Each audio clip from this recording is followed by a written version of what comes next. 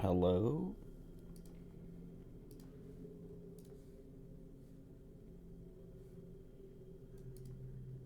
Okay. Um, I don't remember what I did in this. Well, I mean, I know what I did when I was playing. We're in Ayako's room, but I know I did something like I started the game up for some oh, to take a screenshot. We already read this. I'll let this play. I was gonna say I already watched this, but why not? It's been like a week. Well, I think the last time I played was Monday. And I wanted to stream more. Um, but Tuesday, so I didn't stream on Halloween. I was like so mad. Like I wanted to do the Bloodborne randomizer, and I still don't have it figured out. But I haven't spent time on it since like Wednesday or Thursday. Um, but uh, did I see these last time?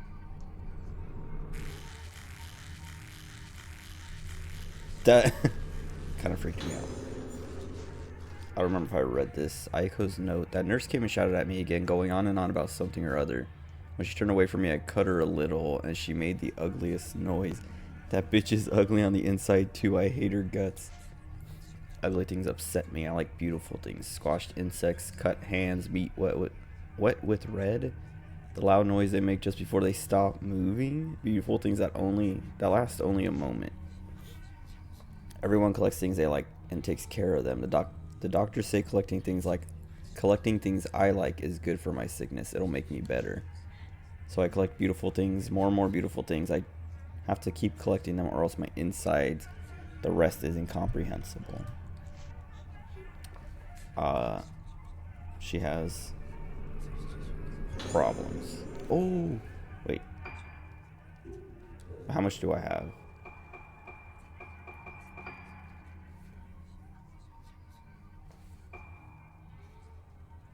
All right. I don't know if I want to level that.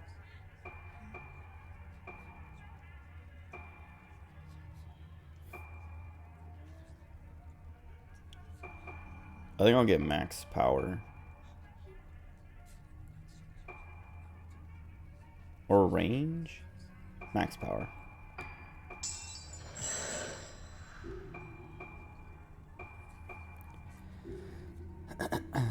Um, but yeah, why can't I move? Oh. I was gonna play Bloodborne, and I was like, I spent all night, dude. I was up till like past 1 in the morning, because uh, I remember seeing the clock and being like, oh, it's like 1:15, I gotta go to sleep. And then spending more time trying to figure out the stupid randomizer, because like I got it working, but there's something. Well, Tuesday night I didn't get it working, and it was annoying because like in my head I was like, oh, I'll probably just have to like patch the game somehow, like patch the game with the randomizer, and it'll be good. Uh, Hold on, let me go through this. I know it's on the other. Okay, never mind.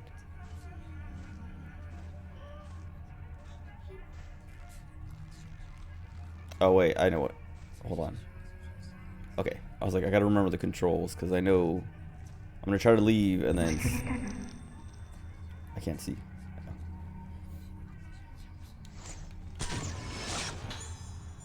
Okay, I knew that was coming because when I was taking my like making a thumbnail for the video for the VOD when I pushed it to YouTube, I went into this room because I tried to go out that door first because I wanted to get into a different room to take the screenshot. But then I went in here and I didn't move. Like I stopped right here. Oh, I forgot that voice. That happens in here anyway.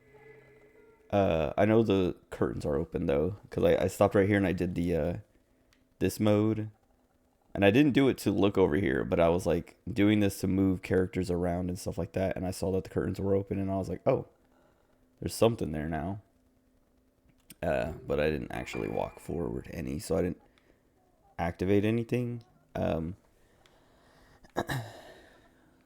just wanted to get into a different room so I could talk about the Bloodborne randomizer a little bit. But yeah, Tuesday. So Tuesday, Halloween. I came home, I booted up my PS4, try to like jailbreak it again or like turn on the jailbreak, which just like takes a little USB. But the DNS servers or like the person who hosts the DNS server to like block PlayStation from connecting or block your PlayStation from connecting to PlayStation servers or whatever. I don't remember what it is specifically, but it also lets you load the what do you call it? Whatever the jailbreak would be called. I don't know. But uh the guy who hosts them or girl, the person who hosts them, I don't know who they are, but the person who hosts them was like, "Oh yeah, they're gonna be down for a few days, starting on like October 23rd." But I didn't know until the 31st when I was like going to start it, and I was like, "Why is it not working?" And then I like looked online, and people were like, "Oh yeah, no, it's gonna be down for a few days." I'm like, "Okay, it's been like more than a week now, but okay, whatever." And then I spent like an hour trying to find an alternative, and eventually I found one. And I got it working. And then I found out you have to, if you want to patch the game, you have to like do it on your PC. You can't do it from the game or from the console. Because I was thinking like, oh, maybe I can just like, because I know you can patch stuff on the console, but you can only patch like I mean maybe there's a way to do it, but I could only figure out how to patch the game with like PlayStation patches, like patches they pushed out. So I had to dump the game to a USB, put it in my PC, and then patch it on my PC, and then put it back in. But that whole process took a long time, and by the time I like it was like one or like yeah, it was like probably like 1:30 in the morning when I finally was like, all right, patch the game, and it was running, and it was like going slowly, and I was like, I'm just gonna go to sleep. It'll be done in the morning, and then tomorrow night I'll stream it. I missed Halloween for it, but whatever. And then Wednesday night, like I had it patched and ready, and I booted it up, and I started playing it to like test it, and it worked, and it was kind of wild. I was like, dang, this is cool. It's working, and it's hard because literally that one like fire dog boss in the Chalice dungeons was just a normal enemy right at the start of the game, and I was like, okay, what am I supposed? I even like I tweeted it a screenshot of it, and I'm just like looking at it in the. Oh, that was the other thing. Yeah, so I'm like looking at it, but like, there's like an option in the randomizer, I guess, because that was the other thing is I couldn't get the stupid little like the thing that lets you like change the settings and what you want randomized and stuff. I couldn't get that to work, and I tried like a million things, and I just couldn't get it to work. And I mean, there's still more I can try, and like I want to try, but couldn't get it working. And then what was it?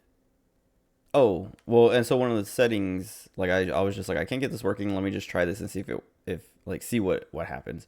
And it randomized, and I was like, okay, cool, it at least works. But now there's like this dark fog everywhere, and I can't see. Like I'll see an enemy in the fog, like I'll see the little dot as I lock onto them, and then it's kind of fun because as they come closer, I like see what or who they are, and it's like since it's random, it's a surprise every time, and it's funny and kind of cool, but not how I want to play because it's like just super dark everywhere, and I can't see anything, and it's kind of annoying. Because there was an enemy. It was one of the I don't know. I think it's a boss in the Chalice dungeons, but he has a cannon on one arm and then a like big giant like cleaver on the other, and like he was on the other side of this gate, but his cannon was like clipping through and he could shoot through, and he shot me, and I couldn't see him. Like the first time it killed me, I didn't know what was happening because I couldn't see because of the fog, and I was like, I couldn't see that I didn't even know there was an enemy there. Um, But yeah, it's just been. It was like I was like, okay, like this is cool and it's working, but I want to keep playing, but without the fog. How do I turn off the fog? And so I have to like do more work to figure that out. And so yeah, Wednesday night it was like just be like trying to like figure out if there's a way to turn off the fog or whatever, because it would clear sometimes, and I don't know what was causing it. Like, I think it's like when I get close to a gate or a door or something, it like goes away. But as soon as I open the door, like it comes back, and it's that doesn't work. And like, or if I walk away from it, it comes back. And yeah, so it was just like I don't know. I spent Tuesday and Wednesday trying to fix that and get it working. And then Thursday and yesterday dealing with my car, man. Like,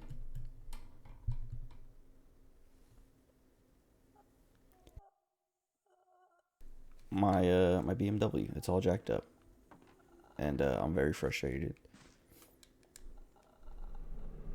If there's no ghost here, I'm surprised. Torn up note. What happened? Who was that woman outside? Why is her face all messed up? Help me, yo. Help me, yo. It's so noisy outside. A face like a smashed egg. A face like a squashed butterfly. A face like an opened belly. Such a messed up face. What is it? After I saw the face, inside my head is noisy. What? I'll wait here. Smashed. Wait until I get messed up. Torn. Wait. Wait. Wait. Mother. So is this also Ayako's room?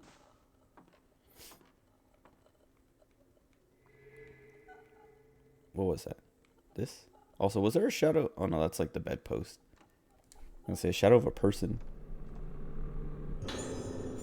Okay, more spirit zones that I'm not going to. I mean, I guess I should. Because that stun is the only thing I have. And even if I upgrade it, I'll still have enough to upgrade what else I get. Anyway. Well.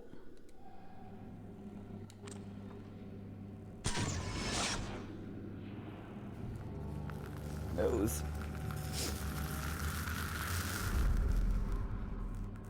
I had Burger King for dinner. It was kind of alright. First time I had Burger King in a bit. But it was annoying because part of why I wanted it was I wanted one of those Hershey pies they have. Because I like those a lot. The noise. I was like, what is going on? I forgot. It's this room. But yeah, I just wanted a Hershey pie, and then when I went, they got everything, and then they came to me and they're like, we don't have any Hershey pies. In my head I was like, what's the point of Burger King then? And then the lady was like, do you want, because I got a Hershey's pie and cookies on top of a Whopper and like a chicken wrap thing or whatever.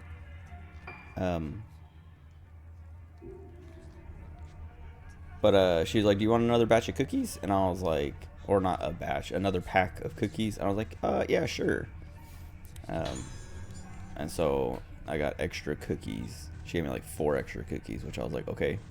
I thought, like, I only ordered the Hershey's pie and 2 cookies, but then she was like, I saw her like grab, like in her hand as she put them. Well, unless she didn't grab my cookies in the first place, because I didn't actually count my cookies. They're still in the bag. I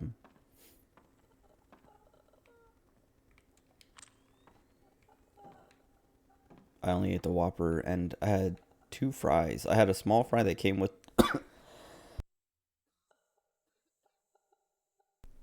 Wait, was I using this film when I took those pictures? It's kind of annoying. I didn't realize.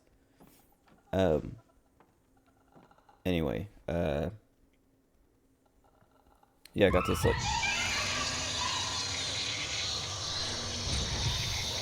I'll play again. Oh.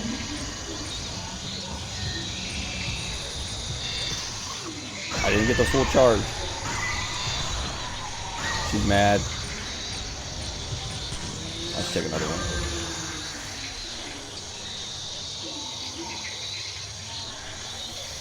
Where? Where? Wait, behind? Oh, no. Where? Oh.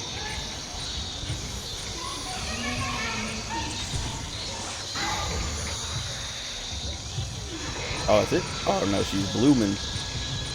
Blooming Ayako.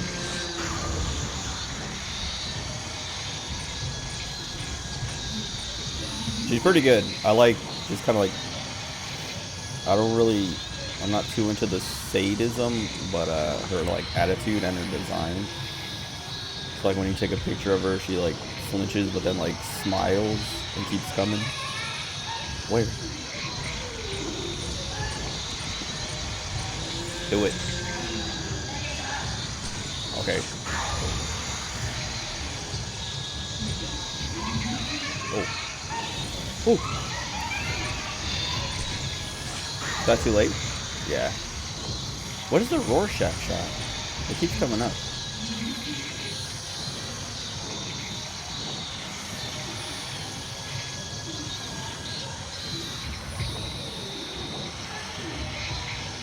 That's so unfair. Okay, that's fine. She's so far from me. How did that... Why did she do that? We didn't get to see any of that. um... What was I saying? Whatever, I ordered... Or I... Yeah, went and got Burger King. I don't know, like, why did I even get Burger King? Because there's like a... I was looking at their menu, and there was, a Whopper combo. It's like a Whopper with small fries and a small drink and one of their chicken wraps. And I was like, well, I want a chicken wrap and I want fries and a drink. And I haven't had a Whopper in a while, so why don't I get that too? And then a Hershey's pie, Hershey Sunday pie or whatever they call it.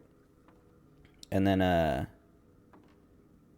oh, I think, let me make sure, hold on.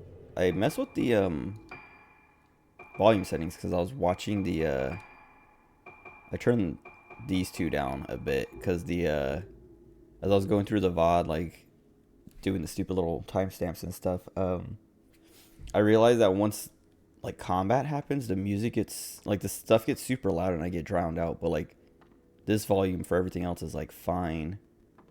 So I turned those down, but I don't know if that's enough because I didn't like do a test because I didn't want to like run around and find combat and all that stuff and test it like that. But whatever. What was I saying? Burger King. Oh yeah, whatever. Like the things that I wanted, I didn't. I didn't eat the wrap, which is what I wanted, and the fry. Well, I ate the fries, but like, um, I also got free fries with that because I ordered through the app, which had like the little like offers and stuff. Kind of like I always talk about McDonald's version of that. McDonald's version of that. What's that cord? Is that to heat like the pillow up? But yeah, it's like if you get like a free any size fries with a purchase or any purchase or whatever. Oh, you can barely see her little feet. I wasn't even looking for that.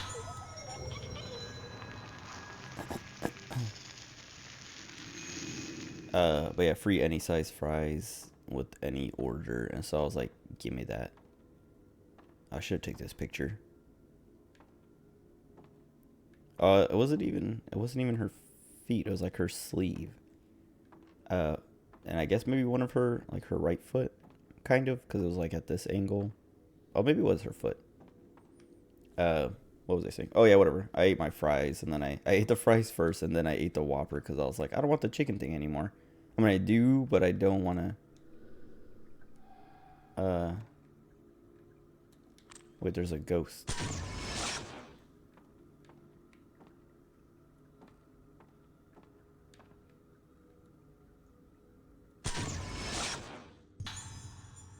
A specter or whatever. Well, that sucks. Head specimen.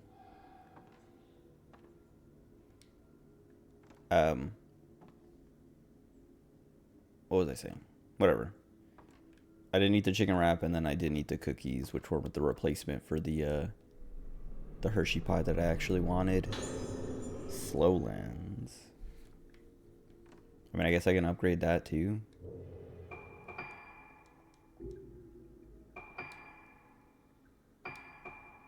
Oh, but that costs 10. I don't really know. I mean, I guess I know what the usefulness of this is, but I haven't ever thought like, oh, this ghost is too fast.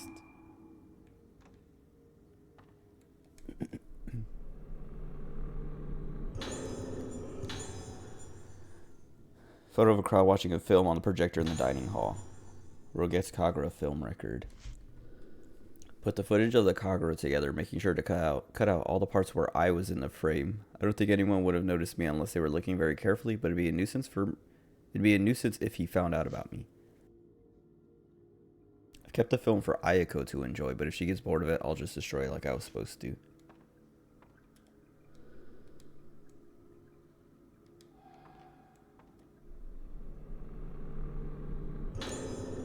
Black Notebook 2. I asked Ayako about the girls in the files.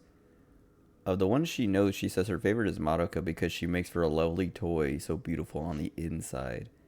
The one called Ruka is apparently so broken that it's no fun for Ayako to try to break her any further.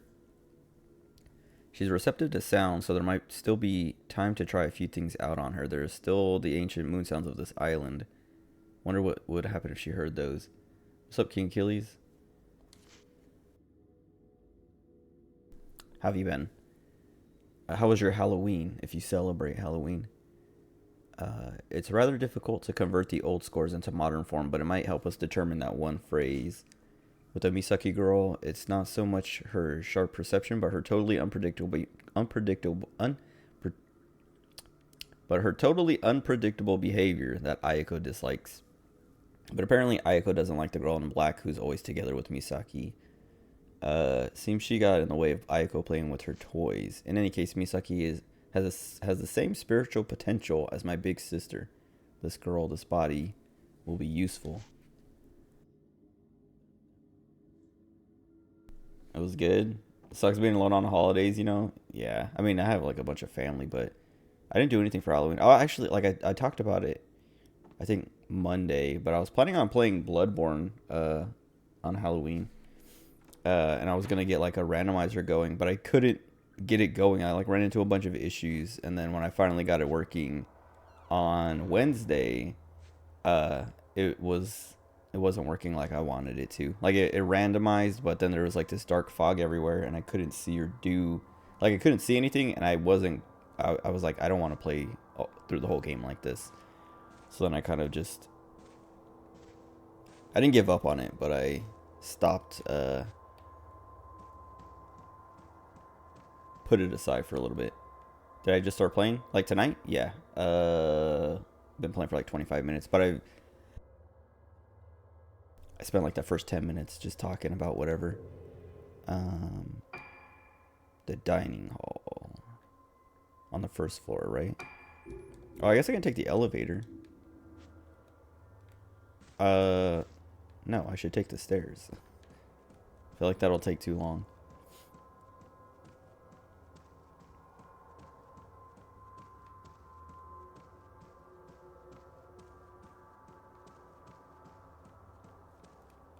I haven't saved yet. I mean, I guess it doesn't. I've only been playing for a little bit, and it auto saves all the time anyway.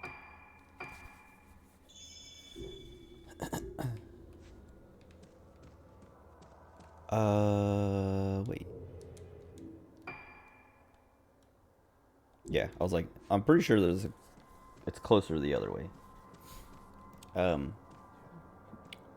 Why did I? That was weird. There's whispers. And she stopped like randomly, like as soon as the whisper started.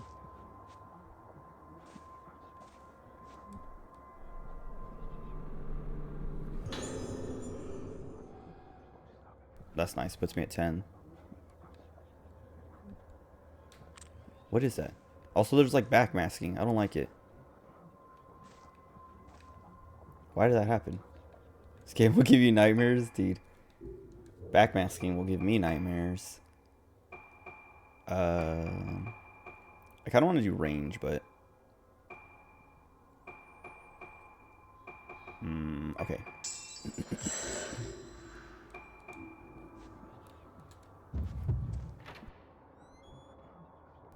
Oh wait. Oh, okay. Well, there's someone sitting there. That's not normal. Oh, they're everywhere. Oh.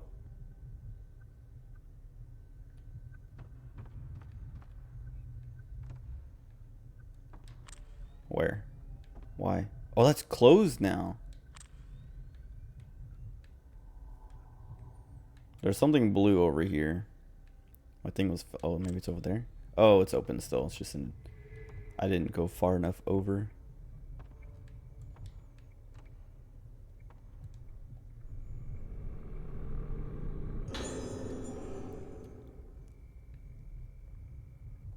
What's the, Oh, I didn't equip the other one.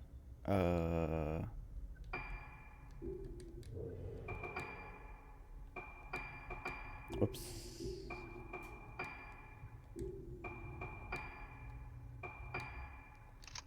Okay.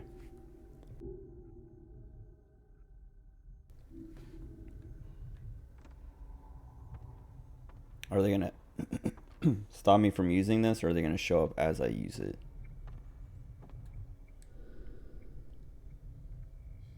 Play. I don't like how they gave me the option.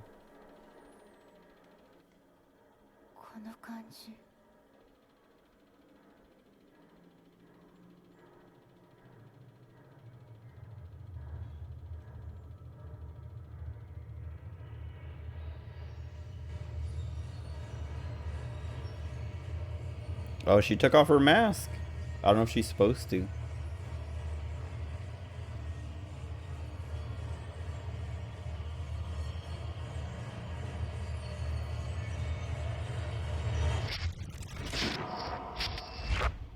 Huh.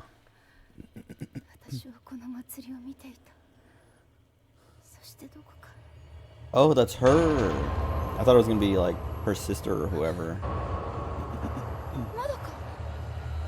Or Madoka.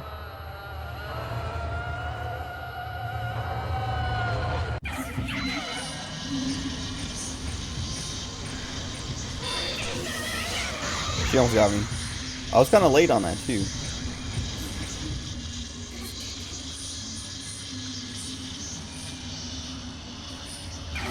Oh, okay.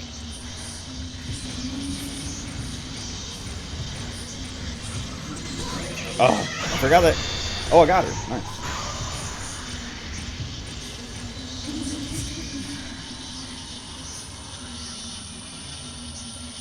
Kill him with a cam. That's what's cool about these games.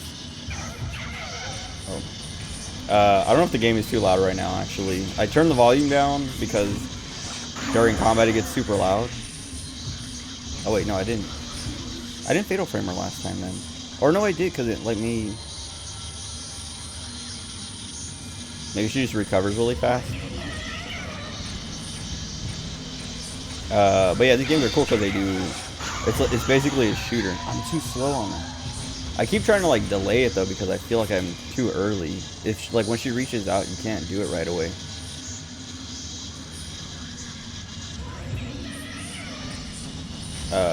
But yeah, it's like a shooter but with a camera. It's kind of cool, and it has like a cool gimmick with all the like abilities and ghosts and stuff like that.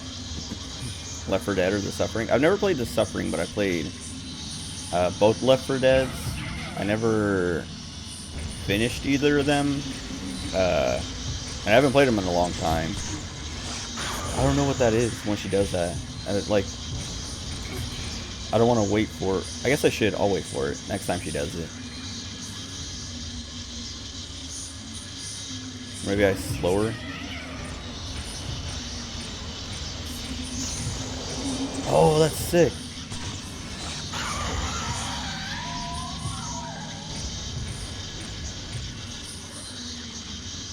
So I wonder if it actually slows them down, like all of their animations. So like when she's attacking, So I can like time it better. Maybe not. Oh, well, kind of. I still got the fatal frame, which is lucky. Sorry, I've been trying to clear my throat, but I can't. It's hard to mute when I'm trying not to die. That scared me. I got jump scared by a ghost that was standing right in front of me. Suffering, look it up. Wait, hold on.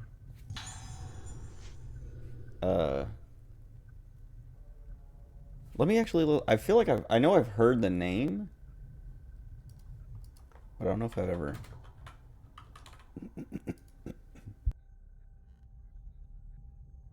Wait, I might have seen this game before. If it was in I don't know if you've ever watched like two best friends play.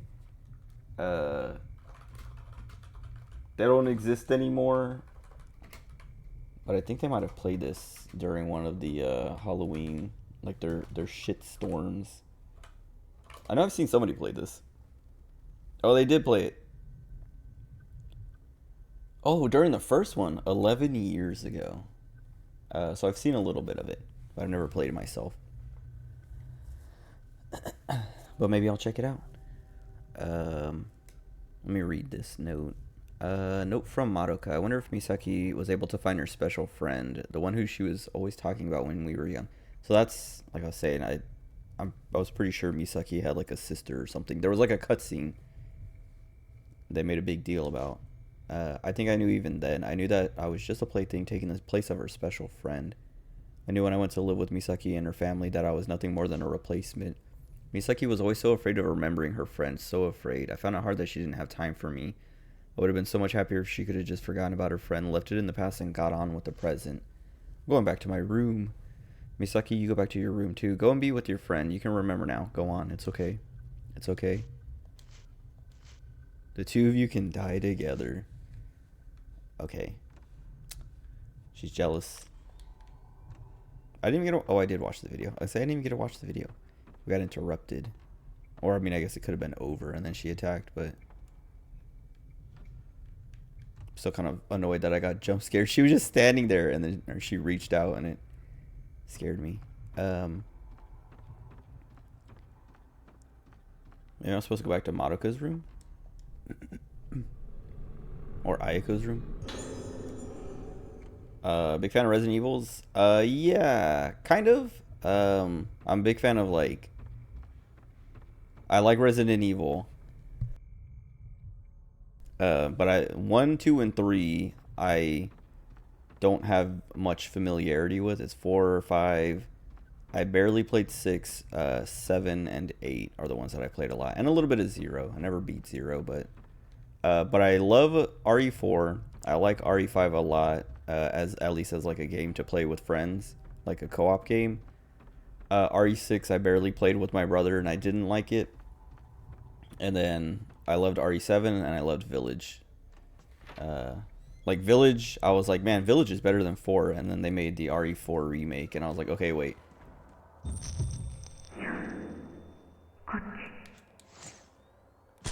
I think Village is better than 4 original, but 4 remake is better than both of them. So, yeah,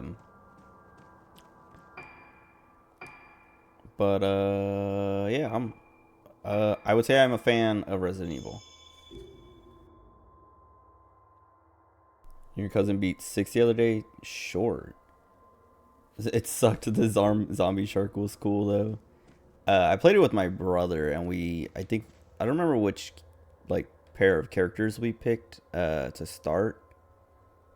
But we only played for like an hour, and then I would have kept playing, but he didn't like it like at all, and I was like, yeah, I don't like it that much either, so I'm kind of fine not playing it anymore.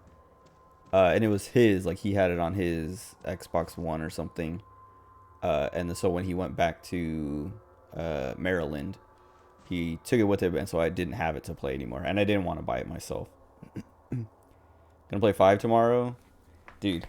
I have a friend who, like, every now and then we're just like, let's play RE5 again. We just sit and play through RE5 in like one session. I'm not sure which floor I'm supposed to go to. I've never been to the 4th floor, I don't think. But yeah, RE5 is fun, and like it's fun as a co-op game. I remember. Okay. I played through it by myself once with the AI, and it was just like, well, I think it's because I played it with a friend first in co-op. That playing it by myself, it's too slow. Playing by myself is a lot worse. Like playing with the AI is just not as fun as like. I mean, that's like every game. Playing with friends is more fun. Okay, let's see if I can get this right. Oh, it's too early. Oh, nope. Perfect timing. The fatalist of frames.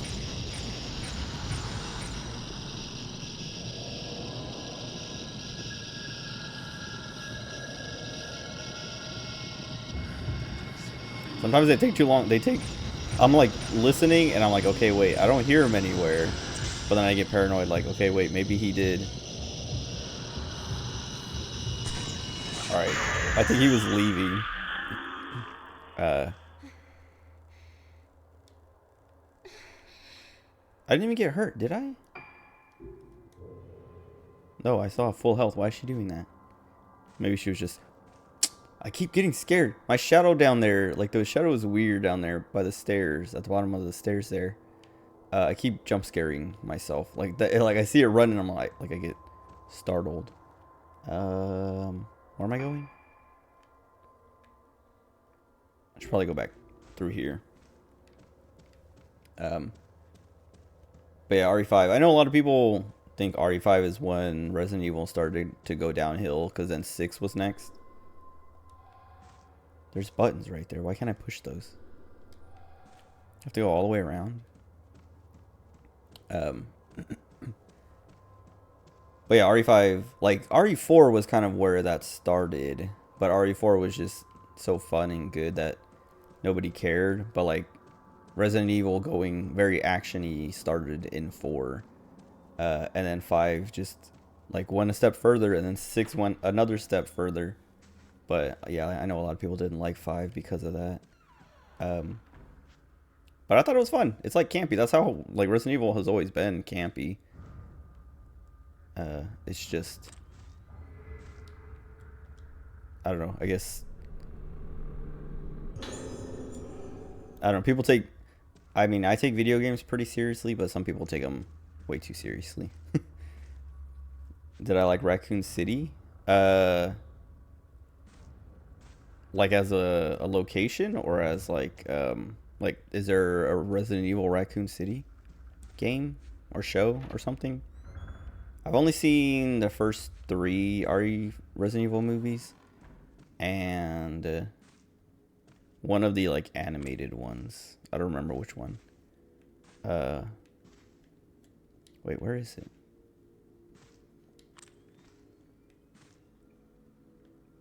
There's something. Oh.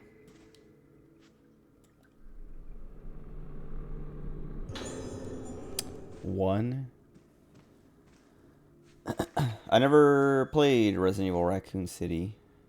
Is that a spinoff? Well, I mean, it has to be a spinoff, right? I don't know which one that is. Came out on PS4. Okay. No, I haven't played. The only like spinoff I've played is Zero, if that counts as a spinoff. Like I never played the Umbrella Chronicles or Jesus Christ. That scared me. That wasn't fair. That was actually cheap. Jump scares like that are so cheap. I don't like them. It's just loud noise. Who is it? I don't know which door that was. I'm going to assume it's this one.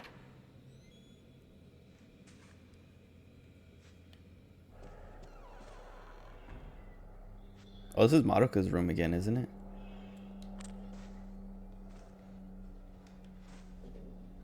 It's got to be on the other side. Oh. I heard the noise.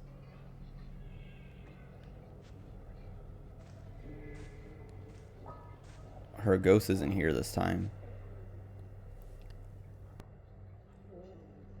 Operation Raccoon City. No, I never played that one.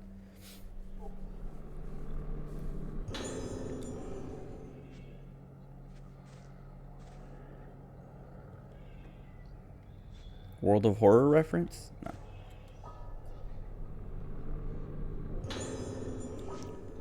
Breaking up piece by piece. Breaking up piece by piece. Feels good to break apart. The important things break and new memories are broken soon as they're made. The toys they gave me, Misaki and the mirror, all break. Nice. Feels so nice to break apart. But someone came to see me. Someone is my special friend. Blank is my special friend. So I feel even happier. Blank is my special friend. So we can be together forever. I'll get better if I'm with Blank. I hope everyone gets better soon. When they do, we can all play outside again. 3 girls of one is one of them me. This is out in the courtyard.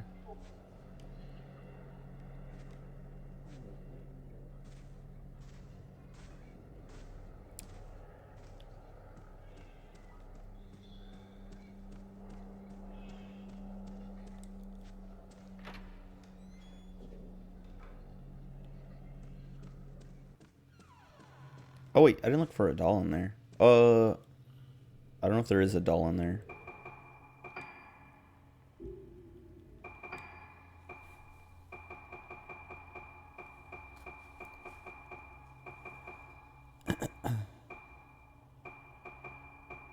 Wise and Moon, Sacred Moon. And I think this one is Wise and Moon. Oh, you're taking off, King? Well, thanks for hanging out. Sleep tight. Enjoy the rest of your day or night. Oh, she's in 203. But there is a doll in here that I don't have. Yeah. Thanks for hanging out. Take care.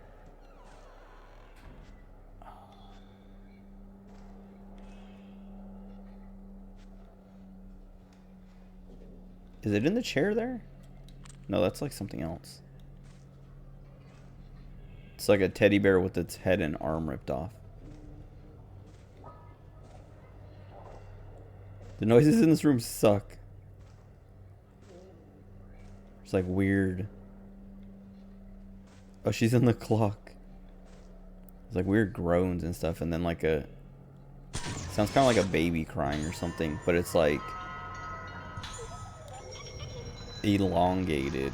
Or like a weird like breath, like a very labored breath. Not a fan.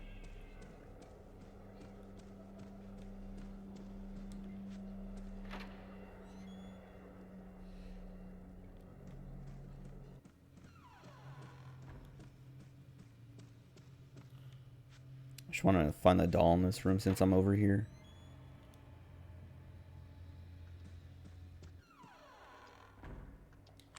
It's a ghost? Spectre or whatever?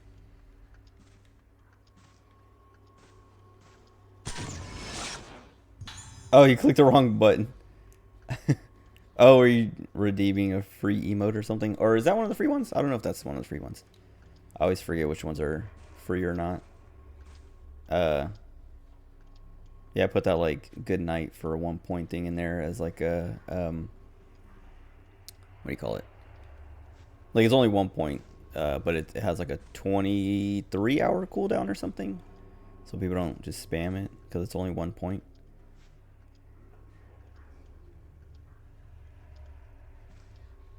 Oh, okay. Oh, that's not the doll.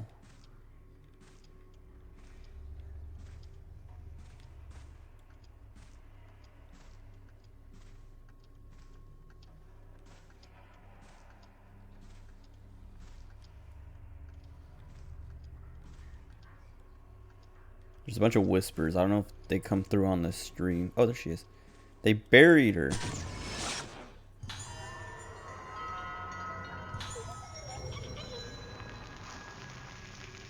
Yes, 712 points. You get them from just watching the stream. Like, you earn them passively.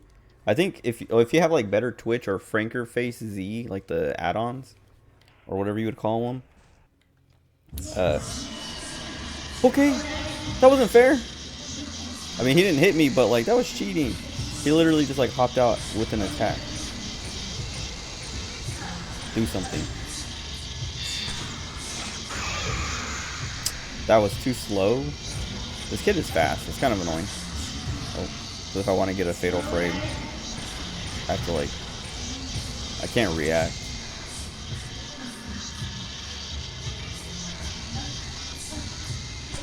I was like, I'm just gonna shoot him, because he's taking forever to do anything. Dude, he appears so fast. Dude, I'm too slow. His attack is too fast, but also I'm too slow. Like, the fatal frame chance is real fast. But he has, like, no wind up or anything. It's literally just, like, his arms are down and then he fatal frames.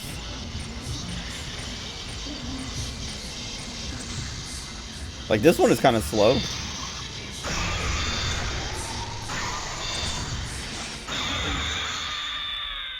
Get out of here.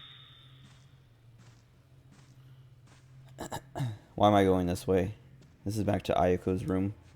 But yeah, if you have one of those add-ons like Better Twitch TV or Franker Face Z, you can set it to collect points for you too, because like you earn them passively, but then also there's like there's a button underneath the chat that pops up that you can click on to get like more points. But you can set one of those add-ons to do it automatically, so you don't have to worry about it. Because Twitch put that there as like a way to make sure you're actively interacting with, you know, the website and stuff, or at least that's what I assume. But it's annoying and tedious. It's like, I would rather, I mean, I have the add-ons to do that for me automatically, but when I watch at work, I don't have the add-ons on my browser at work. So I have to click them manually if I want the points, the extra points.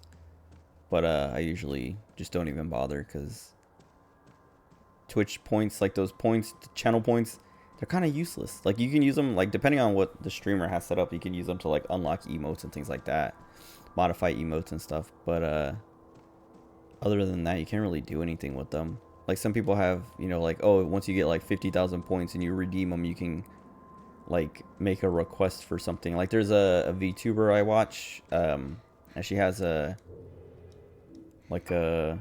she does art, and so if you get enough points, you can request like a sketch and stuff like that. Where is the oh, this way. I was like, how do I get to the courtyard? But I don't know what my point redeems are. I forgot. I know I have like all the defaults.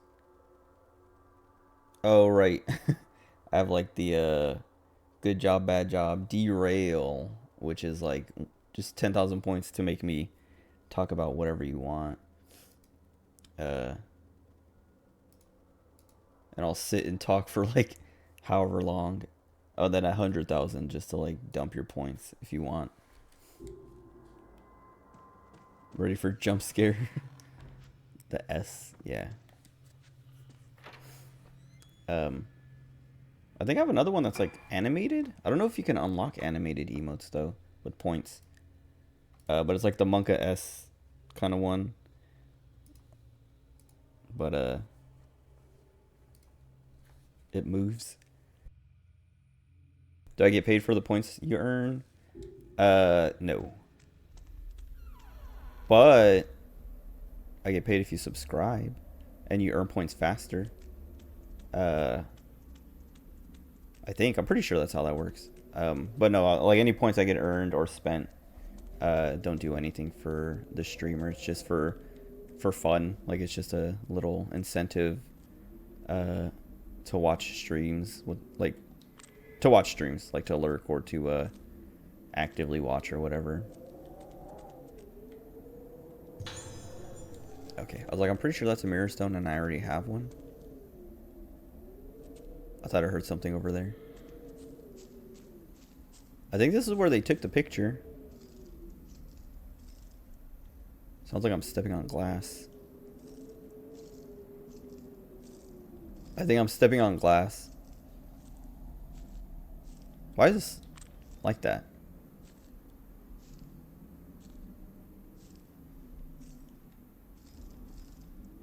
Oh, I wonder if that's just like their grass texture. It's just in a circle like that, or like grass, like not texture, but I don't know. They just copy and paste that little circle of grass to make the area have grass. Says you have to sub. Oh, for the emote, yeah. That like those ones aren't free. I have 5 free ones because that's the most I can have that are free, and then the rest of them are paid. I thought they were. Maybe I wasn't supposed to go here.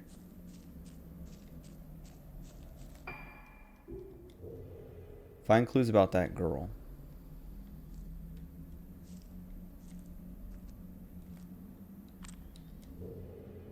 I'm pretty sure. Wrong one.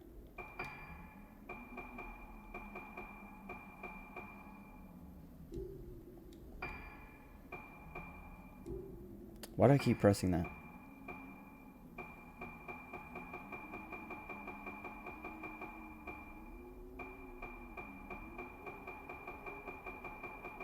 I don't remember where that picture was. I think it was one of the torn things.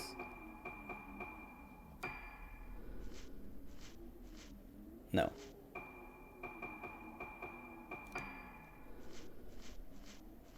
Not this one.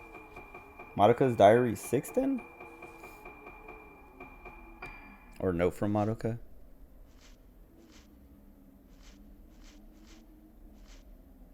Okay, well.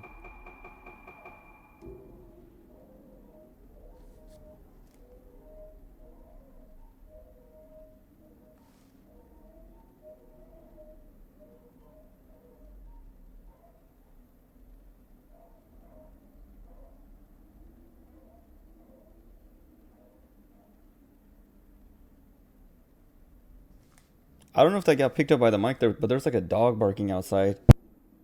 Sorry, I punched the mic too. But it was like barking like it was being tortured or something. Like it was like not normal barking. Like for a second I was like, well, I heard it and I was like, what is that? And then I thought it was geese because we get like geese that fly around, but I was like, it's kind of late for geese to be flying around, like honking or something. And then I started to realize it was like a dog barking. Kind of horrifying.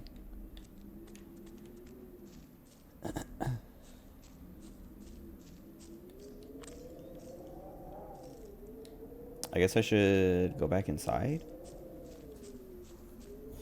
I thought the picture was showing here, like right on the other side, like where I was trying to take a picture on the other side. Maybe I should take a picture anyway. I don't know if I tried that.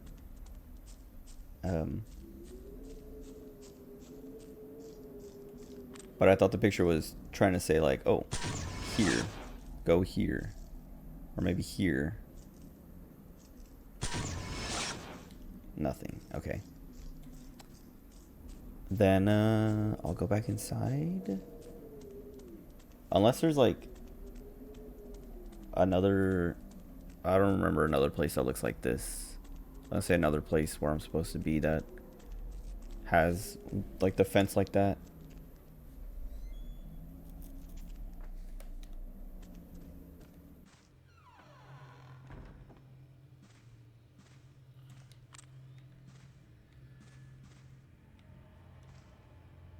Part of me thinks maybe there's a window I can look out. I mean, I think I'm overthinking it. I'm thinking too much about that picture.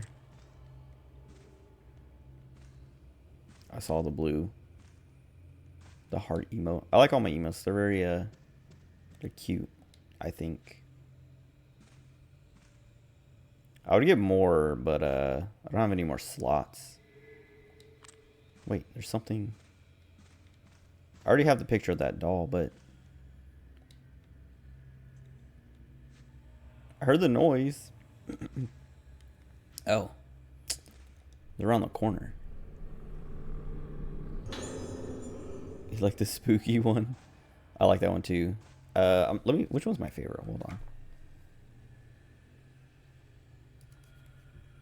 Oh, I like this one. The smug, the PNT.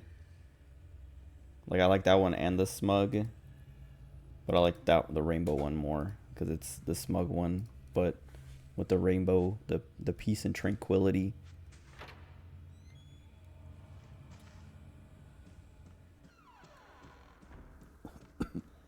I don't want to be here. I feel like ghosts are gonna attack me. There's something over there.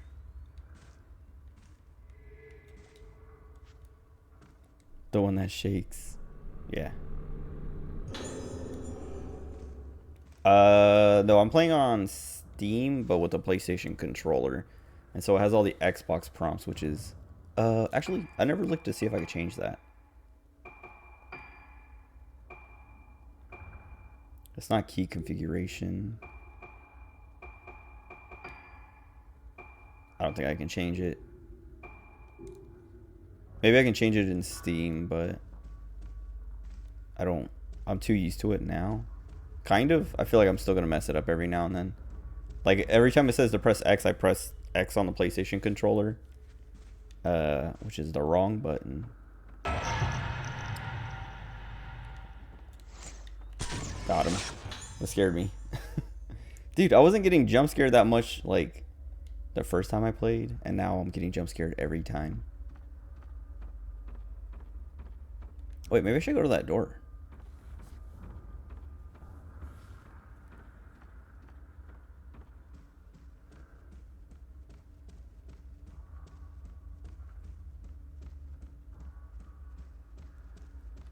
Nope.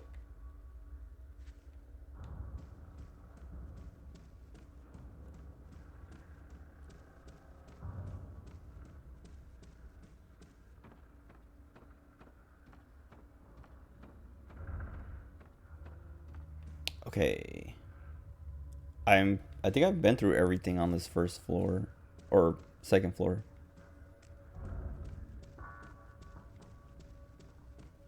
It's weird. I was watching Eris avoiding the puddle the other day, and he kind of talked about this, but in America, the first floor is the second floor, like everywhere else, or at least in Europe. And the ground floor, like in America, when you walk into a building, you're on the ground floor, and then when you go upstairs, or no, it's the other way, right? Isn't it? Well, I said first floor earlier, thinking this is the first floor, but it's the second floor. What?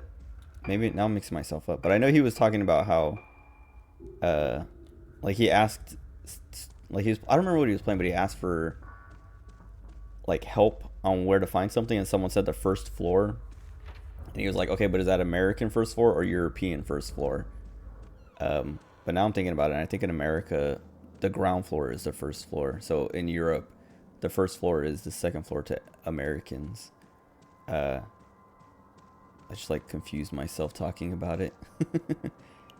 Have I played Don't Scream? No, but I watched Vinny from Vinesauce.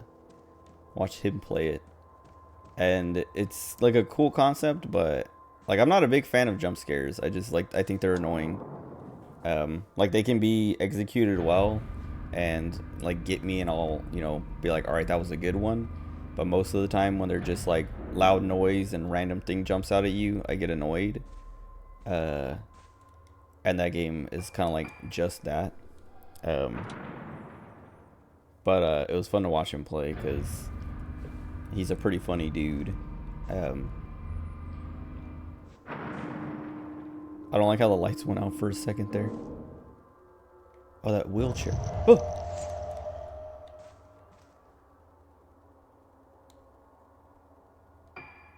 Where's my last save? That's not fair. 621, what am I at now? I'll take it.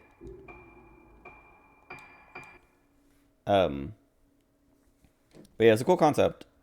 But like the fact that it is just like pure jump scares was kind of... I knew that was coming, and it still kind of got me.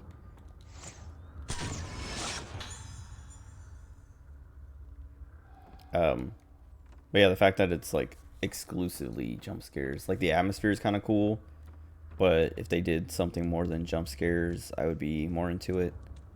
But as like just like a short little experience, because I think you have to survive for like 18 minutes or something. As like something that's only 18 minutes long, I think it's cool and fine, but I don't think I'll ever play it myself, just because it doesn't seem fun to me to just like walk around and get jump scared over and over again, like kind of cheaply.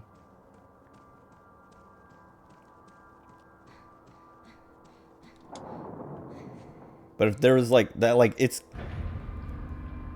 something that I would like to play if it was in a different game, like if it was used, like I guess I just said that, like if it was done executed as like in a different way, like in a full, like if I was playing this and they had that kind of like what do you call it, like that kind of a mechanic where like I have my mic on, and if I can't move. Okay. Oh, I guess you can't take a picture of that. I reloaded it because I thought I missed the picture. What was I saying? Yeah, I don't know if this game had... Well, if other horror games had that kind of mechanic, I think there might be some that do, but like a mechanic of like, oh, if you make too much noise or if you scream or something, you die or something happens. Like you get punished. That'd be cool. And I think there are games that do stuff kind of like that, where like I feel like I played a game that had motion controls, like a Switch game or something, or maybe a DS game, where if you move or react to like a scare, like something happens. But that could just be like in my head. Like something I've thought of, like, man, that'd be cool, and then never actually existed. It's been a really long time since I've been grabbed by a ghost doing that.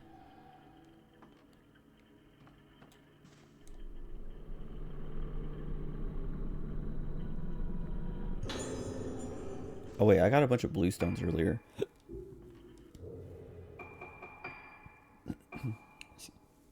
Excuse me. I burped and then I was like, I'm done burping, and then I was gonna say excuse me, and then it happened again. I kind of want to save for max power, but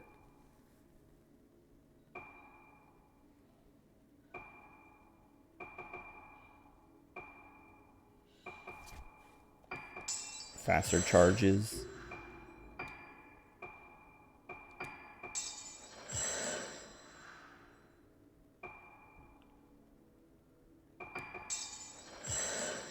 I don't really think the stun matters too much, because every time I shoot them, they get knocked back anyway. And then they disappear, so I don't really need to stun them.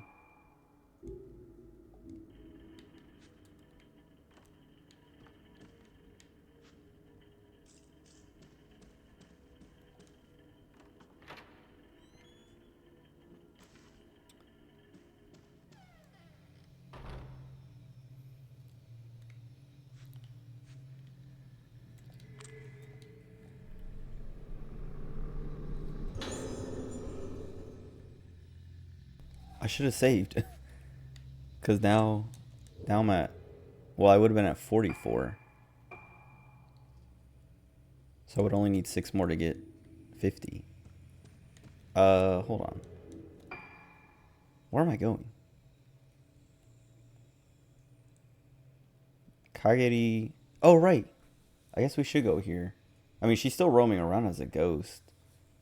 But... We're looking for Madoka? We went to her room. We found that picture. I don't think I've ever been to the 4th floor, so maybe I'm supposed to just go to the 4th floor or something. I'll clear out this floor and then go up. Actually, I should look for the little dolls while I'm here. Oh, there she is.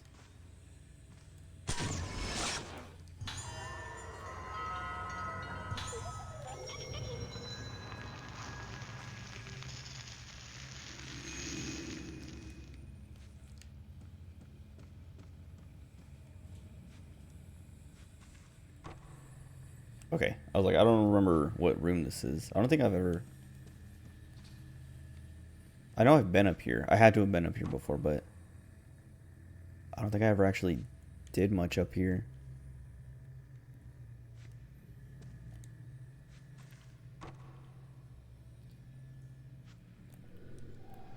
Oh.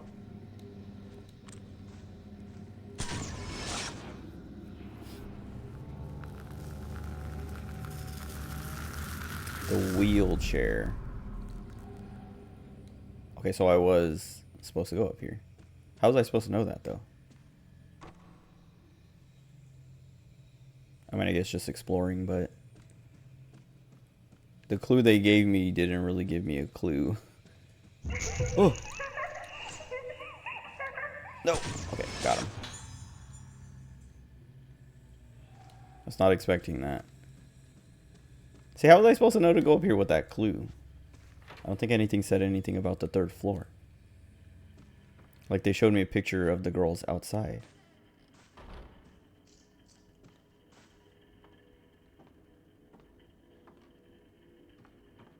There's some kind of noise.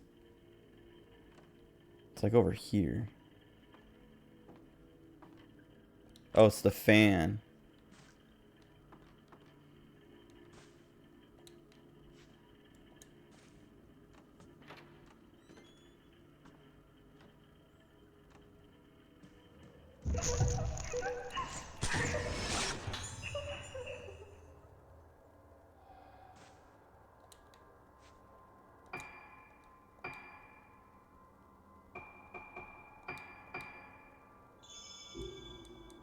I don't think I looked for the doll in that room.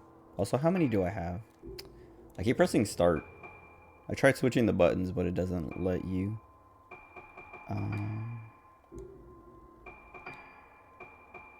Oh wait, it says it up here, but I have 30. Okay, so when I get 10 more, I get the next unlock.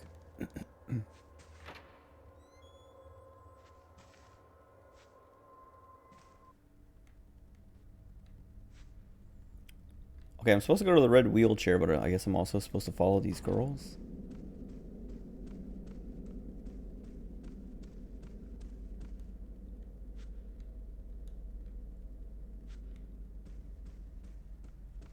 I don't think I found a doll in here.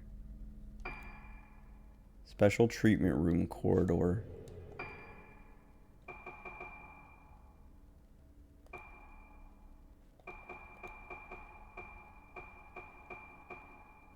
Okay, yeah, there is one, but I don't have it.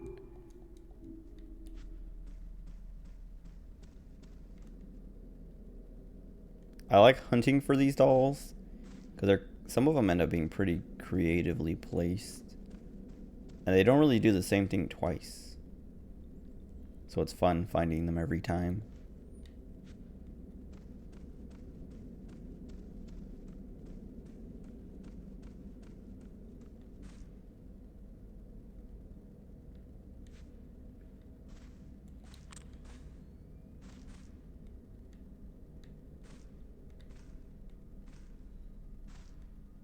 Like, I would expect her to be up on the shelves, but that'd be too easy, and they've done that already, so I also don't expect her to be up there, but then I have like no idea. Like, I have to like actually find it instead of just thinking like, oh, it's, you know, where do you put a doll on the shelf? Well, they already did one on the windowsill, so it's like they probably wouldn't do that again.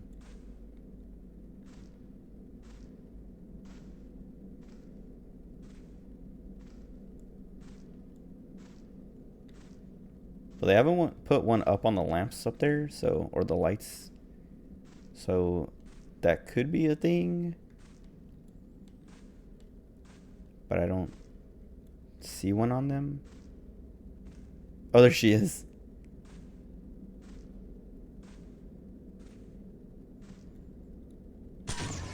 They've kind of done that before, except not in the same way. There was one where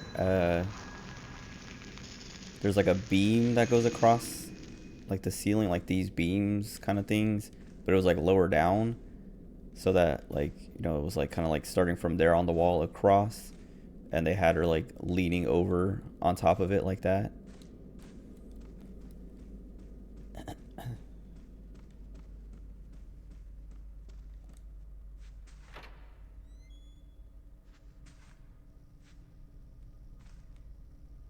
There has to be another one in here, because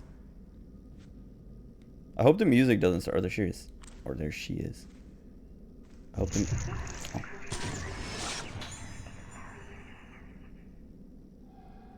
was going to say, I hope the music doesn't start playing again, because I think the only time I was up on this floor, or one of the only times before, was the time when the music was playing super loud and I had to just run nonstop.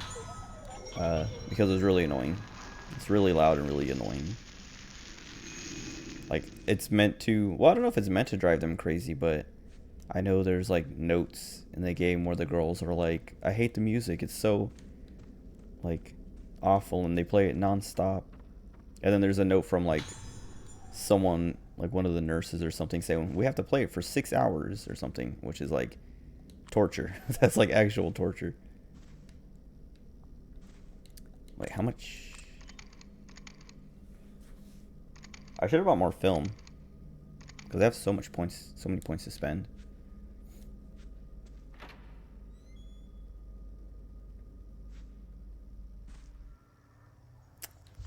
Oh! I don't like that. Oh! That's so good. That is horrifying. It was facing forward, and then it turned because I looked at it in the camera, and then I put the camera down, and it was facing forward again, and now it won't turn again.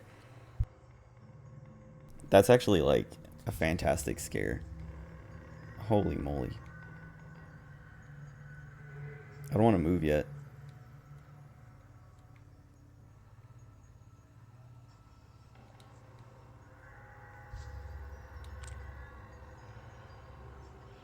God, that was so, like, unsettling.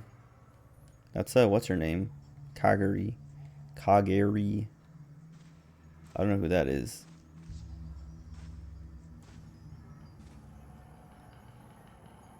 Oh, no, that's the doll. 'Cause that's her. Or maybe, I don't know. They look the same. Oh, wait, there's a coffin. I didn't even notice it. Well, that's not good.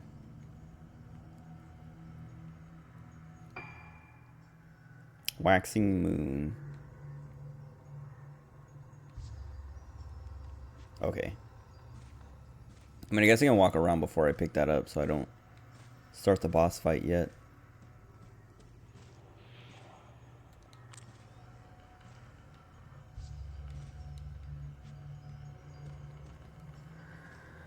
Ugh.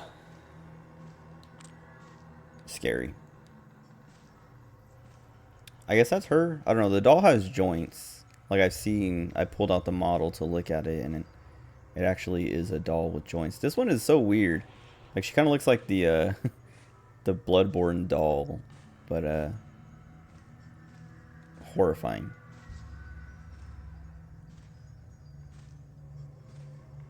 God, I hated that. The way it turned. Ugh, man. What do you got? It won't let me grab it again.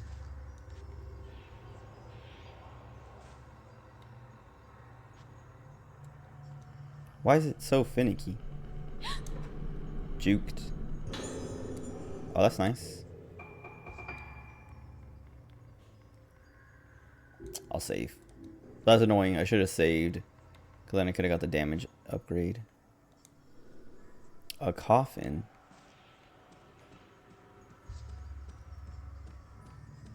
This is Kagari's room, so this is like how she lived, maybe? She slept in the coffin. Maple leaves. I think this is the key to my room? Waning room? Or waning moon? Waning room. Okay, and now the boss fight. Or not? I really want this thing to turn and look at me again, but it won't. Also, I want to know what's behind this. Oh. Oh, I can just go through it.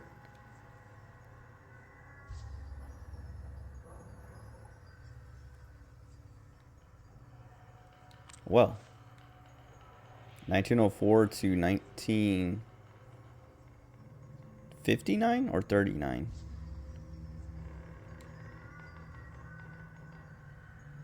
I think it's 59. Oh. I was born to die.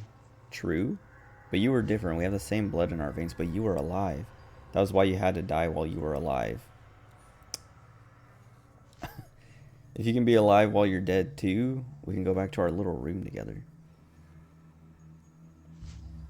If you can stay alive while dying, the shell will close up tight. If you can stay alive while dying, the flowers will stay in bloom forever. You are me. You are me. At long last, you have become me. I'm trying to think. I'm like looking for, like, I feel like this might be clues to a puzzle or something. Or she just writes weird. I don't know. In this place, I blossom forever. Horrifying. Nothing inside. Oh, they have the same, like... Oh. That's not the one I was looking at, but, oh, I guess it was.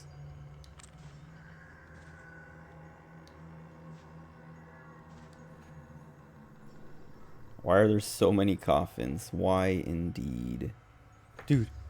The curtain scared me. And now what? Is she gonna be here? Something gonna happen?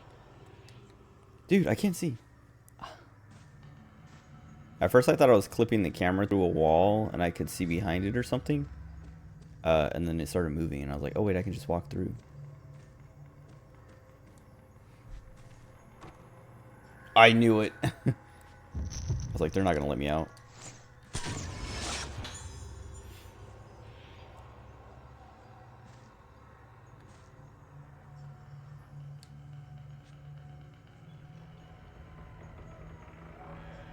Her head's in the way, I can't see.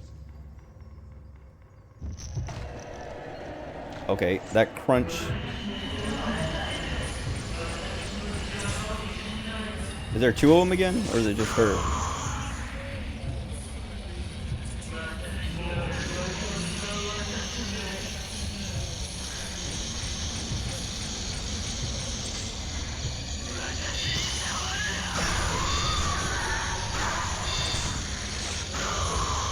Owned?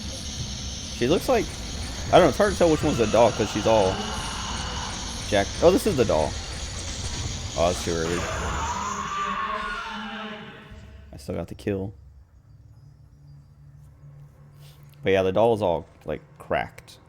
I was gonna say it's hard to tell because the ghost looks all dirty and jacked up. But, the doll has, like, actual cracks on it and stuff like that.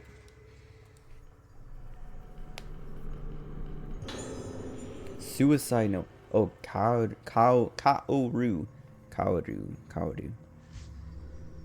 I thought that if I accepted your feelings, it would all be over. I don't care anymore if you push me on purpose. I don't care that I can't walk anymore. Oh, Mori reference? I forgive you for everything. I don't think I should be here. Because of me, you went into the darkness. Because I let you in, you're never coming back out of the darkness. I understand that now, but you'll keep looking for me no matter where I hide, no matter where I run. You'll never give up for all eternity. And so I have no other choice. Praying that into your darkness, light will shine.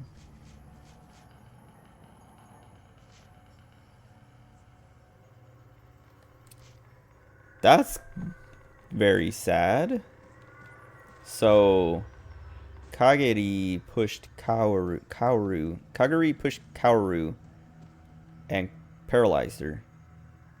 And so she killed herself to, like, because she felt bad that her sister felt guilty or something. Or, well, she says, I don't care if you pushed me on purpose. I don't care anymore, blah, blah, blah. She just wants her sister to stop being... Oh, wait, I didn't look for the doll in there. She wants her sister to stop feeling bad that she did it. So she kills herself, which is like even worse. And leaving a note saying like, I'm killing myself because of you. I'm killing myself so you stop feeling bad for paralyzing me.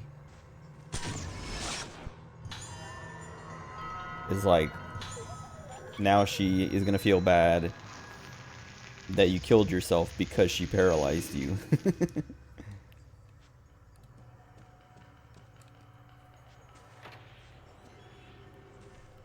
Very sad though. I thought I thought it was gonna be like Kaoru like died young or something, and so Kagedi made a doll to I don't know, cope and be like, this is my twin.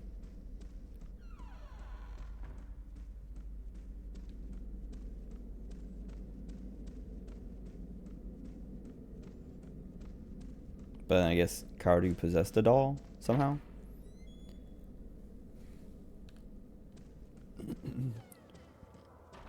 Excuse me.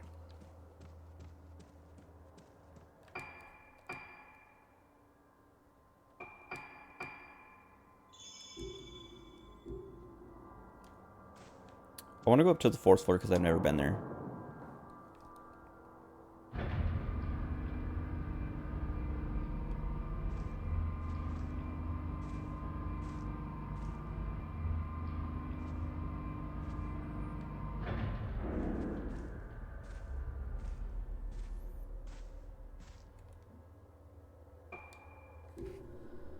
Oh, no response. Okay.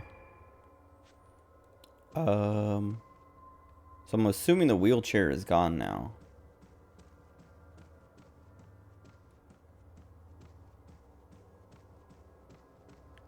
Oh, I forgot these wheelchairs are still here.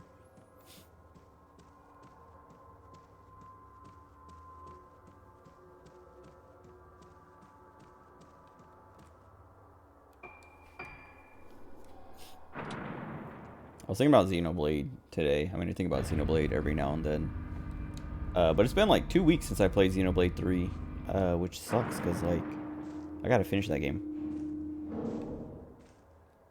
And I like it a lot. Like, I think I was on Twitter and I saw art of, like, the Xenoblade 3 cast, and I was like, man, I miss those guys. But I gotta finish this game.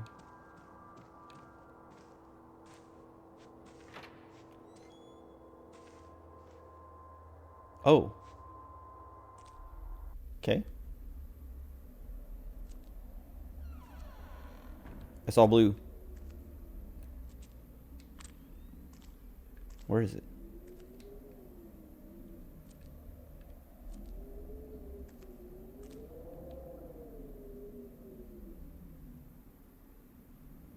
Is it moving or something? It says it's behind me now.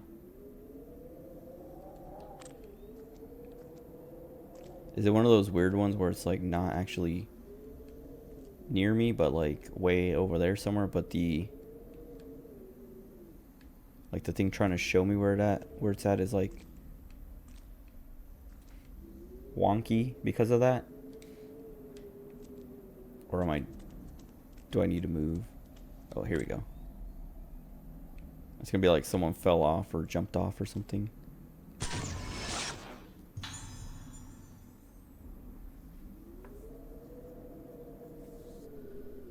Blossoming oh, they're just like in the courtyard. I was like, I don't know what I'm supposed to be seeing here. Surprised there was no items or anything, but my neck keeps itching. It feels like I have like some of my hair is being pulled forward or something and like touching my neck, but there's not. Oh, okay, so I didn't really talk about this, but my car, I took my BMW to get looked at. I just remembered because right now I was like, what if it's a bug on my neck? But then I'm like, it reminded me that a bug landed in my hair, like on top of my head, and like got stuck in my hair. It was very annoying. I got it out, but when I got it out, it was like at first, like I felt something land on my, like touch my head, like land on my head, and I thought it was like a leaf or something. So like when I went to like brush it off, it didn't like I like felt something, and then I was like, but it it didn't get brushed off, and I could feel something moving, and I was like, what the heck? And then like I like went to like pull it out, like whatever it was, because I like figured like, oh, the leaf like entangled itself when it landed somehow. And then I like went to pull it out, and I like pulled it out, and I felt it like moving on my fingers, and I was like, what is that? And then when I looked, it was like a beetle, and it was like squirming between my fingers, and I was like, and I just like threw it. And then I don't know where it went, but it was annoying. But anyway, that was at like the mechanic that was working on my car, or well, he was looking at, he had worked on my car and was looking at, oh wait, I'm supposed to go that way. What am I doing? It's so annoying. My BMW, like I took it to this guy because he was like, yeah, I'll fix all those things. Like I took it to a dealership, and they're like, here's all the things that are wrong with it. It'll cost $7,700 to fix. And we were like, no. And so I took it somewhere else. Well, I took it home, and then my mom was like, oh yeah, you know, I know a guy who knows the guy, and he'll do it for $2,200. And I was like, okay, let's do it. And so, and that's like parts and everything. So I took it to this guy, and he did whatever work. And then when he gave it back to me, I went to pick it up on Thursday, which was annoying because I had to take a long lunch for it. I'm not going to go over there until I finish talking about this real quick. But I went to pick it up on Thursday. Like we dropped it off Monday morning or Tuesday morning. And then I picked it up on Thursday at like on my lunch break at like 12:30. Well, and it was like 40 minutes away, and then I had to drive back. So I had to take a longer lunch, and like by the time I got back to work, like it took like 2.5 hours, because I started my lunch break at 12:30, and I got back at like 3:05 or something, 3:07. And I was just like, dang, that took longer than I thought. Oh, well, it took long because I had to drive all the way here home, drop off my car that I drove to work, my Camry, then have my mom drive me out to the mechanic so I could pick up my BMW and then drive that to work. Yeah, like took like 2.5 hours to do all that, and it was just like so much work. But I was like, whatever, I'm saving like $5,000, so okay, like I'll take this, you know, I'll do this little bit of extra driving, and you know, whatever. Why does my controller, like I'm like pressing right on the, now it does it when I'm like saying I'm pressing buttons or moving the stick, and she's not turning. But that's happened like a few times tonight where like I'm like, she's running straight and I'm trying to turn her and she won't.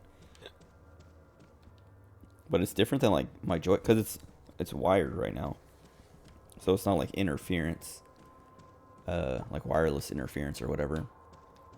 Anyway, picked up my car, and like I started driving it, and all the lights were still on, like all the when I brought it in, I was like, yeah, there's all these, you know, sensor alerts, and like whatever, adaptive headlights and things, but he fixed those, and I guess just didn't clear them, like clear the errors or whatever. But he was like, no, yeah, everything's good. Like, well, I didn't even talk to him about that yet. Like I drove to work and it felt fine, everything seemed fine, just those alerts were there, and it kind of made me think like, did he actually do the work? Like, wouldn't those go away? But I was like, oh, well, maybe he just didn't clear them and it's actually fixed, and you know, the car doesn't know that it's fixed. So I went to work, and then on my way home from work,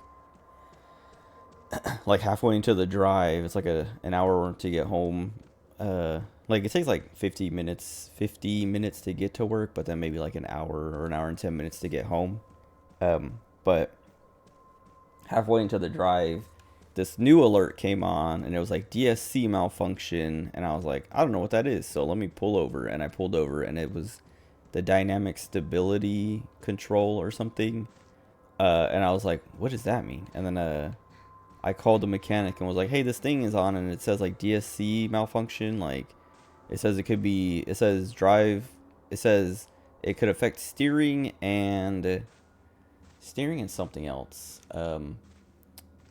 Steering and acceleration, and to drive moderately and get the car checked out, you know, at a BMW center as soon as possible or whatever. Like I told him that, and he's like, oh no, it's just like one of the things we did, like that came on because we made some changes, you know, replaced some parts, and it it didn't see it right away, but now it sees it, and so it's just saying like something changed. It knows that something changed and thinks something's wrong, but he's like, just bring it by tomorrow, and I'll clear all that stuff out for you. And I was like, okay, cool. And but he was like, you can drive on it fine. It's safe to drive, and like, don't worry about it, because that's what I was worried about. Because like when I looked it up, it's like, oh yeah, it could be like your steering, it could be your brakes, it could be like all these things. And I was like, okay, if my brakes go out and I'm driving on the freeway, I'm just gonna slam into someone. Or if they like lock up, I'm gonna get slammed into. Like, I was like paranoid and worried, and I like called my mom. Was like, shut up, I'm just gonna get it towed. And she's like, why? He said it's fine to drive. You have his word. And I'm like, I literally said to her, I was like, what? Okay, I have his word, and then what? Then I die, and then it's like, oh well, he gave me his word, so it's okay. Like, I don't know why she's like, it's weird because she's like so like willing to trust these guys that she doesn't know that like just some dude recommended to her like, I don't know, I don't even know what their relationship like is like, but they used to date, and so now I don't know, she trusts this dude to recommend mechanics and things, even though he recommended the guy we bought the car from that has all these issues from the first place. And then he's like, oh well, yeah, no, that guy's scummy, sure, whatever, but this guy you can trust. And now, but like, well, so I guess I should finish, but yeah, like I drove the car home and it seemed fine, like everything was still fine. And then I drove to work and it was fine. And then on my lunch break, or no, I left work early, not on my lunch break this time. So yesterday, I was like, I called the mechanic in the morning and I was like, when should I, like, how long does it take to clear all those codes out? Like, when should I bring it by? And he's like, oh, it'll only take like 20 to 30 minutes. So just like, bring it by whenever you can. And I was like, can I bring it by after work? Like, what time do you guys close? I get off at 5. Can I just like swing by and have you clear those for me? And he's like, yeah, no, yeah, like I'm here till 6, so you can come by anytime before then. And I was like, okay, well, I'll try to get out early, but I'll aim to get there at 5, so I'll expect me then. I'll let you know what happens. And then like I talked to my supervisor and was like, hey, I gotta get my car looked at to get these codes cleared out, so I'm gonna take off early. And she's like, all right, yep, I'll watch the help desk for you. And so I left at 4:05, and it said it was only going to take like 31 minutes to get there. And then I didn't get there till like 5:10 because there was 2 accidents. There was an accident on the freeway that was like, it was like 3 lanes for the freeway, and this accident was taking up 2 lanes, which like added a huge delay.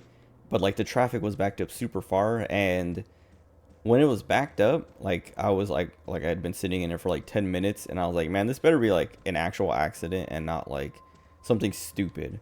Like, because I've seen traffic get backed up for like a truck dropped its fruit and stuff like that, which is kind of funny, but it's like, man, what an annoying way to like, like it's not a real thing. It's just this truck took a turn too fast or something, and his fruit spilled out and like covered a lane on the freeway, which is like slowing everything down. But as I was like sitting there, like there's the freeway and there's like a road on the side of the freeway, like there's like grass and a fence, and then another road, like a side road, that runs parallel with the freeway. And as we were like going through the traffic, like I saw 2 cop cars drive past me. Like I was in the furthest left lane, and they were like in the shoulder, like just going past everybody. And I was like, okay, well, something happened because there's cops. And then like as we're like moving up, I'd been sitting there for like 10 minutes. I see on the side road there's a car flipped completely over, and this like lady like standing next to it with her hands on her hips and just like looked like shaking her head and like just kind of like upset. And I was like, okay, well, she flipped her car. And then the cops, there was 2 cops behind, like parked like behind it. And I was like, oh, those like, it was the same cars that I saw drive by me. So I was like, okay, that's where those cops went. But I was like, why is the freeway being backed up by that accident that's not even on the freeway? And I was just like, is it really just people rubbernecking that hard that like we're slowed down? And I was like, I mean, it is kind of insane. Like, just a car on the side of the freeway is completely flipped, but like it's not affecting our traffic, so like go. And then I sat there for like another 20 minutes, and then I finally saw the real accident, and I was like, oh, okay, there's like there was an accident on the freeway for real. But yeah, whatever. Anyway, then I got through all that, and then I finally got to the mechanic, and I like let him know as I was on the freeway. I was like, yeah, it seems like there's a ton of traffic for some reason. It's probably an accident or something. And then when I got there, I was like, yep, it was there was an accident on the freeway, but an accident on the side of the freeway as well, like on a road off to the side. And he's like, oh, you got caught up in all that, and I was like, yeah. But then he was like, all right, here, let me like clear the codes, and he like tried to clear them, and he couldn't. Like he could clear most of them, like the TPMS alert and then like the adaptive headlight stuff. He cleared those, but then that DSC thing kept coming up, and there was like a footwell module thing that kept coming up that he couldn't clear. And he's like, yeah, I don't know why these won't go away. I think it's like the module itself. And so he was like, just bring it back next week sometime, anytime you want, and I'll put in a used module and see if it goes away, and if not, then I'll look into it some more. But I'm pretty sure it's just a module that's messed up, and so it like the module is going to keep popping the alert because the module is bad. And I was like, okay, but he's like, yeah, no, it's fine to drive though. It's perfectly safe and blah blah blah. You're not gonna have any issues, even though the brake light was still on, which like that was when the DSC thing came on. The brake light came on, and it just says brake in all caps, and it's yellow or orange, whatever. And he's like, yeah, no, you can ignore that. That's just because of the module and like this and that. And I was like, okay. And so then I started driving home, and then I pulled off the freeway because there was I was coming into like a part of the freeway that has like tons of traffic all the time, and I was like, I would rather drive these side roads even if it takes longer than, you know, sit in traffic. And so I got off the freeway, and then I started to get back on my normal route that is like off the freeway. And I was slowing down to a stoplight, and I could hear like a grinding from my back right, like my right rear tire, which is where they replaced my bearings, like one of the bearings over there. And I was like, well, that's not good. And like I started slowing down, and it's like, and then when I finally stopped, it was like clunk, and I was just like, that's not good. And my car like shook from it, like it like punched, like jumped forward and then like settled back, and I was like, that's not good. But I was like, do I have a flat tire or something? Like, what happened? And then there was a car in front of me. Like, I was in the turning lane, and the car in front of me turned, and so then I like went to go forward because I was like, well, let me find somewhere to pull in to like get out and look at my car. And I like pushed on the gas, like I let off the brake and didn't move, and then I pushed on the gas and it wasn't moving, and then like I pushed harder, like a little more and more, and then finally it like clunk and like launched forward and like jumped forward again and like moved. But I was like, no, there's something wrong. So I like stepped on the brake and put it in reverse because I was next to like a school, and there's a parking lot next to it, but I was gonna try to get like around the corner and find a parking lot in the front of it. But I just like put it in reverse and like reversed into that parking lot. And like when I put it in reverse, it drove better in reverse. Like it wasn't like pushing on the gas like made me go in reverse instead of like having to push on it a lot to get it to move. But it was like scraping the whole time, and like clunk, like making that clunk noise every like, I don't know, I assume like a rotation of the tire or something. But yeah, like I parked in that parking lot, and then I called the mechanic and was like, hey, I got bad news. And he's like, what's going on? And I was like, I just told him, you know, I described the situation, and he's like, oh no, well, I would have you have it towed here, but I'm not at the shop anymore. And like, he's like, it's a safe area, but I don't want to risk it.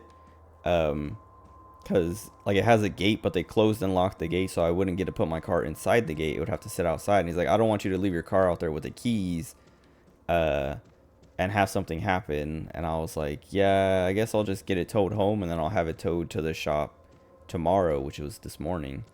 And he's like, yeah, I hate to make you use up your toes like that, but like that, I feel like that's the safest thing. I was like, yeah, I'd rather be safe than sorry. And he's like, yeah, so just give me a call in the morning when you have it towed over here, and I'll be at the shop and I'll take a look at it. And I was like, okay. And then the tow truck driver came. Here I am talking. I've only been playing for like an hour and change, and I'm already on my long rant. But whatever. Anyway, I guess it's not really a rant. It's just like I guess it is kind of a rant. It's gonna turn into a rant. But anyway, I called a tow, and I called my mom and was like, "Hey, this happened," and she's like, "No way," and I was like, "Yep," and she's like, "Okay, well, just have him look at it again," and I was like, "I don't want to, cause like they had to have done something that like caused this, so I don't want to take it back to them, cause like why should I trust him? Like why should I if he can't get the job done right, why would I trust him to get it done right the second time?" Uh, and so, yeah, but she's like, well, he'll do it for free. He has to do it for free because he caused it. And I was like, okay, like I don't care about saving money if I'm gonna die in a car crash because they don't do the job right. And she's like, no, he knows what he's doing. And I'm like, does he? Like, I don't know where you're getting these guys, mom, but like, I don't like none of them like nothing about this situation has ever actually worked out now, and I'm tired of it. And so I was just like, I don't know if I'm gonna have it towed back to him, but we'll see. And then the tow truck driver came and took a look at it, and he was like, cause he's like, what's going on with it? And I was like, he had this like super thick, like kind of Eastern European accent. I was gonna say Russian, but it could be anything. Um, but he was a cool dude. He was like really cool and like nice and like fun to talk to. As he drove me home to tow my car home because I had it towed home. Uh, he was just like complaining and like talking about like whatever random stuff. Even though he was like, yeah, I was supposed to be going home, but he's like, actually, I live.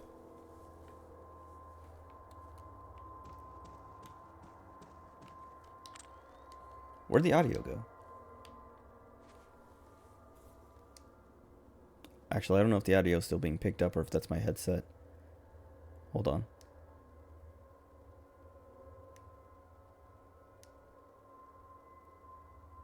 No, it has to be my headset.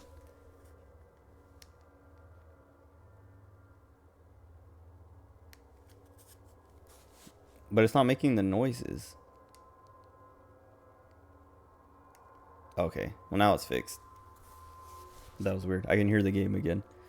But it went quiet and I could hear a buzzing noise. But I couldn't hear anything from the game. And then when I turned it off, it didn't make the noise for turning off. And then when I turned it back on, it didn't make the noise for turning on. Anyway, what was I saying? The tow truck. He picked me up, or well, he like came and was like, what's going on? And I like described what happened, and he was like, all right, well, like he like looked at my car and he's like, it might be the brakes, and I was like, it might be, but I don't know enough about cars, so. And he's like, well, let me see, and then like he put his tow truck in front of my car, and like turned it on, and drove it up onto the truck, and like it did the same thing, like it made like the loud clunk noise, and like lurched forward, and then he drove it up on, and it did it like as he like drove it up, it did the noise again, and it was like scraping, and then he like put it up there and like looked at it some more and was like, yeah, like you can see, he was like, underneath there's like a sensor, a brake sensor, and it's like crunched and the brake is locked, and I was like, oh, and he's like, yeah, so like that's what that was, and he's like, good thing you weren't on the freeway or something, because and like he didn't drive too long on it, because eventually it would start smoking and then catch on fire. And I was like, oh. He's like, yeah, so yeah, that's what it is. And I was like, okay. And then yeah, then he towed me home, and he dropped my car off, he like took it off the truck and then drove it up onto the driveway, and there's a fire hydrant right on the corner, like right next to our driveway, and he almost hit it because like of the way you have to like push on the gas and it like shoots forward. He was like, he had the steering wheel turned all the way to the right, but like it shot forward, and like he barely like missed the fire hydrant and got up into the driveway. And like when he got out, he was like shaking his head, and he's like, yeah, that's like, that brake is locked, you gotta like they have to do something. And I was like, okay. But then he gave me a recommendation, because I was like, yeah, like I was just like complaining about it, because I was like, yeah, I took it to this mechanic who, well, I was like, I took it to the dealership, and they wanted like $8,000 for all these repairs, and he's like, whew, that's more than the car cost. And I was like, yep. And then And then I was like, yeah, but I found a mechanic who would do it for 2,000. And he's like, okay. And then I was like, but apparently they didn't do it right because now this is broken. He's like, yeah, no, you should go to this place. And he like gave me the address and like just told me about it. And he's like, yeah, the guy who owns it is an engineer, and so he knows like everything about cars. And I was like, even BMWs? He's like, every car. And I was like, okay. And so I called them today, and they're like, "Yeah, just bring it by on Monday at 9:50." And I was like, "What?" I was like 9:50 or 9:15, and he's like 9:50. I was like, "Okay," but I was like, "What a weirdly specific like time." Um, but so I'm gonna have it towed there. Have it towed there on Monday. Have them like explain to them what was supposed to be done, what work was supposed to be done, so they can like verify it, and then like also fix that brake and figure out what happened there, and well, see how much it'll cost. um because if it costs too much, I'm just gonna give up. Like I told my mom, I was like, yeah, I think I'm gonna have it looked at and see whatever's wrong with it, see what's wrong with it, get it fixed maybe, and then I just want to get rid of it. And she was just like, yeah, I'm sorry, like, because I don't want to say it's her fault, but it's her fault. uh And so, yeah, I don't know. Like, it's been a frustrating. Like, I should have just kept my Camry, invested that money into my Camry, because the cost of the repairs that I've had to put into this BMW in like 3 months is like about as much as I've had to put into my Camry in 10 years. Um, and so yeah. But anyway, it's just frustrating, and that's kind of like I didn't stream Thursday night because of like all that, like driving home and seeing that sensor and like pulling over, because I originally pulled over and called for a tow truck and then sat there for like 20 minutes and was like, nah, I'll just drive it home. Like, I'll trust this mechanic and my mom, who's saying he says it's safe, you have his word, even though it's like, I even said, yeah, I said to her, I was like, what is his, like, I have his word, okay, and then what? Then I get into an accident, and then what does his word mean then? Like, I die, and then what? Like, that doesn't, his word doesn't mean anything. When like, I barely know the guy and there's something wrong with my, like, I have more problems than I brought my car to him with. So like, what does that mean? But then yeah, like by the time I got home it was like 7 or so, and I was just like frustrated thinking about that and dealing with that, and I didn't want to stream. And then yesterday, like I said, I had to get towed all the way home, and like I got home like I don't know, around like 6:30 or 7 or something.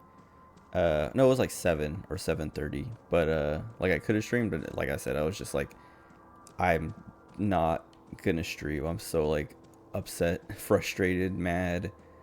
Um, and then yeah, but since I called that shop and they're like, yeah, bring it by Monday. If I had a would, I mean, I would have streamed either way tonight because I wanted to play this game really bad and I wanted to stream. Um, but calling that mechanic and them being like, yeah, no, we can take a look at it on Monday, 9:50. I was like, all right, cool. Now I'm like, because I was kind of expecting to have to wait, till later in the week. Because every other shop that I've called or had to go to for other things is always like, oh yeah, no, we're booked up until Wednesday or Thursday or whatever. And I'm calling them on like a Friday or something.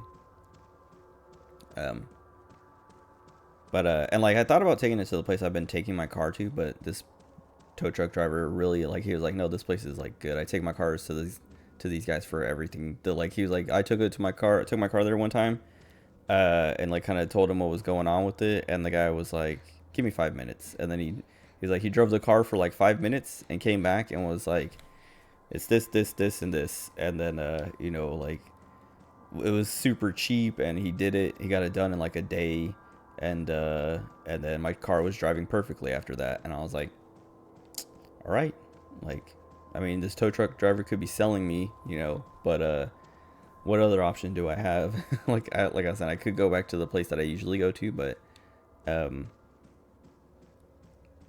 I wanted to call this place first and see like how soon they could look at it. But since they said Monday at 9:50, I was like, okay, like I'm not even gonna bother calling the other place, because that was gonna be my other option. Is like, okay, if they're gonna take too long to see it, I'll call this other place and see how soon they can see it. But the other place, every time I call, they're like, "Oh yeah, no, we're booked up until like Thursday or whatever." Like it's always like a few days out. And they close.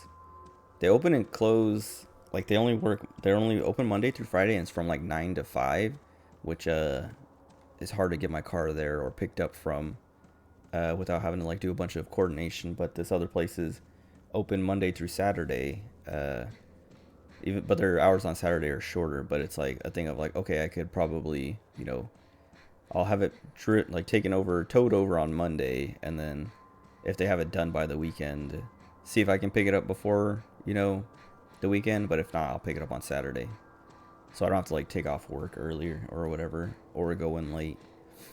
But anyway, that's how my life's going. Very frustrating. Cause yeah, I don't know.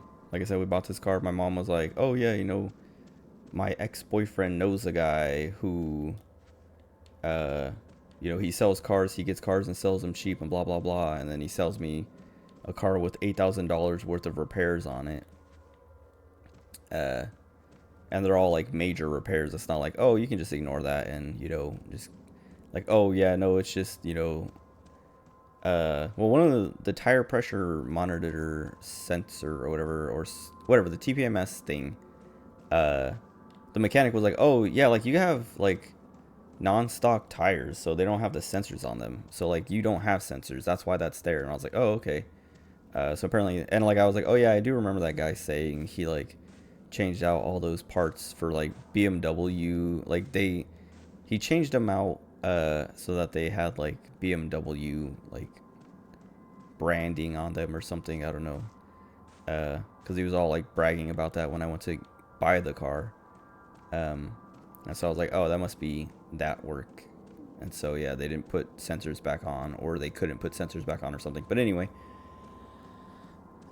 that's something that can just be ignored. Like you just have to make sure you get your tires checked out regularly so that if there is something wrong, you catch it before it gets too bad. But anyway, all the repairs, like other than like that and the lights, like the headlamps one, because the headlamps work. It's just they don't do the like they're adaptive or something, so they like adjust and move and things like that depending on like the conditions or something. But that doesn't work or wasn't working, so I was like, but whatever, who cares? The lights work, so I can see. So like that's not a big deal. But like then the right rear bearing, it's like, yeah, no, if that breaks, your tire's gonna fall off. Like when my mom was driving me to work after we dropped my car off, there was a car on the side of the road, and it's like sitting there, and like its right rear tire is like hanging out. And I was like, that could have been me. And she was laughing because she's like, I was just thinking that. But what was it? I spent like 15 minutes, just more than that, I think. Probably like half an hour just talking about all this. But what was it? Oh yeah, whatever. Like we go to this dude, pick up a car that's like in awful condition, but we have no idea. And I was like kind of kicking myself because it's like I should have taken it to. I was going to take it to a BMW dealership like right away, like that next weekend. But I was like, let me register it first, like get the title transferred and register it and all that stuff. And then that took like 2 months because why is this curtain moving and the rest of them aren't? And it's like oh, I guess they're all shredded. But it's like more shredded than the rest of them. I wonder if something's gonna happen with this later.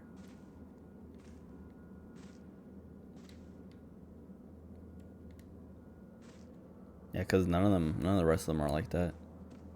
Because I was gonna say maybe it's just like random which ones have it or don't, but it's the only one with it or doing that. Anyway, yeah, buy this jacked up car and then take it to a guy who jacks it up some more. Like he might have fixed those other things, and then this just is like something else that got messed up, like in the process, and they overlooked it somehow or something. But I also like am now kind of like because we paid him cash like under the table basically to do this, that I'm like, maybe we just got ripped off again. Like, and I like told my mom, I was like, dude, like, does your friend know these guys? Like, does he know what he's talking about? Like, why we've got ripped off twice now? And like I was like, is he in on it with them? Even my brother, I was telling my brother about it, and he's like, is he like just hooking up his homies or something? And I was like, I don't know, dude. I brought that up to mom, and she was like, no, it's fine. And it's like, all right, we got ripped off the first time, so like I wouldn't be surprised if we got ripped off again. But and then she has like expectations that we're gonna get anything back. Like, I'm like, those first people, there's nothing we can do. Like, it was a private sale. There's no like lemon law thing to protect against private sales, and like they're not cooperating or not agreeing to like give us or help us with any of these costs or anything. So like they don't have to. You know, we got ripped off. We got ripped off. That's like it. You just got to accept it. But she's like, no, I'm going to sue them and blah, blah, blah. It's like, okay, we got ripped off, but go ahead and waste more time and money. And then, yeah, this other mechanic, I'm like, yeah, like, I don't know. Maybe we got ripped off again. And she's like, no, like, we'll just see what they say. Like the new mechanic, like the place I'm taking it to on Monday. She's like, well, we'll just see what they say and how much it's going to cost. And then, you know, ask him for some of that money back to cover, like, to help pay for it. And I'm like, what, mom? These guys are ripping us off. They're not going to be like, oh yeah, here, let me, you know, pay you back or give you some of this money that I ripped you off for. Like, that's not how that's not how these kind of people work. Like, what do you, like, I don't know why she thinks, like, you know, any of that's going to work, or like why she has any, like, I wouldn't even think to do that. Cause like this guy said I was good to drive, and then my brake locks up. And so it's like, he blatantly ignored the warning that said like there's something wrong with the brakes, and told me I was safe and fine to drive. And like, I could have died. I could have got into an accident and got injured or died. And she's like, oh, well, we'll just ask him for some of that money back. It's fine. It's like, okay, this dude was willing to risk my life. You think he's going to give me any money? Like, what? He would rather keep that 2,200 than, you know, have me survive. But anyway, it sucks. My Camry. This is what I get for leaving my Camry. I was joking with my brother. I was like, my Camry is cursing me for abandoning it. But I still have it and I still drive it. And that's the thing, is like, now, like, I don't know, it's been so reliable that I'm like, I don't know. I like, even if the BMW comes back fine and it's like a simple fix and, you know, doesn't cost too much, part of me is like, I still would want to get rid of it and just, you know, take my Camry in to get looked at and have it, you know, freshened up basically, you know, rather than just whatever regular maintenances and services. Get like, you know, new whatevers. Because like, one of the things, and I've talked about this, well, I don't know if I talked about it on stream, but I talked about it to like my family and stuff. Like, oh yeah, my Camry's so good. It's just like, the one thing that's annoying is, well, the stereo's out, but that's like my mom's fault. Because we were jumping it, we were trying to jump the battery, and I was like, this one goes here and this one goes here. And she was like, no, this one goes here and this one goes here. And I was like, okay. And then it didn't jump. And then I was like, see, mom, I'm pretty sure it was supposed to go. Like, it started like, not burning, but there was like a smell coming out of it. And I was like, stop. Like, I told her to like turn off her car. And I was like, I think we did it wrong. Do you smell that? And she's like, no, that's normal. And I was like, no, it's not. And then like, I put the cables the other way, and I was like, all right, now try it. And it still didn't work. But I was like, I don't, like, even if, you know, I'm right, I don't think it would work, because we did it wrong the first time and we probably busted something up. And then I took it in, I had it towed in, and they're like, yeah, you fried a bunch of, like, you blew some fuses and fried your, like, stereo, like, you fried the wires and stuff like that. The stereo might also be bad, but I'll probably get all that stuff replaced anyway if I got it replaced. But like, that's like one of the things that I'm like, I would rather like just, you know, get a new stereo and maybe like sound system put into my car, oh, and the other thing that's annoying is like in the cold in the morning when I drive it, when like in like the first like 5 to 10 minutes that I drive it, it creaks when I turn or when I like go over speed bumps and stuff like that. But then once it's been like warmed up a bit, it doesn't do that anymore. And so like I would just want someone to look at that and be like, oh yeah, it's this, and then replace it, and then it never do that again. But yeah, like those are like the two things that I'm like aware of in my car that are like, things that I would like to have fixed. But I would like to have it just like, inspected completely and, see everything that needs to be fixed. To just like see what the costs and stuff would be, and then, have it fixed. So like, yeah, whatever. When my BMW comes back, like I'm probably gonna take my, depending on how it goes, I'm gonna take my Camry and have them, if I have a good experience with this mechanic, take my Camry to them and have them look at it and see what they can do, what needs to be done and what they can do, and then just get rid of the BMW and live with my Camry for the rest of my life, because I don't know, it's been so reliable and it's cheaper because the BMW needs to take the premium gas, which is like 50 cents more per gallon. And then, yeah, then like repairs and stuff like that are also more expensive. What was that? I saw it said press B. Oh, I think I examined that early on in the game. Supposed to go to my room, right?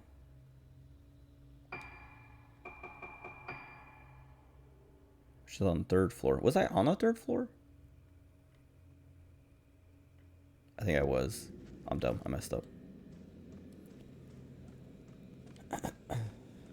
Or I was before I started talking about all my car problems. But I might have... I don't know. Just gotta go back up.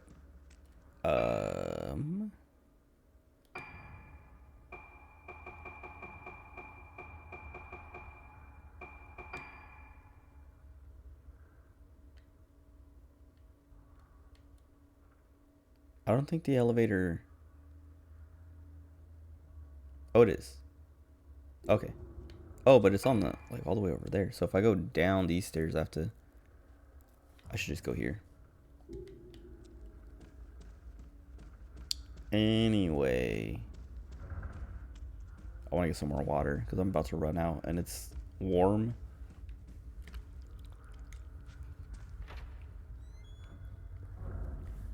I do like the BMW though. Like I was going to say, I was just thinking like, I'm going to miss some things about it.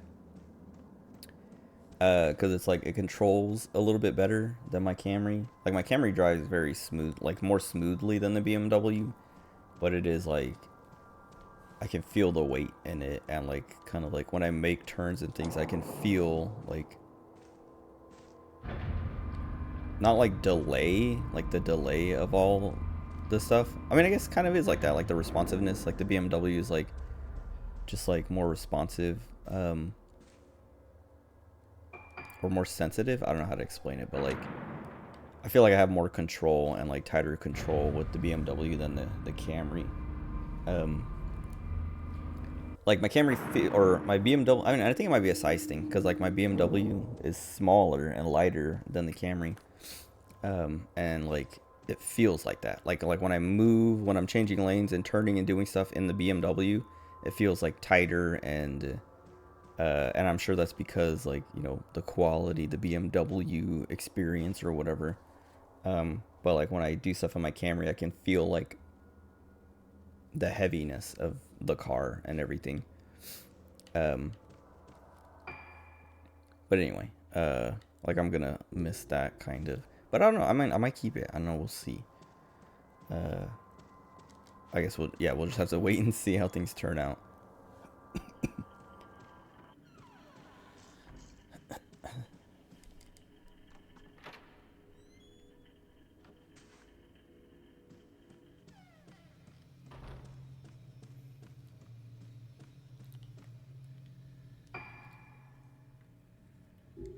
Sound like something was dripping. Have I been in here? Wait, have I been in here? No. And it's Ruka's room, so it's probably not until I play as Ruka. I was gonna say, wait, am I Ruka? I think Ruka's wearing The yellow?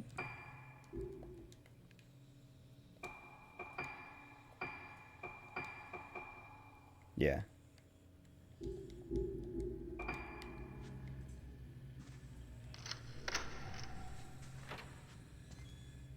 Took half an hour to get here, at least.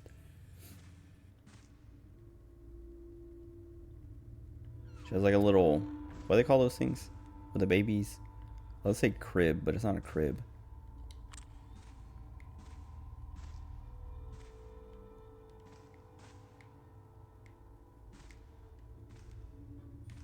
There's something blue in here. Well, I say there's something blue. My filament, my blue filament thing is lit up. How come? What is it? I know I looked over there.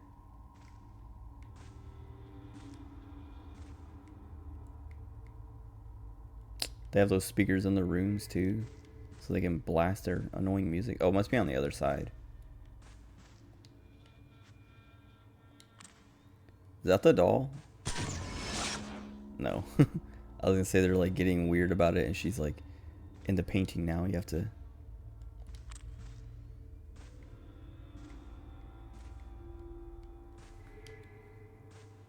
to think differently. They should have put the doll in this. That'd have been cute. Oh, and instead they put her in this little basket. But that's cute because she's like peeking out. Even though it looks like she's having her head crushed by the lid.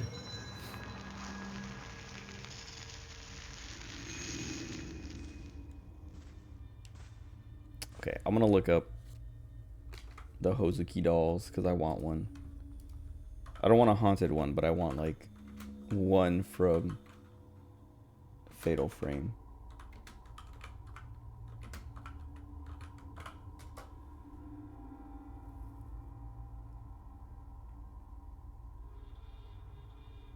I'm just gonna leave that tab open and I'll look it up later. Right now, I don't see anything. It's all like stuff about the game, but I feel like if there was a merchandise like purchasable doll. Oh, is that another one? That one's just creepy.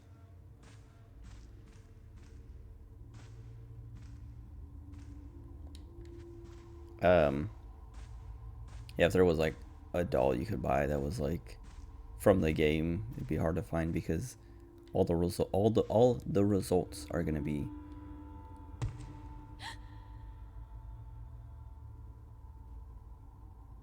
from the game.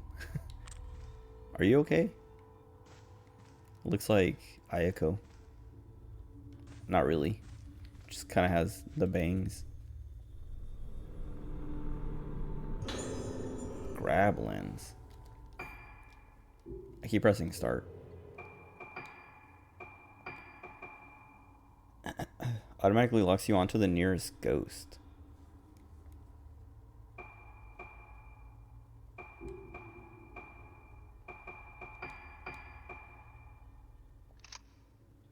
Sounds kind of cool.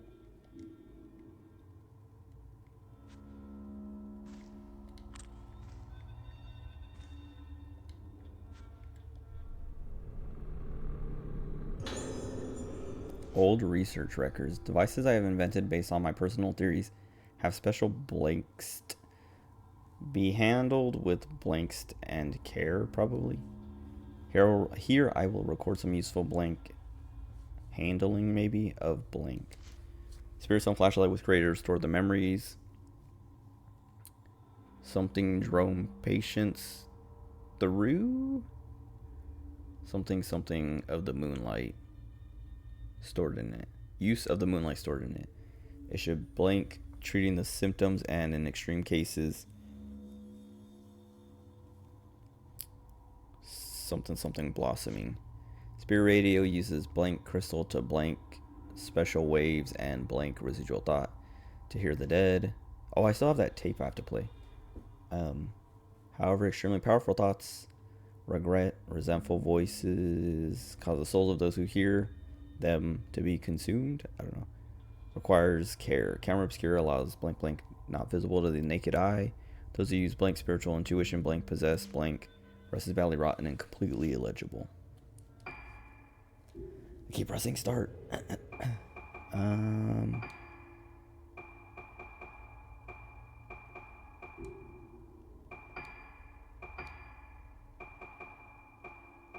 Tapes. I think I listened to this one.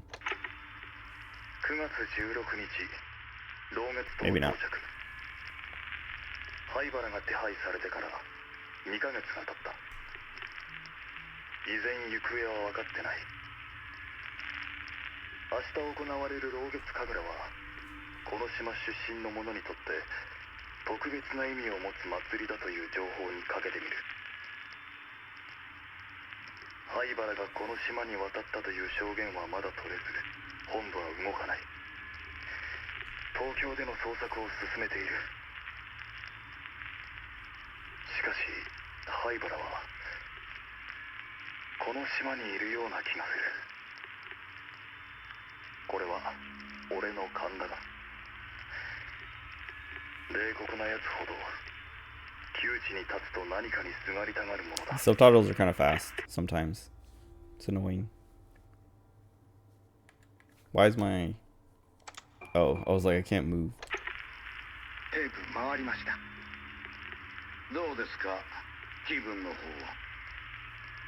顔が自分のものじゃないんです。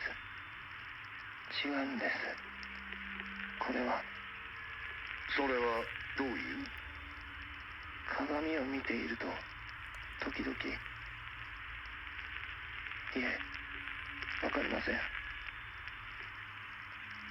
もう見たくない。だから目を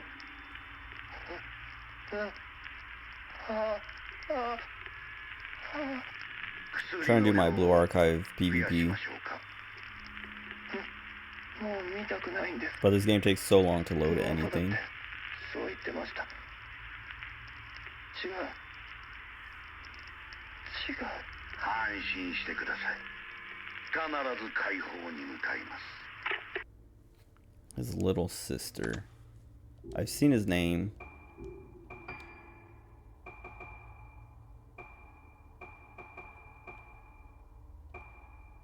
Iori. Oh, that's the one that jump scared me.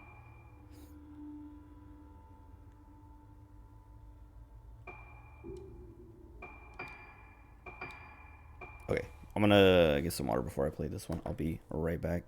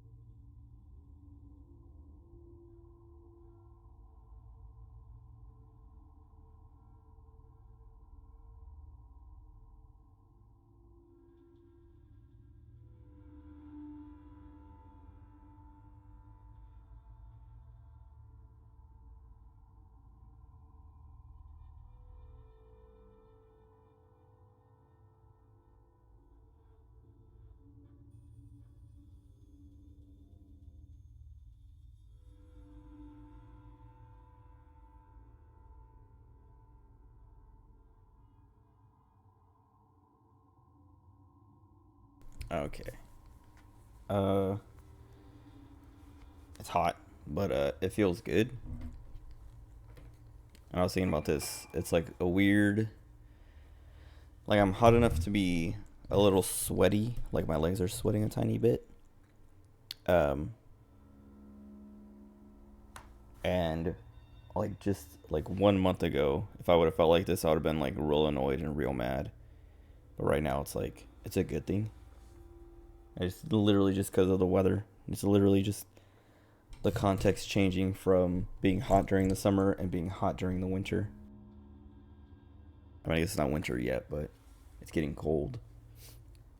So we have the heater on, and so I'm warm because of that, rather than being warm because the sun is too hot. But it's also weird because like my door, like, excuse me, my door, when I push it, like even like the lightest push, it'll close itself and like lock, like the little latch or whatever will like click. But now that the weather's changing and things are getting cold and the house is getting cold and things are like probably like the structure is, I don't know, shrinking, I guess. Like even though it's like very, tiny, my door doesn't, it doesn't like secure like that. Like it'll swing close and like close, but then I have to like go and push it to make it click. Which is weird because I would expect it to be the opposite. Uh, but yeah, I guess like just like the way the pressure in the house changes and stuff like that. During the seasons, go away, AFK ghost. I don't know. It makes it. It's weird. Like I was saying, it still closes. It just doesn't. The little latch doesn't click, which I need that. Because otherwise you can just push the door open, which like I'm not expecting anyone to push it open, but I like hearing the click. Like I like walking in, just like pushing the door close and like walking all the way to my chair and sitting down and hear it like finish closing and then click. But then I'll like sit down and hear it finish closing and then it doesn't click and I'm like, ugh, and I have to like get up and just like push it the tiny bit to make it click.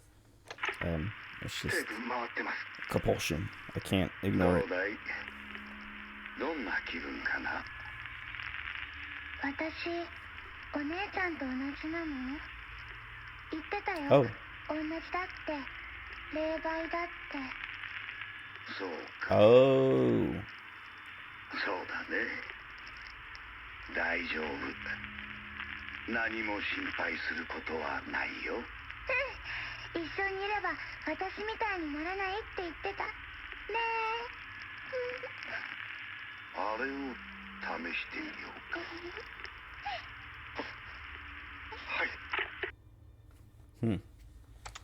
Okay. So Misaki is a medium or something, or has the potential.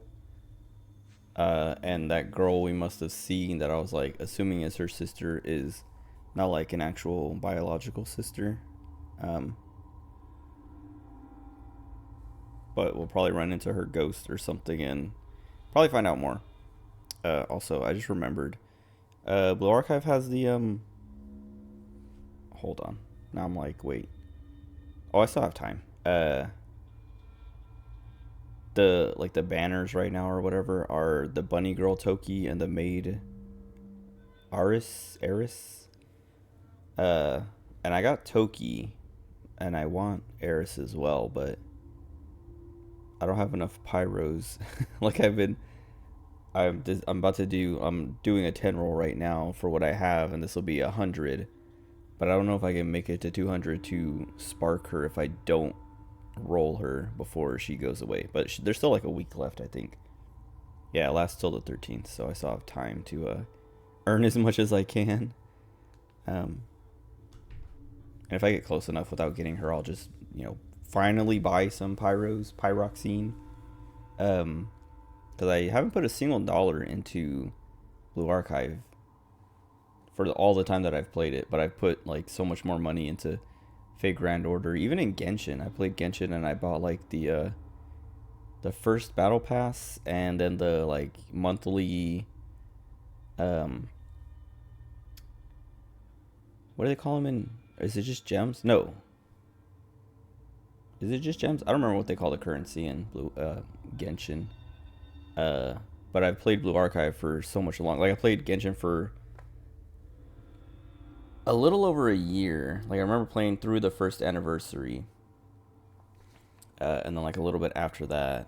But I played Blue Archive since it came out, and I think we're coming up on the second anniversary. I think there's literally like 4 days left until the second anniversary or something.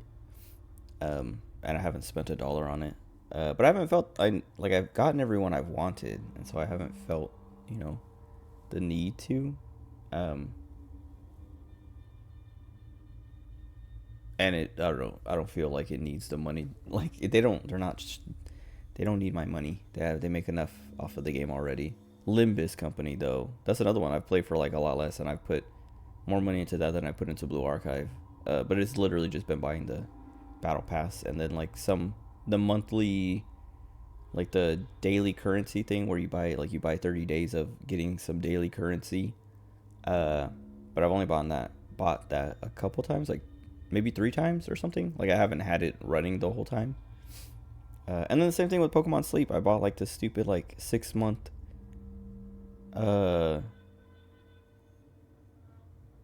like, I don't know what you call it. I was gonna say battle pass, but it's not even a battle pass. But it's like $50 for 6 months, and you get like 1,000 sleep points on, at the start of the month, and then a good sleep camp ticket or whatever. You get the little camp ticket, and then you get access to the premium shop. But like I was saying, I've been playing Blue Archive forever, and I haven't ever bought the currency. And like I should have been, like I would have been getting like that monthly, like you pay for the month to get like currency every day to roll.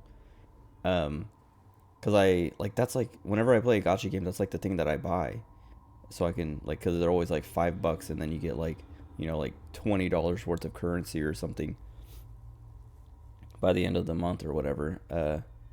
Cause Blue Archive basically replaced Maggie a record in my like gacha game roster or whatever. And I always bought that for Maggie a record every month, like the $5 for it. But yeah, I don't know. If I don't get made heiress by the end of the event, I'll buy some currency and guarantee her. Cause like I said, I'm already at 100, so there's still 8 days left or so, 9 days. And if I can't hit if I can't get to 200, it can't be that much left. Or I can't. There shouldn't be that much left to get her. But I don't know who's next on the banners, because like part of me regrets like rolling for her at all without having 200 rolls, because that's how I always do it. Is I like make sure I have enough to guarantee. What is, like, there's something blue. My filament's lighting up, but there's nothing. I can't find it.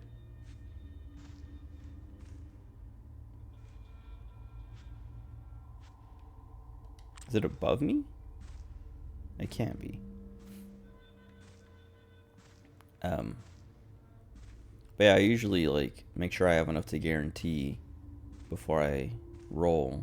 But I don't know. I think it's because I went to 200. I had to spark Toki. I got other 3 stars on the way, which is fine but annoying because they were all dupes. Actually, I think I got Moe, she's one of the girls that I wanted, but I didn't roll on her because I was like, oh, I can get her on other banners on accident, which is what happened. But I like her a lot. Dude, it's like right in the center here somewhere or something.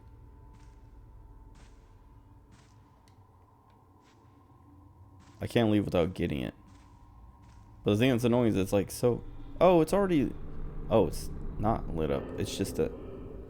Oh, it's the puzzle. Oh, I heard about this. The lid panel that unlocks the box is missing. Her medical file. Anyway, let me finish talking about Blue Archive real quick. But yeah, whatever. I sparked Toki, and then I was like, well, let me roll for... Because the plan is, a lot of times when I have, like, when there's 2 banners, I roll on the one that I want the most. And then if I get them...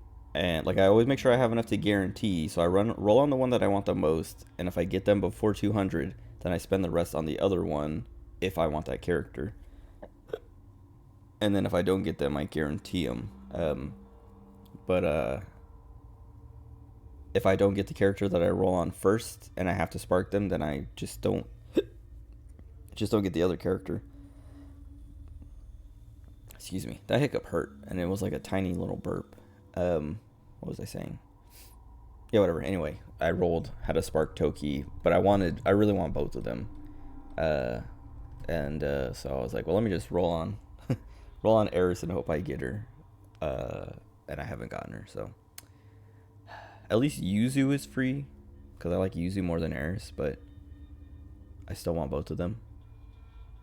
Okay. Aso Misaki, female, age 7, room 310, waning moon. Possibly budded, exhibits severe memory loss, increasing vagueness of self-identity, and fears of mirrors. Immediate moonlight syndrome diagnosis. Progression of symptoms is severe. Did I say that? Yeah, possibly budded.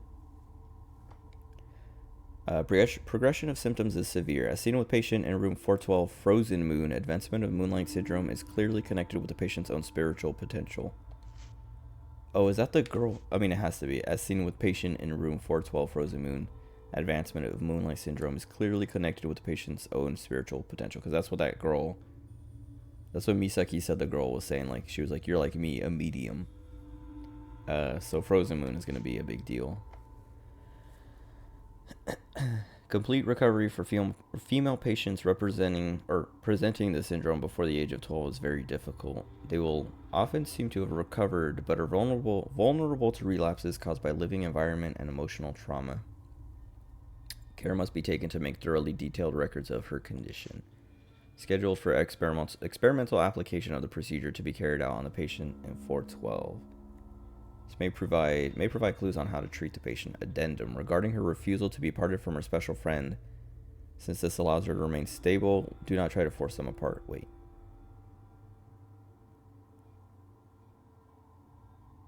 So is the girl in 412 the special friend, or... Because it says addendum, which means it probably got added after they did the experiment.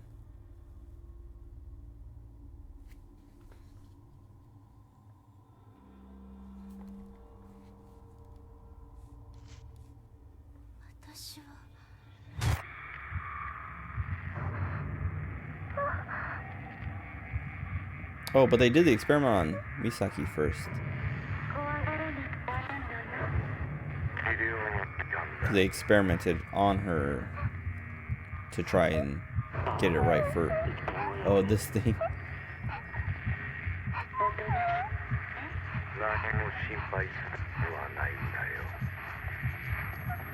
Is that a Bloodborne reference? No. I wonder... Well, Bloodborne came out after this game. Ghosts don't need to use doors.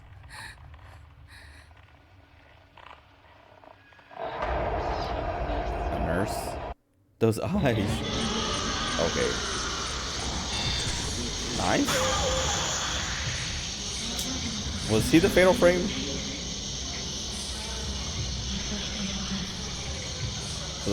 Well, maybe I didn't hit the fatal frame. Go away.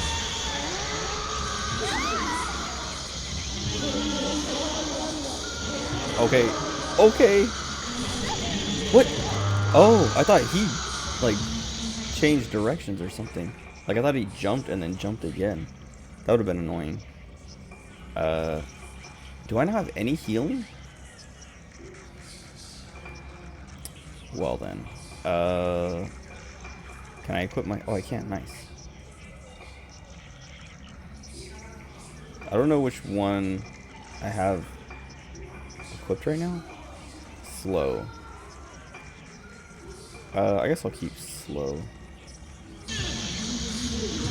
No. I'm pressing triangle. That's annoying. They're so annoying because they jump. I'm pressing square, which is X, which is a slow. Where's she?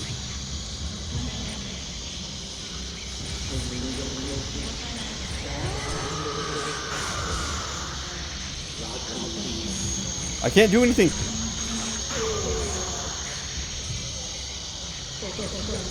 Where? I'm gonna die. At least I have the mirror stone.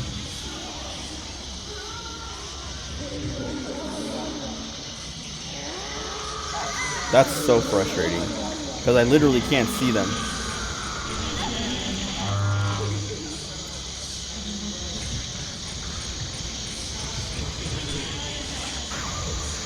Okay.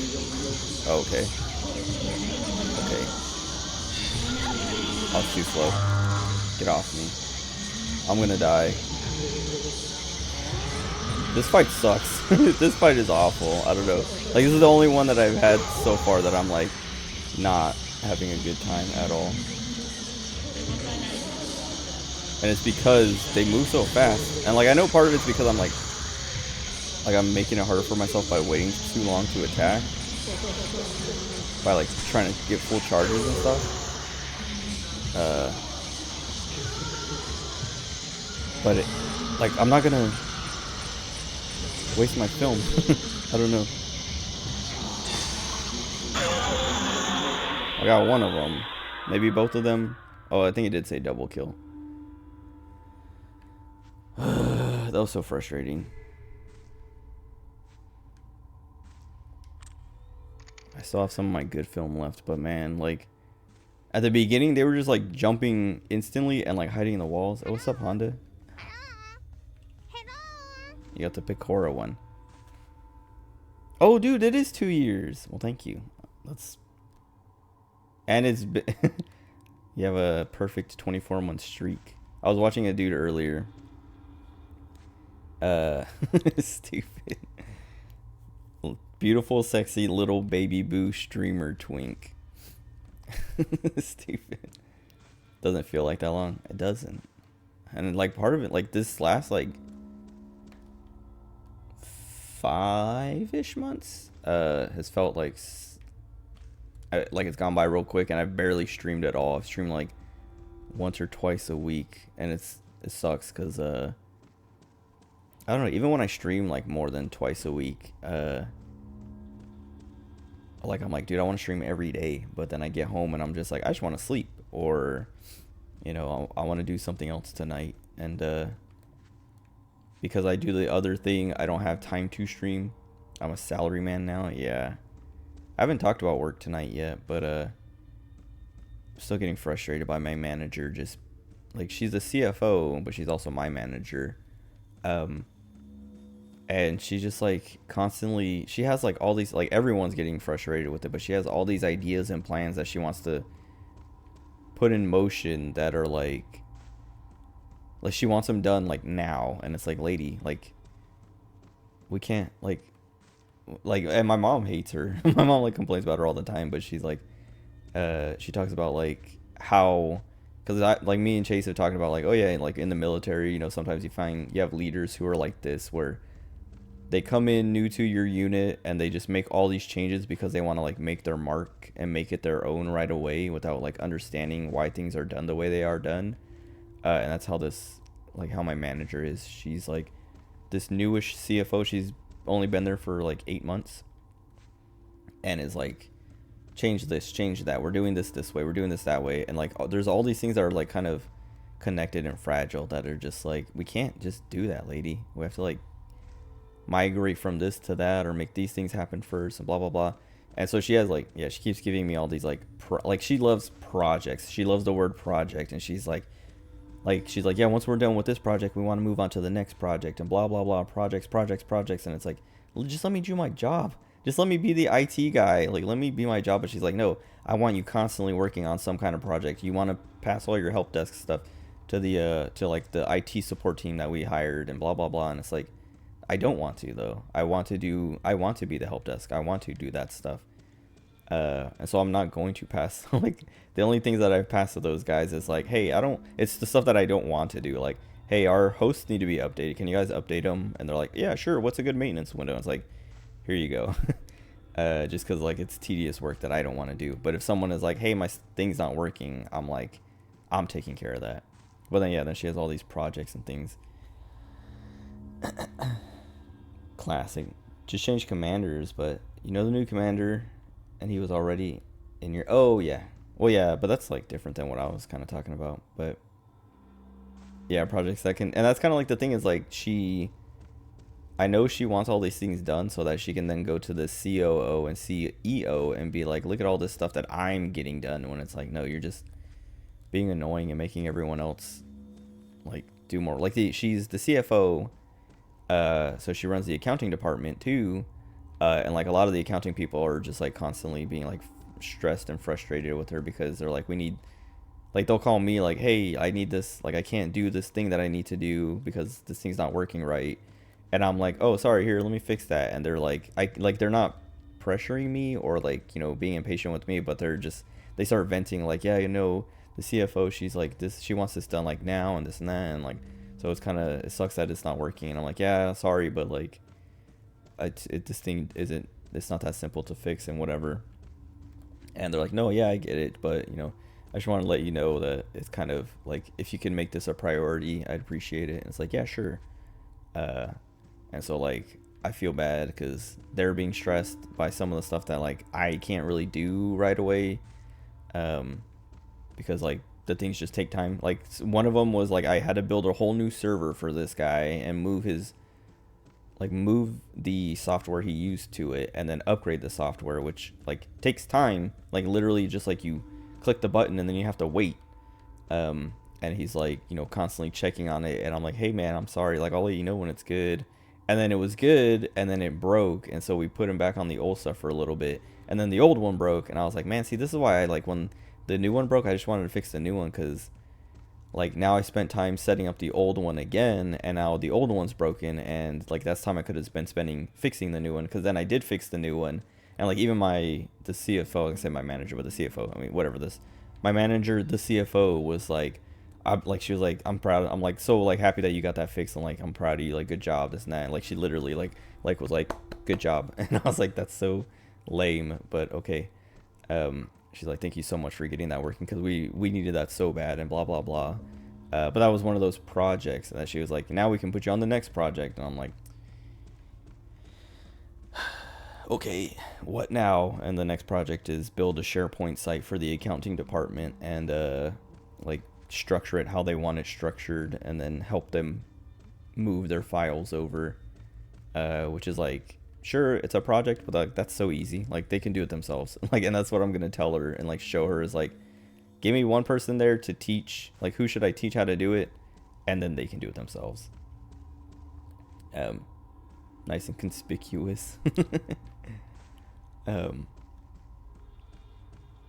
Yeah, that's what she like, that's how it feels. And like that's her thing, is like she, every time I talk to her, like in like any kind of like sit down and talk about what's going on kind of meeting, where it's just like me and her, and she's just like, so how are things going with IT, like where are we at, what's good, what's bad, and blah blah blah. She always like brings up how she loves like her job, or like loves work, and is like, oh look, she has done this a few times, but she's like, yeah, right now I'm reading this book on like, you know, professionalism or business, blah blah blah. And she's like, yeah, when I'm done with it, I'll let you read it. And I'm like, I'm not reading that.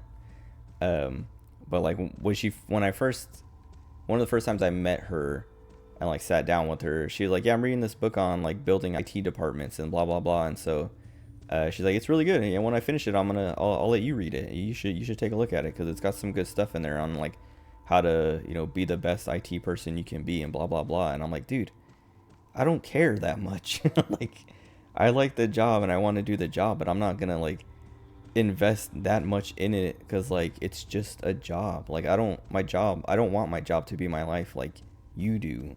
Like that's not, I want to play video games. Like it's not that serious to me. let her educate you. That's, I mean, and, well, that's like, and she has given me like some decent advice, like how to like kind of maneuver the like, I don't know,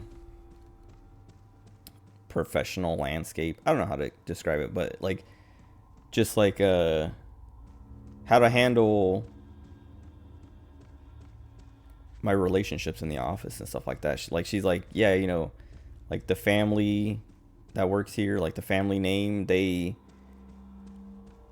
you kind of have to do whatever they want you to do. Like if they ask for something and it's like out of your job, like responsibilities and stuff, you still kind of got to do it. Um, but she's like, but you want to keep it like, you know, you want to keep them as far away from your personal life as possible. Like don't give them your cell phone number. Like don't do this, don't do that. And but she's like, but still kind of like, you know, if they ask for a job, you know, do it. But don't let it leak into your personal life. Like don't let them contact you after hours and stuff like that. And then like other things kind of like that she's like, yeah, you know, like here's some professional advice that I had to learn the hard way. And I'm like, cool. Like some of the stuff I'm like, I appreciate. And I'm like, I'm glad you said something, because I would have given that guy my cell phone number, and then he would have been calling me all the time, because that's what he does anyway. Not with my personal number, but at work. And then I'll come into work and have like a missed call from like 7 p.m. from him, and it's like, I'm glad he couldn't call me at home. And then yeah, then I'll go into work and have emails from him like 7, 8, 9, 10 p.m. of like, hey dude, I need your help. Hey dude, where you at? Hey dude, blah blah blah. And I tell him like, dude, once 5 o'clock hits, I'm done. Like I put my emails on do not disturb. I don't see anything past 5 anymore. Cause like my first like few weeks I was doing that and like responding to stuff like that. And like my supervisor and my manager and that consultant contractor that I worked with were all like, don't do that. Like don't do it. Like keep it, like don't let that happen yet. Like you're too new to kind of give that up. So, but yeah, whatever. Anyway, she's annoying, and work's been annoying because of her. Because it's literally like, all I want to do is sit and manage the help desk and watch YouTube videos and Twitch streams in the meantime until someone gives me a call. But then she's like, hey, you're not doing anything. So like literally, like, yeah, she like kind of micromanages me and my supervisor, and it's like we have to do a weekly report of the hours we put in and doing what, so she can be like, all right, you're not working enough, so we need to get you on a project, or you don't have enough projects to fill up all your time. That's ridiculous. It is, and it's very frustrating because I'm pretty sure we're the only ones who have to do that. And it's really, yeah, it sucks. And like I'm like, not every day, but every time I talk to her, I'm like, man, I kind of just want to quit, just like make things hard for her and to like not have to deal with this. Dude, it's the worst. Literally, like we have to sit there. Like, well, so we have like, it's like a spreadsheet, and we put in like the projects and other things we work on over the week, and then we put in our time. I've talked about this before, but like, so the contractor consultant I work with who quit because of her, like he was like, he's been there for 13 years, and he's like, yeah, I'm done. Like she just like is kind of ridiculous with what she wants from us and what she is changing, and she isn't consulting him on anything related to IT stuff. And so he's like, I'm just gonna, like, I'm done. And so he quit. Yeah, like other personal reasons too to quit. Like his son is like 21, and he's nonverbal autistic. So the way he describes it, he's like, yeah, he's nonverbal autistic, but that doesn't mean he's quiet. Like that's how he always describes him. But he's like, he's part of why he quit was like to like help take care of his son and figure out, where they're gonna go next with him, because he can't go to school anymore, or he can't go to he has to like go to an adult program now or something. But anyway, when he was a part of that, like before he quit, he was also in those meetings, and he just stopped putting his stuff in because he's like, I'm quitting, and like I hate this, and I don't want to be like, this is part of why I'm quitting, is because of this kind of micromanaging, and so I'm just gonna like, make sure she understands that, and she understood it, but she still wanted to keep doing it to me and my supervisor, because we're not just gonna quit like he is.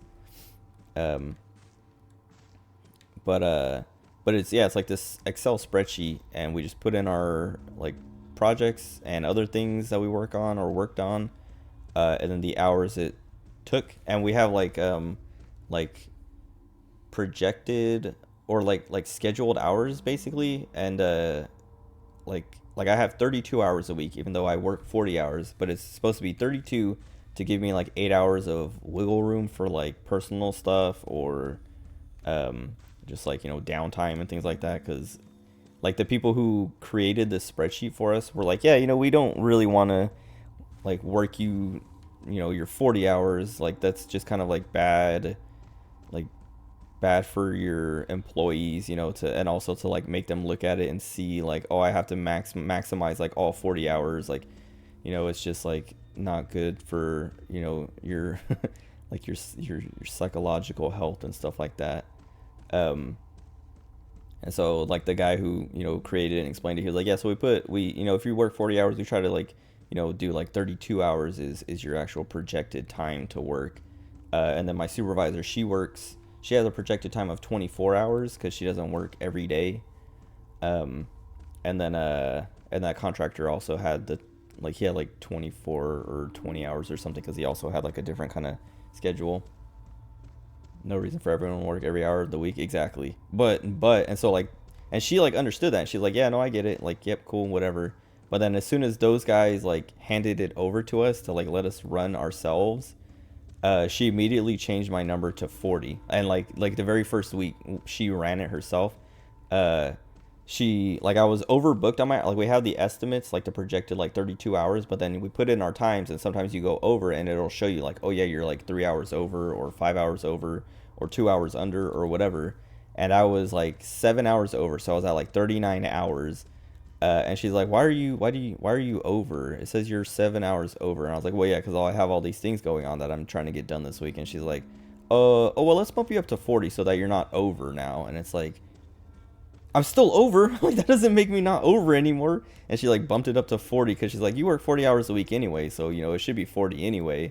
And I was like, well, yeah, but they put it at 32 so that I have room for, like, if I need to do something on, like, I have to like take work off early or come in late, or have something personal going on that I have to chop some of my hours out, cut some of those out, like, that's what that's there for. And she's like, well, yeah, but you're scheduled for 40 hours, so we're just gonna put 40. And then it was like, okay, lady, the wrong way to address it. Exactly. Instead of being like, okay, let's see what we can cut down on work so that you don't go over the time, which is what those guys who like ran the meeting for us at first, when they were giving, like, when they taught us this, they would like do that of like, okay, Rigo, you're at 36 hours, so like, is there anything on here that we can maybe push to next week, or like whatever. And I'd be like, oh yeah, I guess I can like do this next week, or like we can this and that. Or I would explain like, oh well, these two things I can do at the same time, so they do take like 4 hours each, but it could be 4 hours concurrent, so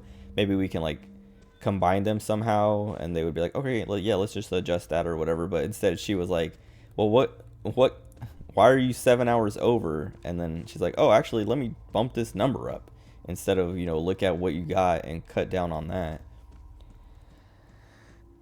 Yeah, it looks like your workload was high this week. Let's make sure that doesn't keep happening by increasing your work hours instead of cutting down the load itself.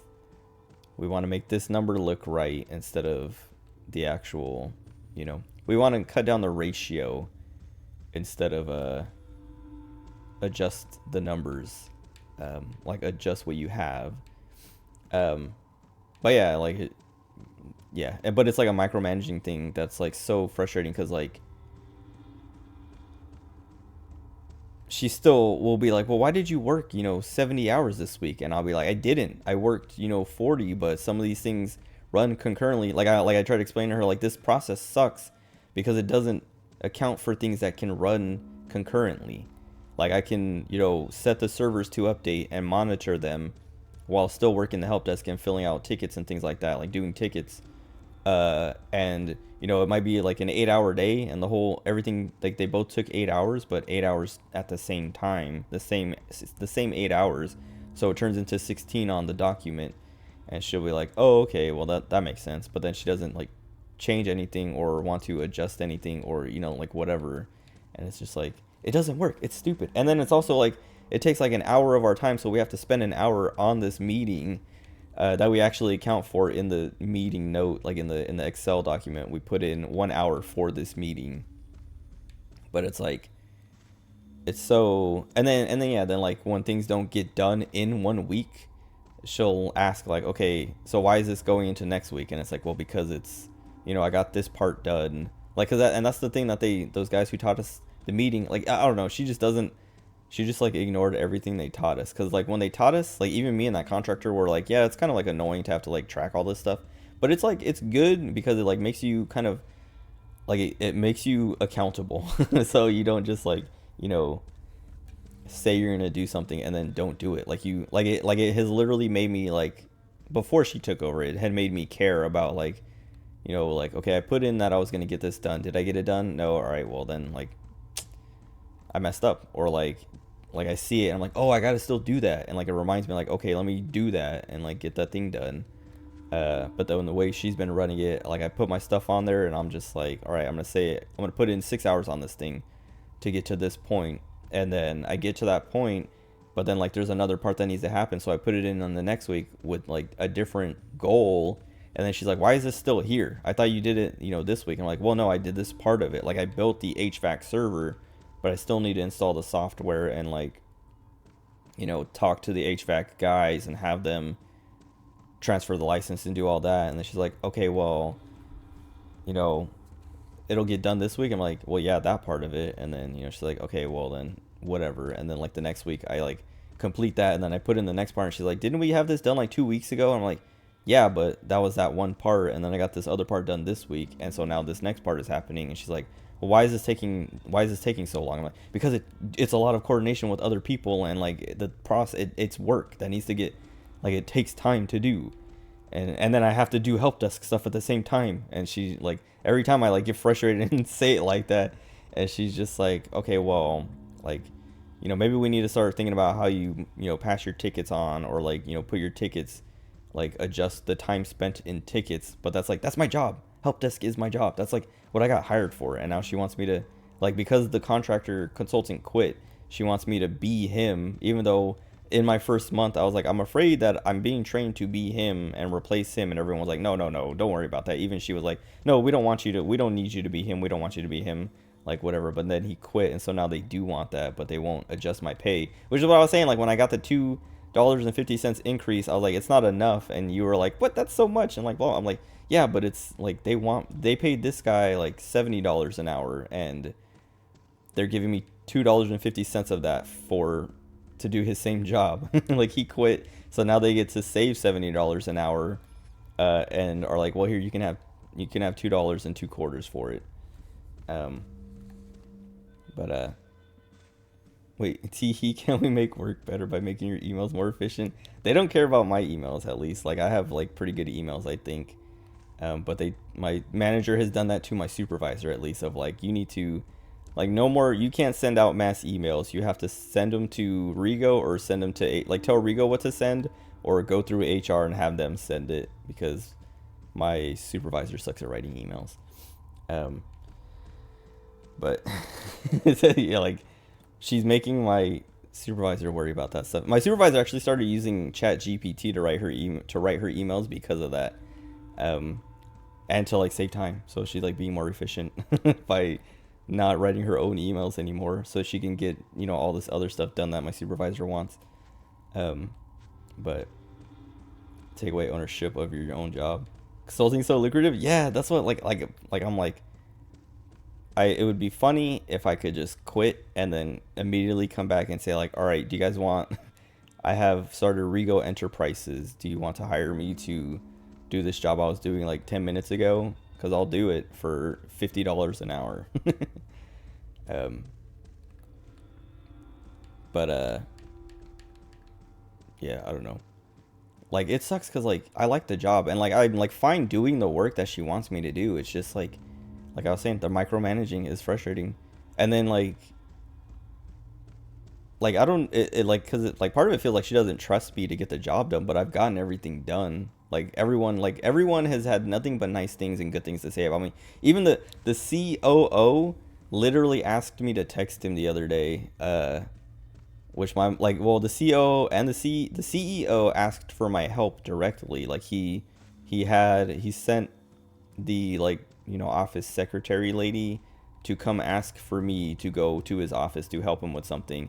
And my mom's like, that's insane because like he never asks for anyone's help. He always goes through his son to get anything done. So like the fact that he actually called you and like called for your help is like really like it says something. And then the COO sent me an email the other day and he's like, hey, can you reset my password and text it to me because uh like I need to reset my password and like whatever. And I was like, okay. He's like, yeah, your mom has my number. And I was like, okay. And so then I didn't ask my mom, actually. I asked I talked to my supervisor about it because I was like, should I text him? And my supervisor was like, if he's asking for you to text him, you should do it because like like even though that like breaks that barrier, she's like, he's not like that kind of a guy where he's gonna actually ask you for stuff after hours, but like because like him being comfortable enough for you to text him is like a good sign. And I was like, oh, okay.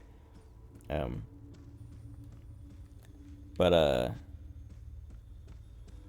I should be under the COO, not the CFO. And I think that's like I agree. But the CFO, like the previous CFO, ran like it's like the structure of the office and like positions and roles is really weird, and the infrastructure of like the network and stuff is like really weird.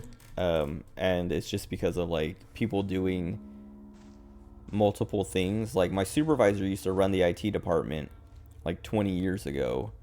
And so when the CFO, before the current CFO got hired on, she was also in accounting. So she was like both accounting and the IT department. So when he got hired on and, she became like under him in accounting, she also ran the IT stuff. So he kind of like became responsible for the IT stuff because he was responsible. Like she was his employee or whatever, like she was under him. And so like then he just like ended up running the IT department because of that. So then when he left and the new CFO came on, and he trained her a bit and then he left,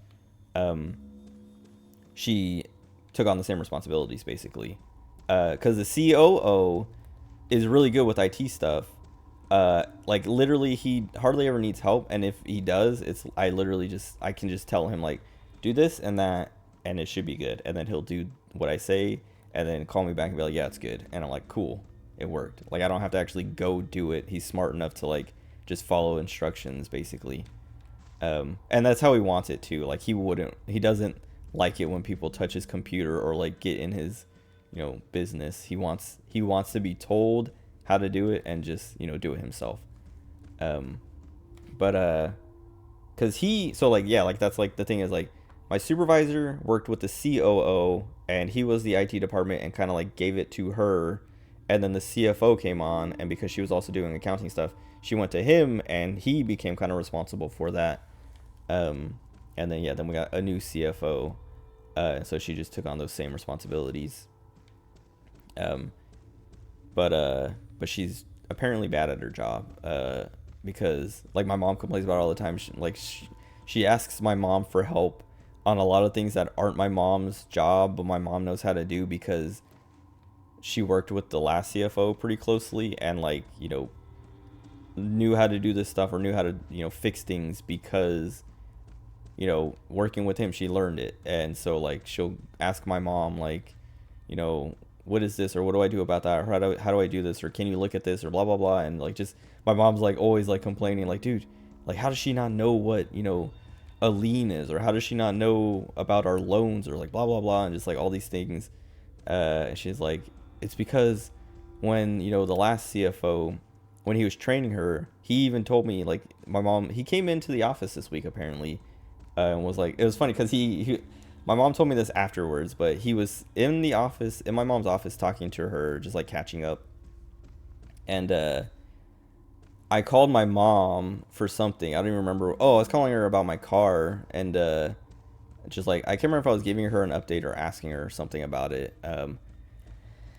But like I was just joking with her after, like I can't remember what it was, but she like said something that was just like, to mess with me, and I was like, listen, Rosalinda, I have control of all of your accounts. If I wanted to, I could lock everything up, so you can't work, and you would be stuck, and people would be calling you like, hey Rosie, where's this at? Hey, what's going on with that? And you could blame IT, and then they would call me and be like, her stuff looks fine. I don't know what her problem is. She's just being lazy. And I was just like joking with her, and she was laughing or whatever, and she's like, all right. Like once we were done talking, hung up, and then like later on in the day, because I think I had to get a ride. Oh, I think I was asking if she was gonna give me a ride home because I didn't have my car, or like, I don't know. I think I literally called to make sure she hadn't left yet. I think it was like 4 p.m. and I called because I was like making sure she didn't forget me because she had to take me home because my car was in the shop. Um, and then I was joking about that. But then when we were driving home, she's like, "Yeah, the old CFO. He was in my office when you called, and he was laughing the whole time. And as soon as I hung up, he's like, "Yep, that sounds like your son." It was pretty funny. I'm cuter, so I'd win. And that's what I didn't say that, but I was like, yeah, you know, I think they would trust me more than they would trust you, because I've like done nothing but help people. Like that's my whole job, is making people's lives easier. So why would I make your life harder? Like why would they believe you when you tell them that I'm making things harder for you, and then over me saying like, no, I'm looking at her accounts right now and everything looks unlocked. Like she's not locked up on, none of her accounts are locked at all. Um, but yeah, she was saying that the old CFO, was in on that whole conversation. She's the dirty lawyer. I mean, the story she tells me about the things she has to do, like the loopholes and stuff she has to find. I think you've heard the stories too. You've seen Better Call Saul. But the stuff she does to get these like the family out of paying like all kinds of taxes, or like um I don't know, fees and things. It's like, man, that's like kind of scummy. Like those are there for a reason. I mean, even if the reason is just to get the government more money, but like everyone else has to pay them, but you gotta like work, I don't know, work the law in a way to get around it. Um which I mean everyone can do, I guess, but not everyone knows how to, or not everyone cares enough to, or is greedy enough to. uh like you're millionaires, how much money do you need to save at this point? um but what was it? Oh yeah, whatever. Like the old CFO, my mom was telling me, like she was like, yeah, we were talking about the new CFO, and I was just telling him about all these. Like I was kind of like, what did you teach her? Because she doesn't know anything. And he's like, I tried to teach her, but she, like, I would be like, what do you need to know? What do you want to know? Do you want to know about loans? Do you want to know about this? You want to know about that? And she would just ask me about Cognos, which is this like accounting software. And he's like, all she wanted to know was, how does Cognos work, and what does Cognos do, and how can she use it, and blah blah blah. And I taught her everything I could, but she never wanted to know about anything else, and so I just kind of assumed she had it, or knew, like had a plan for what she was going to do about all that stuff. My mom was saying, she's like, yep, nope, she doesn't know anything about any of that, because she's constantly coming to me, or like messing things up and then coming to me to fix them. Like my mom was saying, she called a bank one time and was like talking about like two different things, but like I don't remember, like I don't know. My mom explained it to me, and I was like, I barely understand what you're talking about, but it's not my job to understand all this finance stuff. But she's like, yeah, there's like jointly and severally are like opposite concepts. And she was saying like the bank, my CFO, the CFO came to my mom and asked like, hey, can you talk to the bank about this thing? Because I tried talking to them, but they came back to me, with this, and this is not what I was, asking them to do, or trying to get them to do. And then my mom called the bank And they were like, yeah, no, we were, we asked her if she wanted it jointly or severally, and she said she wanted it jointly and severally. So this is how we did it. And my mom, like, they had a, she said they talked about it, and she was like, well, yeah, but aren't they, you know isn't jointly one thing and then severally is the opposite, so you get it either or.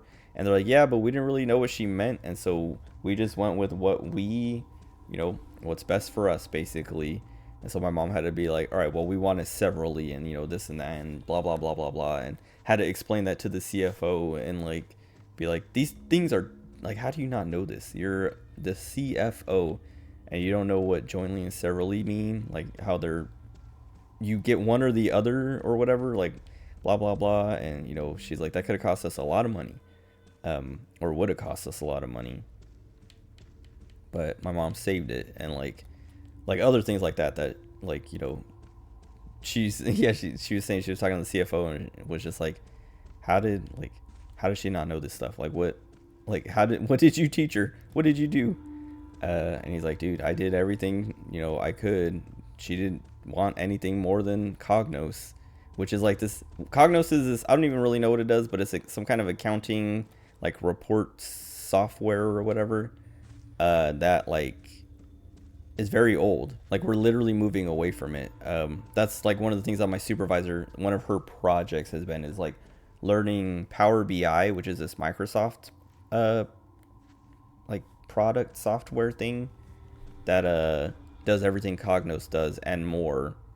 And Cognos is like old, like it's not supported or something, or at least the version we have isn't supported anymore. So it's like, we need to get rid of it. And my supervisor has been learning this Power BI thing to get rid of it. And but like, yeah, the last CFO was like, all she wanted to know was how to use this thing that is like deprecated and needs to be gotten rid of. But yeah, I don't know. It's frustrating, annoying. But like, I don't know. I still got to do my job. And the other thing is like, the IT director or whatever. I don't know if I've actually talked about this on stream, but he I don't know. My mom was calling him the IT director and like things like that. Like she's like, yeah, he's like the IT director or head of IT or whatever. But he doesn't actually have an official title, and apparently never has. Because my supervisor was like, I don't really know what to call him. Like, we were in a meeting with these like outside IT support consultant kind of group, and they were like, so who is this guy? And my supervisor was like, he doesn't really have like an official role or title. And they're like, what is he, like a VP or VIP? Oh well, no, they said, was he like a VP or something? And she's like, well, no, he's kind of like a VIP. Like, he's important, he has the name, but he doesn't really do anything. He just kind of like gets us equipment that we might need, and like runs a lot of the like acquiring whatever hardware we want. And then I thought that was funny, because I was like, yeah, like I've never really known what he's called or what his actual title or role is. And then that contractor I was working with, he, in a different meeting, said the same thing. Like, someone asked him, like, so what is this guy, what's his role, or what does he do? And the contractor consulting guy was like, I'm not really sure. We don't really, like, no one, I don't think he has an actual official title. I think he's just been given money to get new hardware and equipment for us, and like kind of like fund the IT department, but I don't think he actually has like an official title.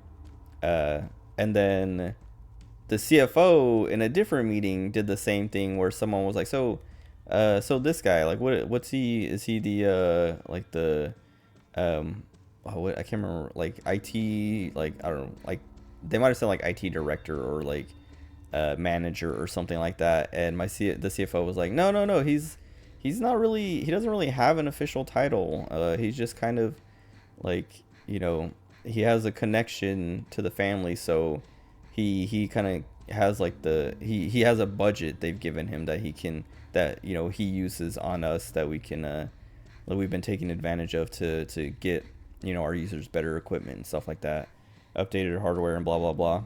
And I was like, dang, like, nobody knows what is like what to call him, what his official title is. And then I was in a meeting with this guy himself, and it was with those like the IT support consultant group or whatever, who they're finally hired on for real now. Like they've been working with us for a week now, and they're kind of like it's kind of nice. They're kind of good at like responding to me and like helping me take care of stuff that I don't have time to or I don't want to do. Um, but we were in a meeting with the owners of that company, and they're like, so, like they asked me like, so Rigo, what do you do? What's your kind of background and like what do you do right now? And I'm like, oh, I was in the Marines and I did all this kind of stuff while I was in the Marines, and now I'm doing this and that, and I'm running stuff. Like the contractor is getting ready to leave, and so I'm taking over all the stuff that he's been doing and learning how to do all that and this and that. And they're like, okay. And so what do you do? To the IT director guy or whatever. Like what is your role? And he's like, oh, well, I don't really have an official role or title or anything like that. I just kind of go wherever I'm needed and do what needs to be done, and make stuff happen. And it's like even he doesn't know what he is like. I was like, I felt kind of bad for him because I was like, dude, like nobody really takes him. I mean, I've never taken him seriously, and I've always known no one really takes him seriously. They just kind of are nice to him and like uh, patronize him because he has the money. Um, but it was funny to hear him like say it himself. The same thing that everyone's been saying of like, yeah, I don't know what his job is. He just kind of is around and has money to spend on us, so we take it. um, but oh well, I guess my point was like he's like constantly like he wants to be in the loop on all the stuff we're doing, but then he doesn't pay attention to anything we're doing. So like we tell him like, this is happening, we're doing all this, and he's like, all right, good to go, all right, and then it happens, and he's like, why didn't anybody tell me that was happening? And we're like, we did. We've been in the meetings for like the last month. How did you not? With the money. I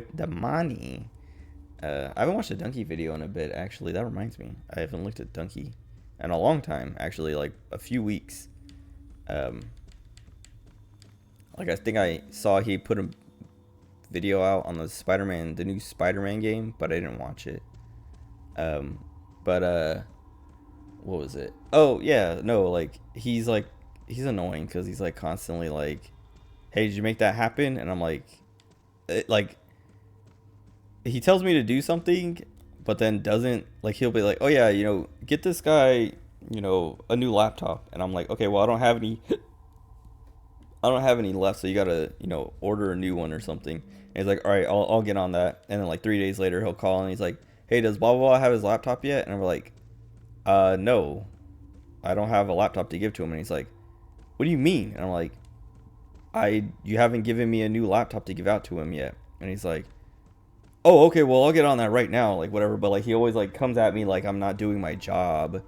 And then like I explained to him like I'm waiting on you, it's your fault. And then he's like, oh okay, well yeah, sorry, I'll get you like I'll get you 3 of them by the end of the week or whatever. It makes you feel like Spider-Man.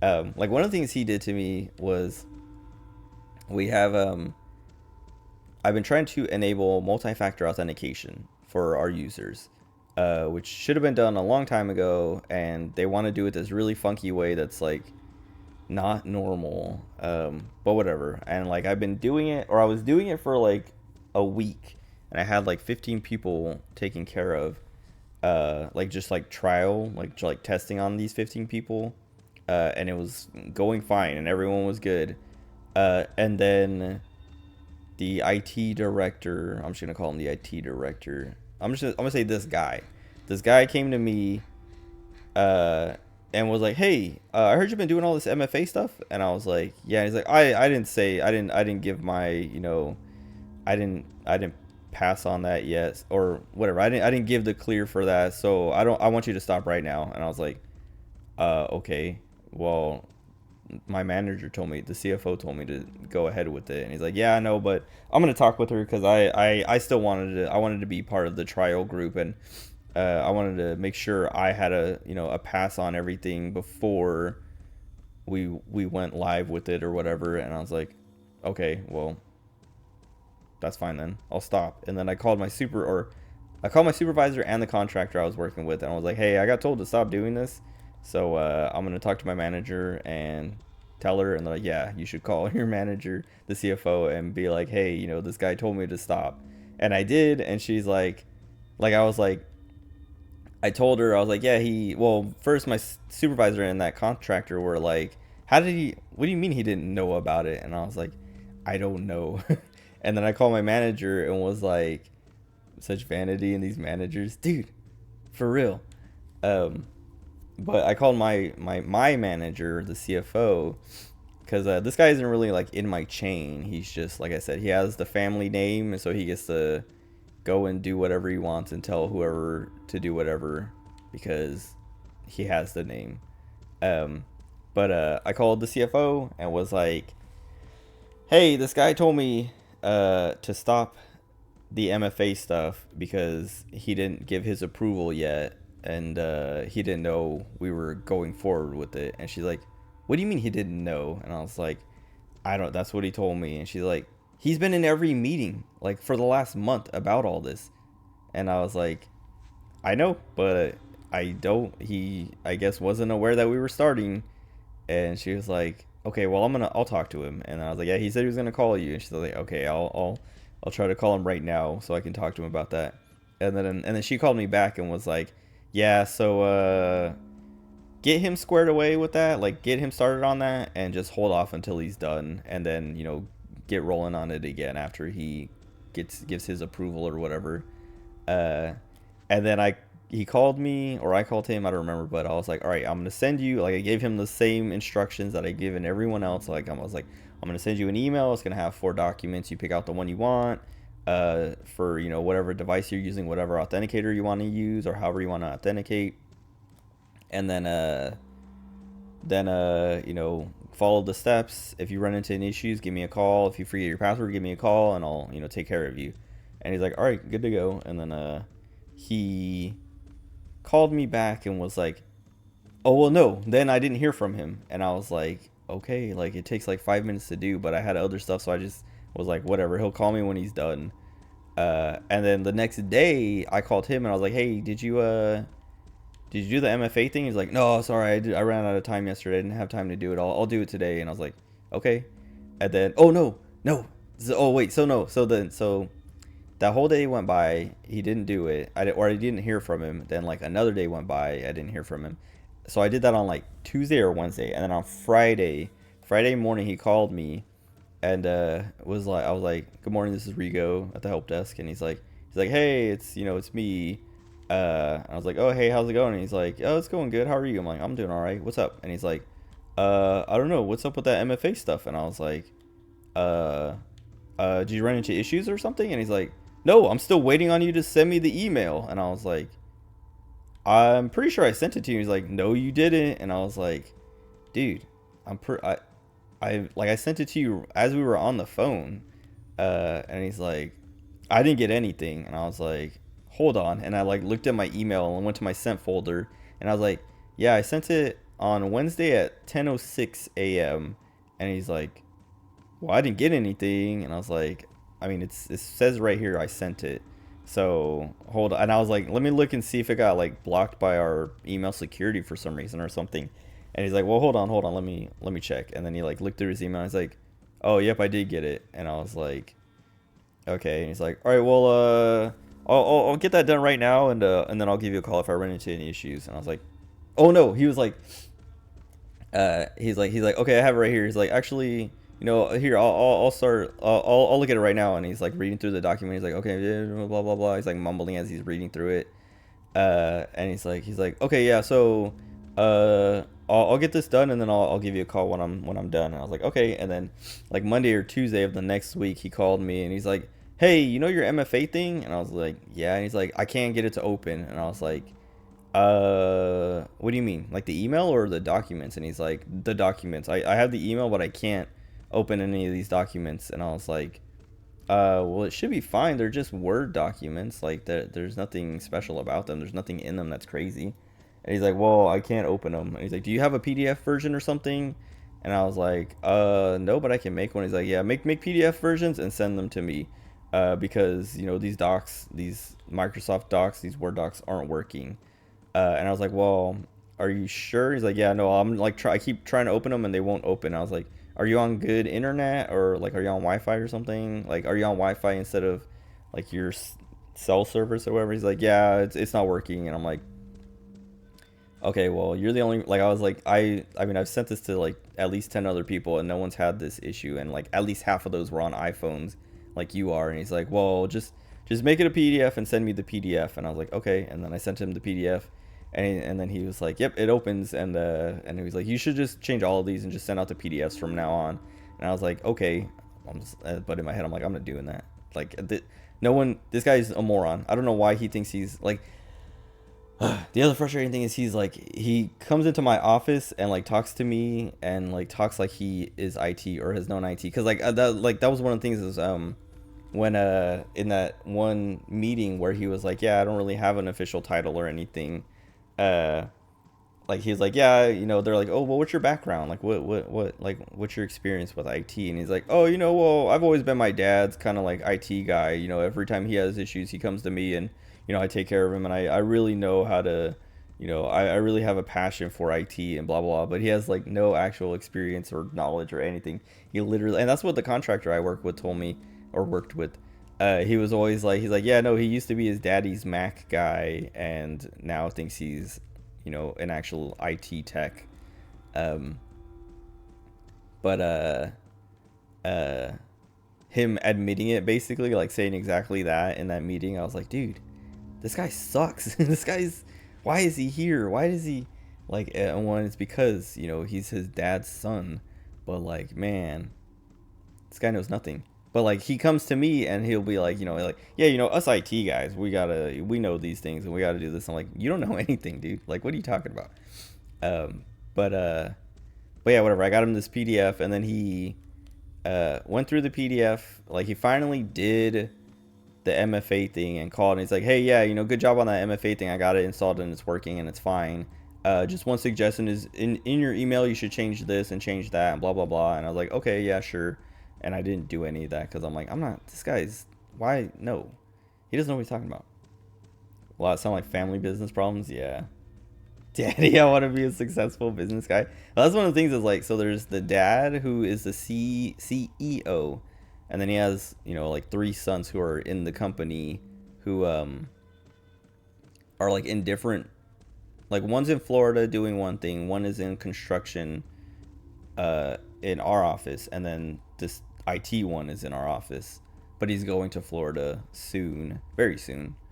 Um, but like the IT one thinks he's going to be the one who's taking over the company, and literally, like, I asked my mom or talked to my mom and my supervisor and the contractor and my manager about it, like, just being like, oh yeah, like, I know the CEO wants to retire, and they're trying to like set up one of the sons to be that, and the IT guy one, he thinks he's going to be it, and they're like, no, he's not taking over. And I'm like, well, he's been saying stuff like this and that, like he's, like he's going to take over, or like he is, doing everything he can to, like he talks to me, he's like, yeah, I've been in every, I've been in the construction side, I've been on, this side, I've been all over, and I know how everything works, I'm ready to like run this place, once my dad is gone, and blah blah blah. And it's like, well, everyone else, nobody else thinks you're ready for that. And like everyone is like, no, no, no, if anyone, it's going to be this one or that one, it's not going to be, this one. um so like, yeah, I don't know. I don't know what like he thinks, or maybe if his dad has said something to him that makes him think he's, you know a successful business guy or what. Because there was this other uh this is like kind of off topic and unrelated. I guess I'll just keep talking about off topic unrelated stuff. But there was this one day where the CEO's assistant called me and she was like, hey, we have a meeting next week on Wednesday in this conference room. Are you going to be here? Like, we will need your support. And I was like, yeah, I'll be here. Like, don't, like, yeah, I'll carve it out. What time is it at? And like, whatever. And she's like, oh, well, they get here at 9, but I would like it if you were here before that. so that when you'll be ready for them to get here, so you can help them set up. And then the meeting's supposed to go for a couple hours. And I was like, okay, yeah, I get here at 8 anyway, so like that's plenty of time. She's like, okay, cool. Then the meeting day came, and these guys came in, and they showed up at like 9:30 or something, and I was like, where are they? And they like showed up, and like I had to like not really like rush, because I don't really, if like I don't really rush anything unless it is actually like an emergency, or if it's the CEO or the COO who are like, hey, I need help, then I'm like, I drop everything and prioritize them. But like these guys taking like being half an hour late, I was like, I'm not gonna rush myself for this. Like they don't care, so I don't care. That's like kind of my motto at work, is like, if you don't care, I don't care. Because a lot of times people will come to me with problems, and then I try to help them, and then they don't respond, or they don't answer my calls, or they don't respond to my email, and then I'm just like, all right, well, if it's not that big of a deal, then I'm not gonna worry about it. But these guys showed up super late, just like my CENTCOM days. My CENTCOM days were actually, they were like more stressful, but a lot more fun, I would say. um, because I got to travel, and like I felt like the team was better, like more fun, like everyone was more relatable, I guess, because we're all in the military. We're all doing the same job, instead of me being the only IT guy and having to work with a bunch of, like, it would be like if I was on the comms team at CENTCOM by myself, is kind of what this feels like. And I guess it would be worse if it was CENTCOM and I was by myself, because like I guess what made it, like, General Austin and his team were super good. Like they weren't, like, no one ever treated me bad or anything, except for the one guy. I mean, he didn't even really treat me bad, but he made me make him coffee in the morning, or at least like start the coffee, and would get mad, not like mad to like, not that mad, but like if he came in and I hadn't started the coffee, he'd be like, Lopez, the coffee's not running, and I'd be like, oh, sorry, sir, I've been like doing all this stuff. And he's like, make sure you get it going tomorrow morning. And I'm like, okay, like whatever. I don't drink coffee, so I don't even know, like, I know how to make coffee, but I don't even know if, I mean, apparently I'm making it good enough for him, because he never complained about it. But he would just complain if it wasn't there. But nobody else ever really asked for anything unrelated to like job stuff. But where was I? I lost it. I don't know. It's complaining. But yeah, I don't know. This IT dude, or wannabe IT guy, is like constantly asking to be kept in the loop, and then we keep him in the loop, and then we do the thing. We're like, hey, yeah, we're gonna do the thing, or he tells me like, do the thing, and I'm like, okay, well, I'm gonna wait on you to get me that stuff. And he's like, okay, I will. And then he doesn't get it to me, and then calls me, and he's like, hey, how come that thing's not done yet? And it's like, because you didn't give me the stuff. And then he's like, oh, okay, I'll get you that stuff. And then he gets me the stuff, and then he's like he never apologizes or whatever. Like he always comes at me like aggressively, like, dude, you're not doing your job. Like, where's the MFA stuff? Or how come, Jeremy in Florida doesn't have his laptop yet? And I'm like, because you didn't give me a laptop to give to him. I'll like, it'll be like literally, so like I said, like this dude, his name's not actually Jeremy, but there's this guy in Florida who, his computer broke. Like his Surface tablet is stuck in this, doing this boot, like it's stuck booting, like it keeps rebooting. It'll like boot and then shut off and then restart, and like, like load the windows, like have the Windows icon like it's loading, and then shut off and then restart, and it's just like stuck in this boot loop. And so the IT guy was like, hey, try to help this guy out. And I tried to help the guy out, and I was like, I can't really do anything, because he, like, unless I can get my hands on it, like I can't really do anything. I tried to give him instructions on how to fix it, and he can't do it. And so then, the IT director wannabe was like, all right, well, just get him one of the new Dell laptops. And I was like, okay, sure. But I don't have any. And he was like, all right, well, I'll get you one. And then, like called me like 2 days later, and he's like, hey, how come Jeremy doesn't have his laptop yet? And I was like, I don't have any to give to him. And he's like, what do you mean? And I'm like, I don't have any. I don't have any to give to him. And I was like, you said you would get me one. And he's like, oh, okay, I'll get on that right away. I'll work on that right now, and I'll make sure, you know, it gets here by the end of the week. And then, you know, like, just make sure you get it set up and sent out to him as soon as you can. And I was like, okay. And then he dropped it off to me like earlier like on Monday.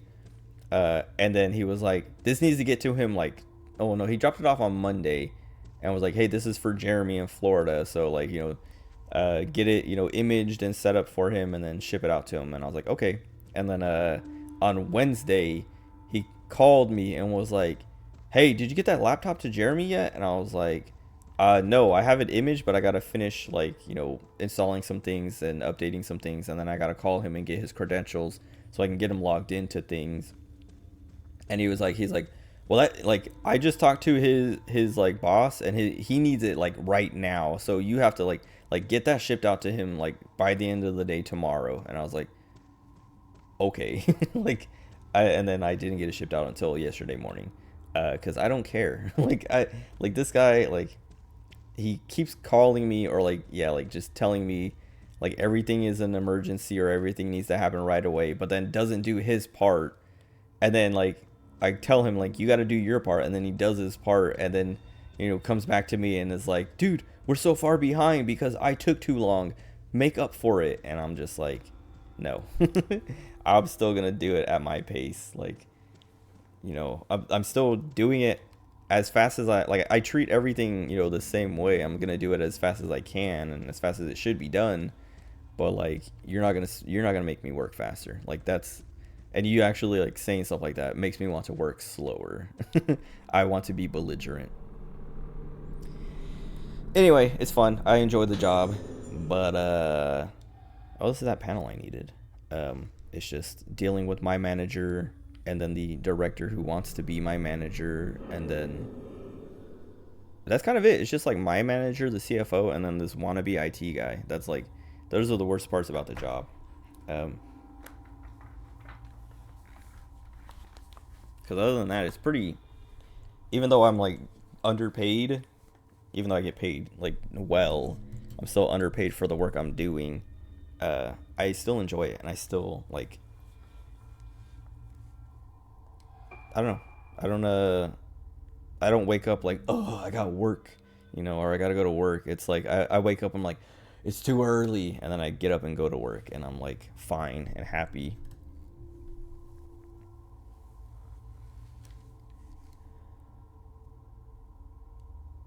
I hate slide puzzles. Oh, and it's a rotating.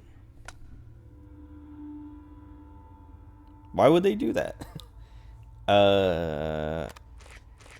Well then how do I... Oh, so it's... Okay, I thought it was a slide puzzle. It's just like a... Wait a second.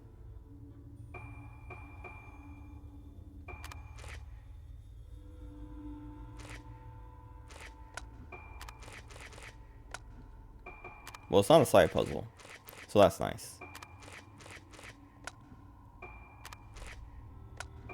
Oh, wait, this feels kind of easy now that I know it's not a slide puzzle. I was like, no, I have to like rotate them and slide them. Whoops.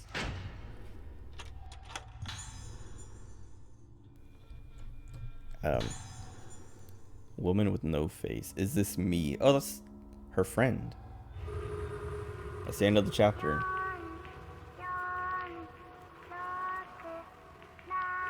4467.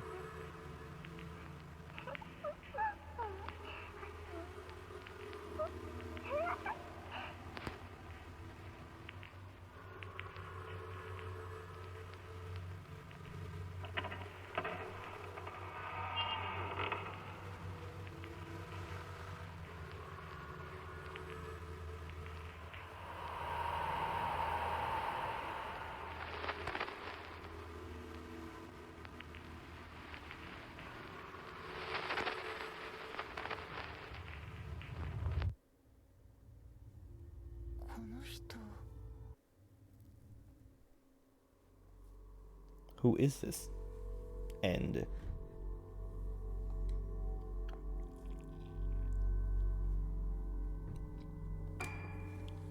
how long did I spend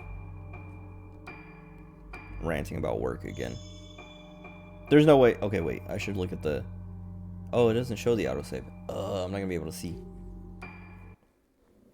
Honestly, I was not talking for 2 hours. Who are we playing?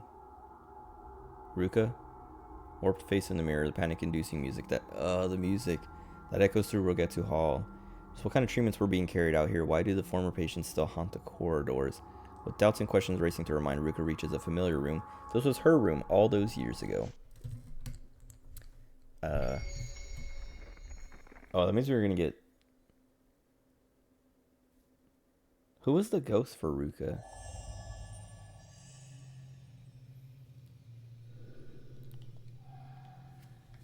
Because it wasn't Ayako, was it? Oh, it's locked. Excuse me. Oh, I hope I didn't use good film. Oh, do I have to go down to that? I don't remember what it was called. The room in the basement. Oh, I have so much of the Type 14.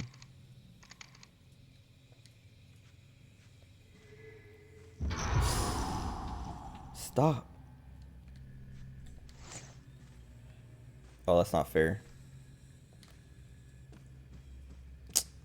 That's so lame. That corner, dude. How are you even supposed to get that? I guess I could have just like gave up. Wait, I could reload. Whoops. Because this will be like right here.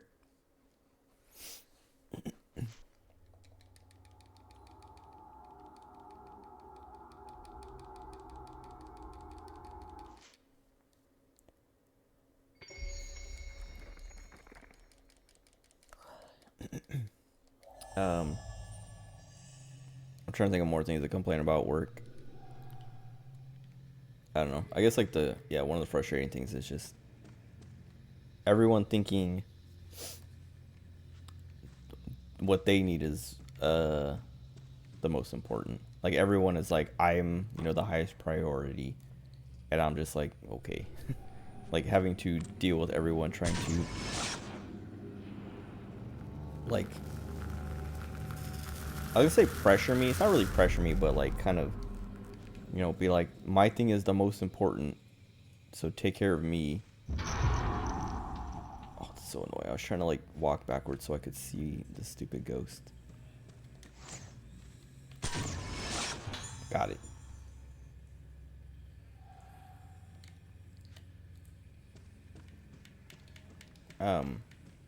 Cause yeah, like my manager, the CFO, is like, this is important.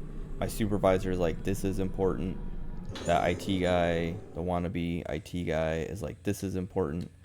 And I'm just like, okay, like actually to me this is important. And so yeah, I don't know. That's just like, it gets frustrating because then when I'm doing someone else's thing and one of the other people calls me and is like, hey, did you get my thing done? Or are you working on my thing?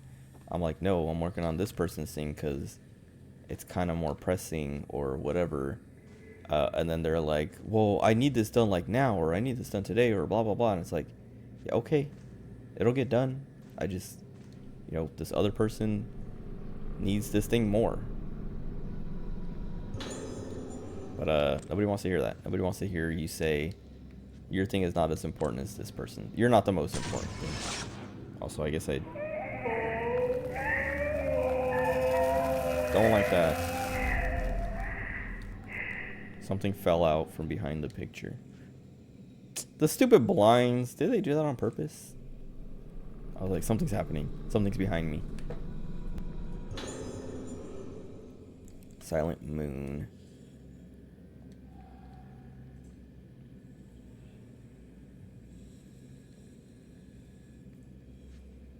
Where am I now? Moonlit window gallery.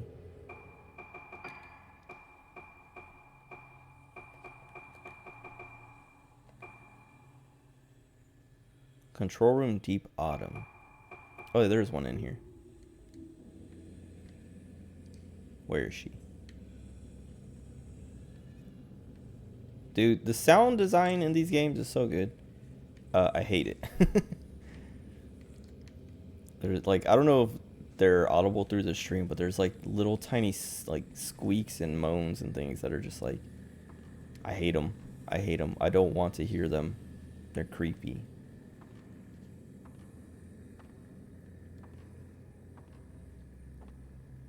Hozuki doll, my beloved.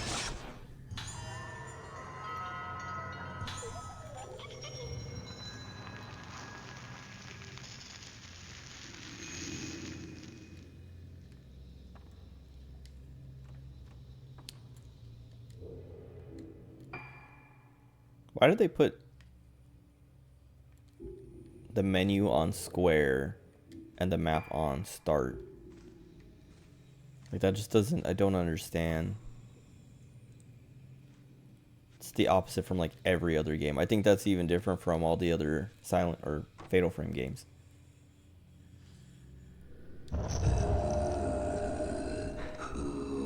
Okay, let me take your picture. Oh, or not.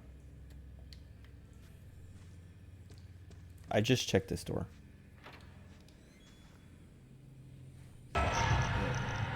Stop! Take his picture. Don't let him go.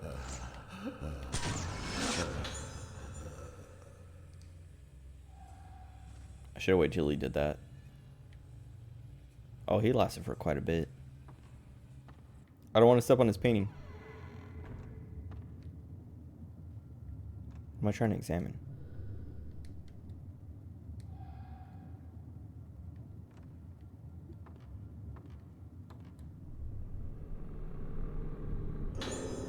Yugo Maga Key. Visions take control of the brush in my hand. Black, silent. I am not there. There is no one. There is nothing. My memory is painted black. Then that black is further blotted out, even darker. Nothing left but black. The visions will only emerge from the canvas of absolute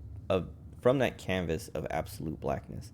I burn my memory, and in return, I receive the visions. They are brilliant, and ever changing like a kaleidoscope. Fixing these moments into place pierces my darkness with blinding light. Come. What was I watching? Oh, I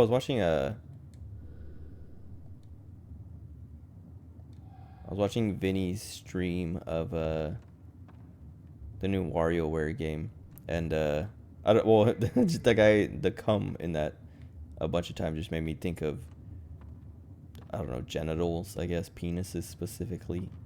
But I was like, there's something I was watching that was like referencing like penises or something. Well, one thing is Vinny likes to use the word penicular to describe things that are like phallic. But I was watching his WarioWare stream, like the VOD, and they do this cool thing. I don't have my Joy-Cons next to me; they're up on my Switch, so I'm not gonna grab them. But one of I think it's the left Joy-Con. It has like an IR sensor in it, and they use it kind of cool in the new Wario for some of the mini games. Almost choked on my water, but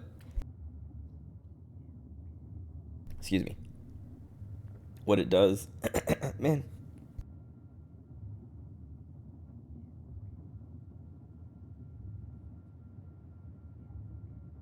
I have hiccups now.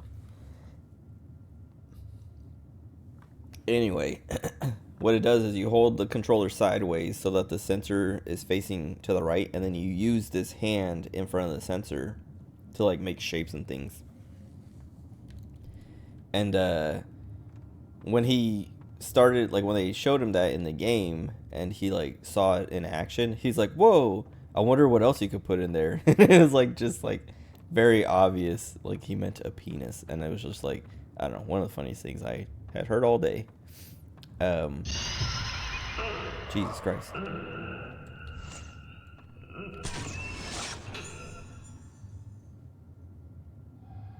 I don't think I stepped on that though. He doesn't have to cover it up, protect it. Now I'm gonna walk on it because he jump scared me twice. But yeah, and then Vinny actually, he started like putting all kinds of things in front of the IR sensor to see if they would. 20? Jesus Christ. And I probably already have a bunch. Yeah, man.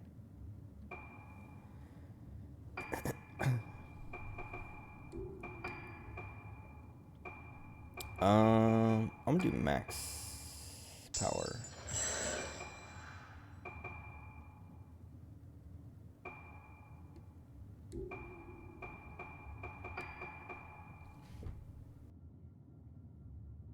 I'm gonna grab this one too.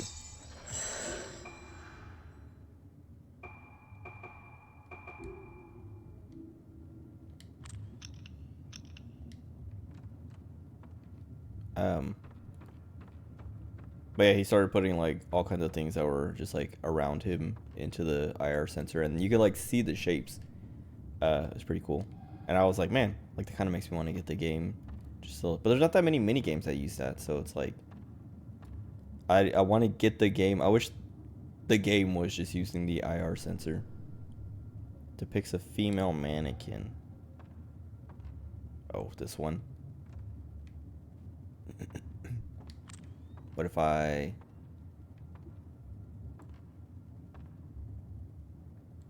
Well, that's kind of creepy though. It has like the arms next to it and then like the head above it, but not connected to it.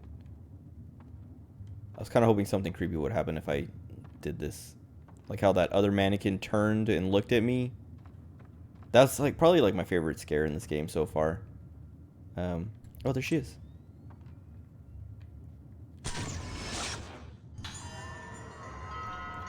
But like when I went into Coyote's room and was like, let me pull out my camera and look at this mannequin, and then when I pull out the camera, the mannequin is looking at me, and then I put the camera down and it's looking forward again like it never was looking at me, and then I pull the camera up again and it's still just looking forward.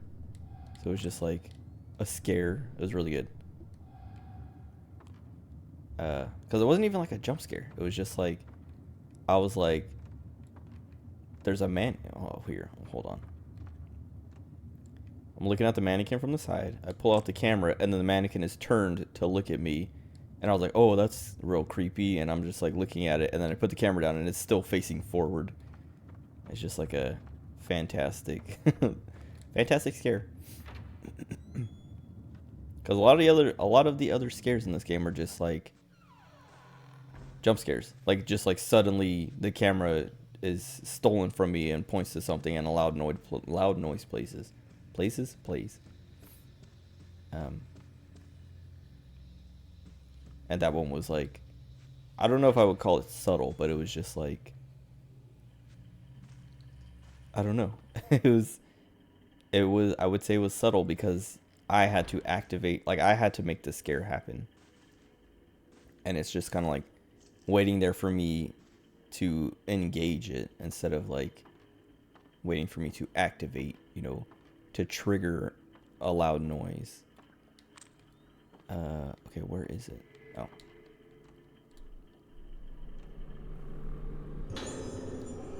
Man, they're feeding me 20 more. That means I can get that other upgrade. Oh, but do I save up and get more damage? No, I'm gonna get this. Do I have healing on Ruka? Yeah, that's where all my healing is. I have 6 herbal medicines and 2 waters.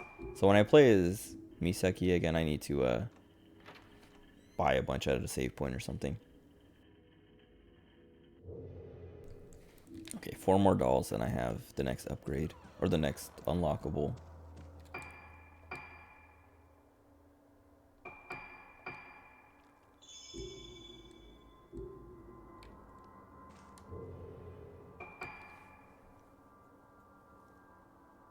Oh, I went the wrong way.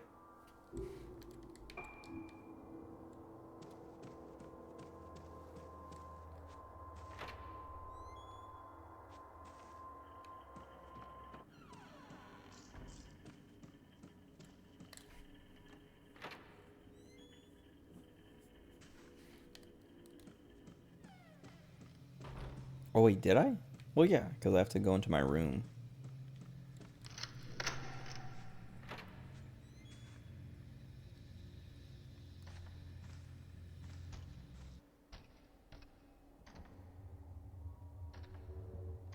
I was like, I hear footsteps or something. But then I immediately saw this and I was like, okay, I really hope that's what the noise is. Why are all the cabinets moving like that?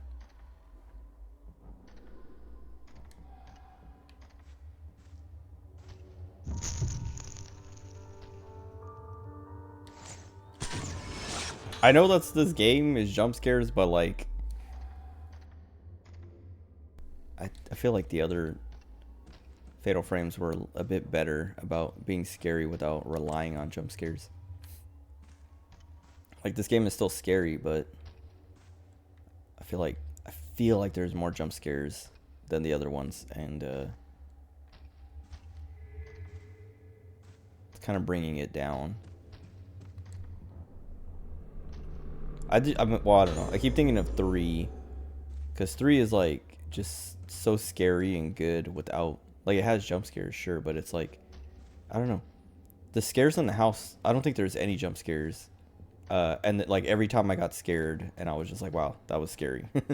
Cause like they're kind of subtle. Like my favorite scare was the one where you're coming down the stairs and you can see like the little kind of closet with the curtain underneath the stairs, and there's feet sticking out, like someone's standing behind it, and it's like, oh, someone's in there, and then you turn down the stairs and the camera angle changes so you can't see it anymore, and then when it comes back, it's gone. Like there's no legs behind the curtain anymore. And it's just really well done.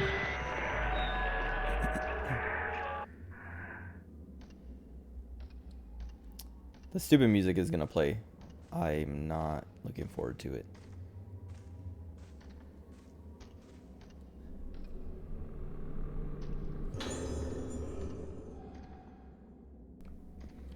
There has to be a doll in here, right?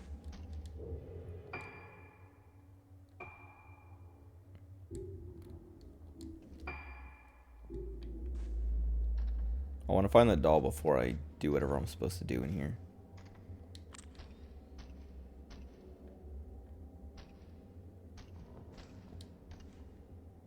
Oh, oh no, those are petals. I was like, oh, it's down there.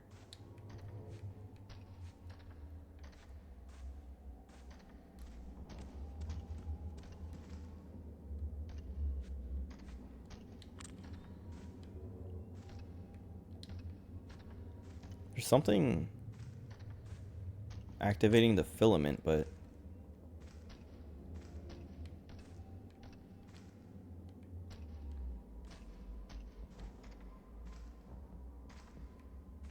I mean, it could be not something that gets lit up, kind of like that one puzzle, the little like slider puzzle thing, or tile puzzle, I guess. I don't know. Seems like it's like over here.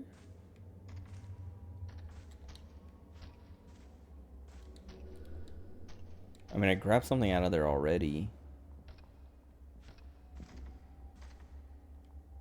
Where's the doll?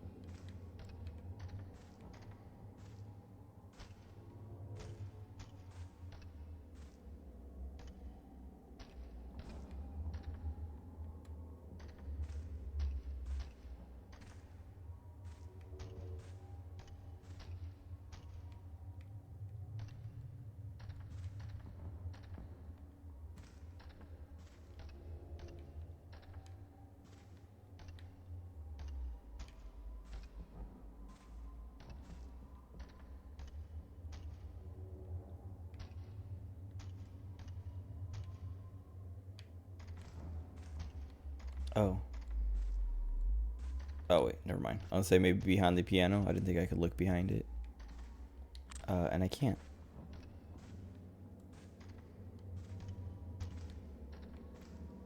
Where?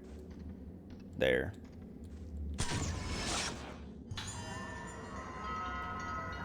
3 more, and then I have whatever's next. I'm more than half. Wait, that's 37. I think there's 79. I was gonna say I'm more than halfway, but I would have to hit 40 for that.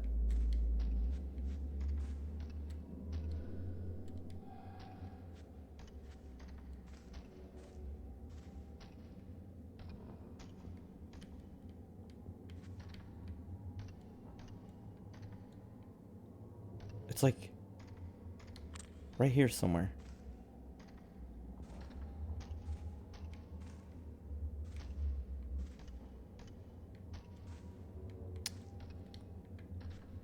Kind of getting tired of that mechanic. I was here. What happened to me here? I can't remember. The mechanic of like having to aim the flashlight at the thing that is going to light up, but also I had to actually click on the thing to make it come up, so I couldn't light it up with a flashlight anyway. Oh, I still have to listen to her tape. Been in the hospital a while now. I made friends with girls my age, and the nurses are very nice to me, but I still feel sad sometimes. Why does Daddy make me wear the masks? He wears them, but why do I have to? Wait, did I already figure that out? That Ruka was his son or his daughter? Jeez. When the doctor plays the music for me, I start to remember scary things. I want to get better and remember them for Mommy, but they're too scary. My house, the masks, my daddy. I see Daddy's back. He turns around and the rest is illegible. And his face is messed up. Because he ballooned. At least it's not the loud music. Cog missing. Where we at?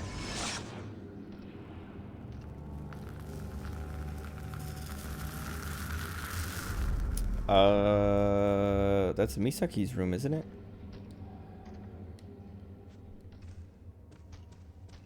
Which is on the 2nd floor.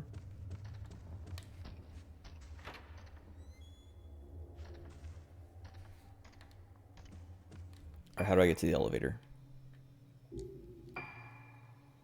Left. Until they tell me the door is locked, and then I have to go all the way around.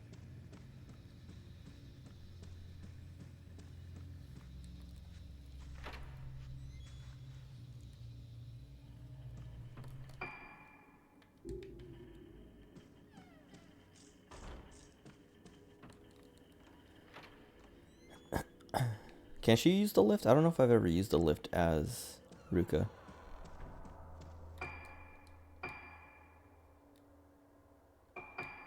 Oh, okay. So you can have 20 files.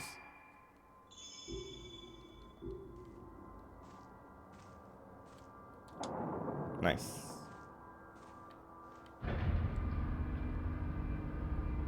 I don't know why I'm like paranoid. Like I like always want to check behind me to make sure there's no ghosts coming at me or something.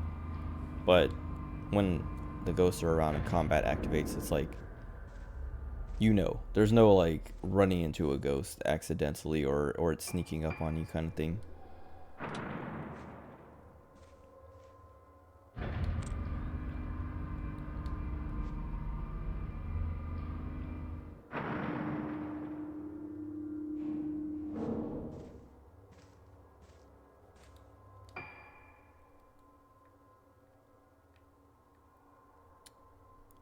So I can go through Ayako's room.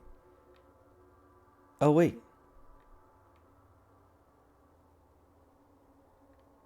No, her room. Was it on the 3rd floor? Wait a second. Oh, it was. It was right next door. I'm dumb. I went all the way down here for nothing. Madoka's room is on the 2nd floor. Madoka, Ayako, and Kagedi? I don't know.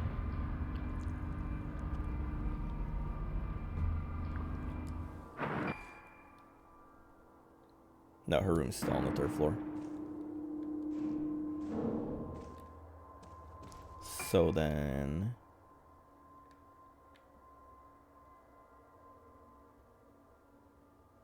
Okay.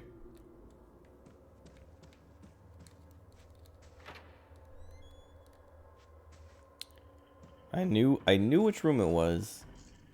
I should know where.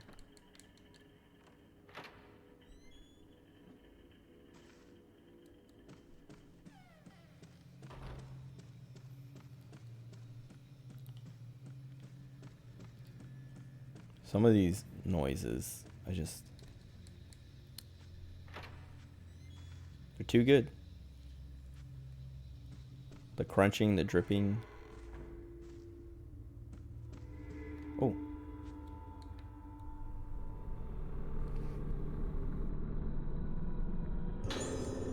Okay, they gave me 2020 and then gave me 3.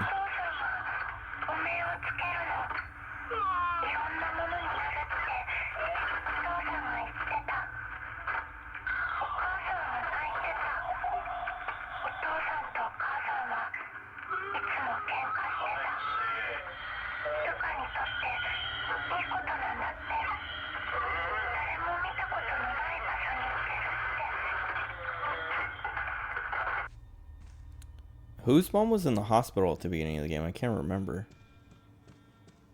I don't remember if it was Ruka's or Misaki's. What was I gonna do? Oh, the tape. テープ回ってます。どうだい？どんな気分かな？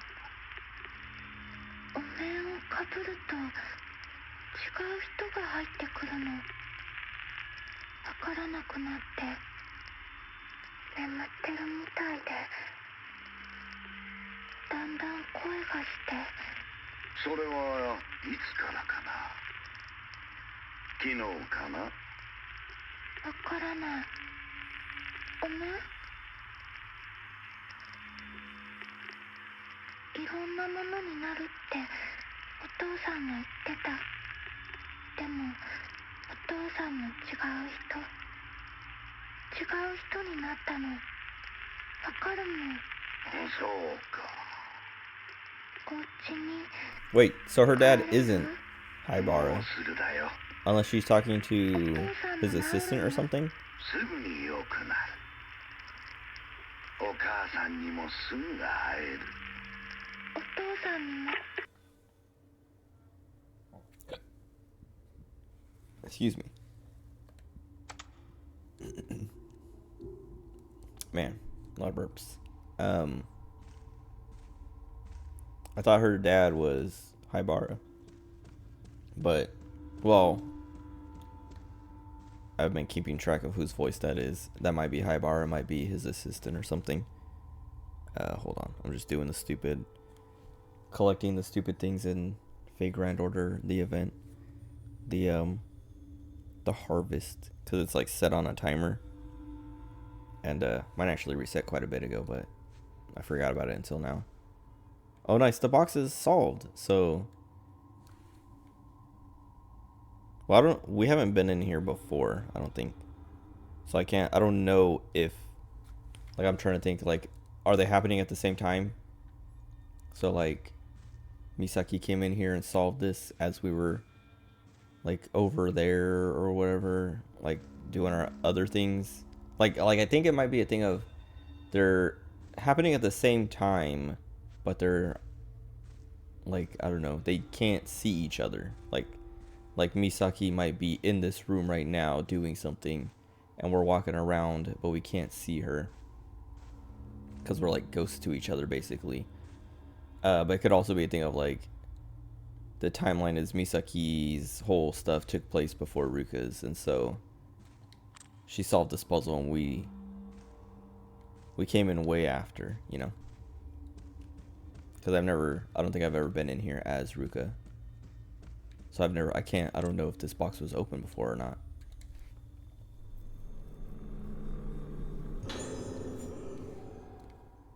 I was gonna say, where are the ghosts? Oh, come on. I forget that that's his thing. Isn't that the nurse? Or maybe it's just him. Go away. I think it's just him this time.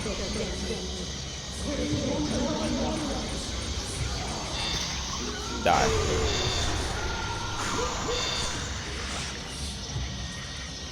That's what I'm talking about.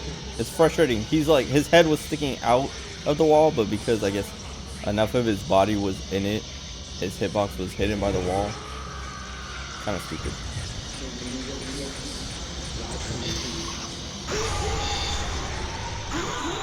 Like, because they get pushed back so far. That's why there's that stun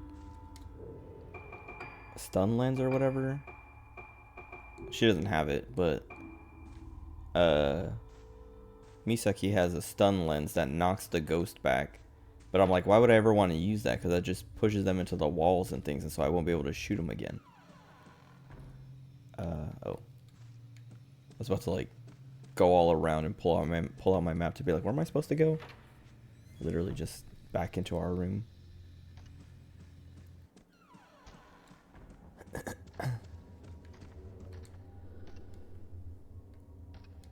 Cog is in the wrong place. Oh, we probably have to, like...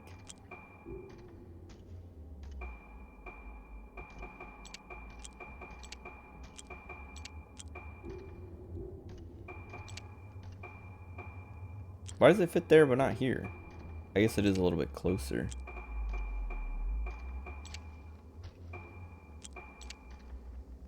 Okay, I see what we have to do.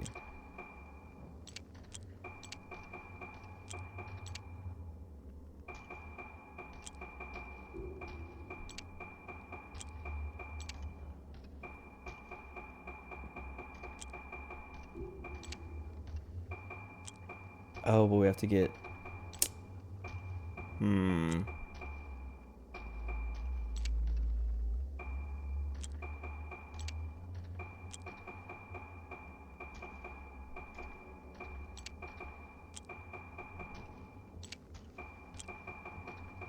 Good.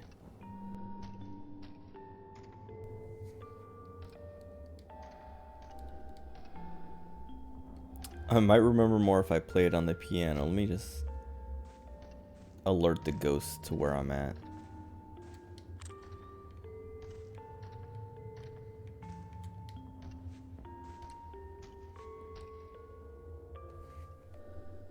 Oh.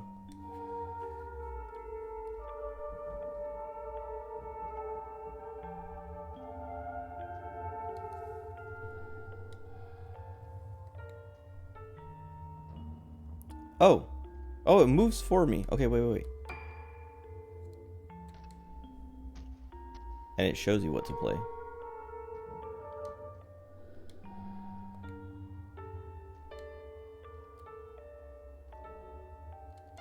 Oh, it's the wrong B.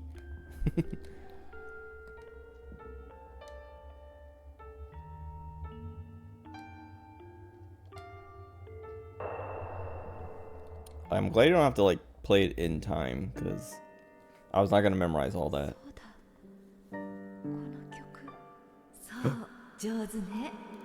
She's standing right next to us. Now she's gone.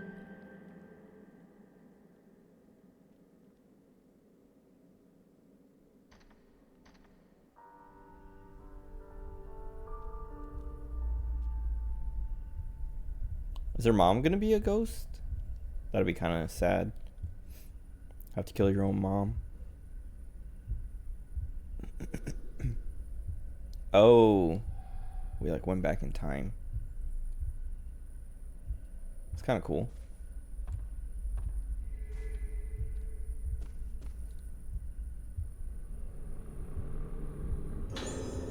Ruka's diary. Today I was playing in the garden and I heard a knock-knock noise from the workplace. I thought it was Daddy. I haven't seen Daddy in a long time. Daddy's always making masks. I feel sad that he's not here to hug me or play with me. When I ask Mommy when his work will be done, she never answers.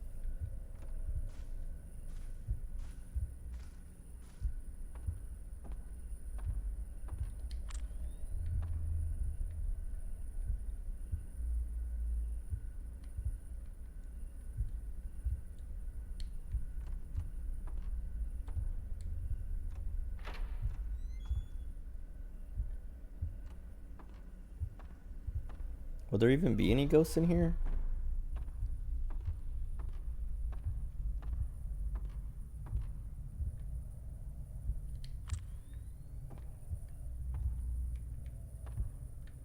What is this for?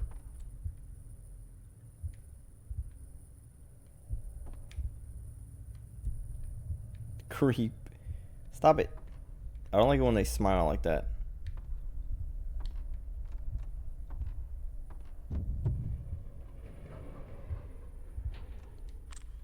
I mean, I still have the camera, so...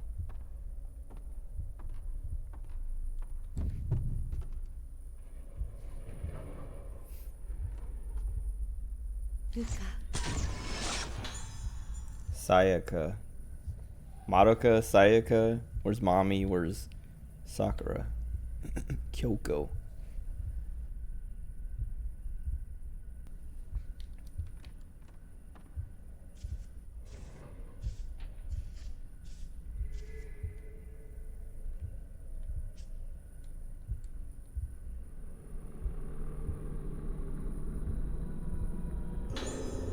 Sayaka's diary. I saw Ruka standing outside in the garden, bathing in the moonlight. I rushed out and held her in my arms, but she didn't even seem to notice me, just muttering to herself, her expression completely blank. As if this weren't enough, she started to show a fear of mirrors. I have to talk with Dr. Haibara before she buds. If I don't get her seen to as soon as possible, it may be too late to save her. There's something I wanted to give to Ruka, but I don't think she's fit to receive it yet. I'll wait until she gets better and can show me her beautiful smile again.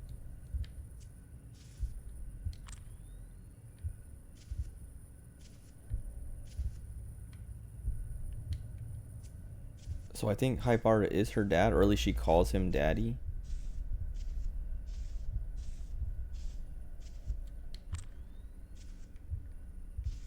There's something else in here.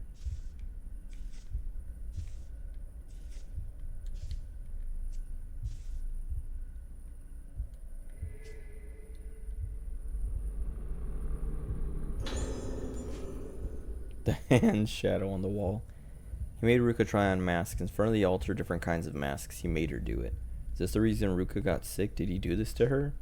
He's changed. He's spending longer and longer at the workshop every day, and when he comes home, he has such an indescribably heavy aura around him. I feel like the shadows in his eyes have darkened, while the strange light behind him has grown brighter and more intense with each passing day. He sounds so impatient when he talks to me, like he hasn't got time to spare, but he won't even tell us what it is that he's chasing after. But whatever it is, he's clearly willing to sacrifice everything for it, even us. What drives him? Just thinking about it makes my heart hurt. Oh, just thinking about it makes my heart, a heart that wants so much to trust him, tremble in fear. Will my Soya come home to me when this work is finished? No, he's not ever coming back. That's what I've come to think. He's no longer the Soya I once knew, the Soya I fell in love with and had a child with, our child. I have to get Ruka away from him. So yeah, it is. Haibara is her dad. Soya.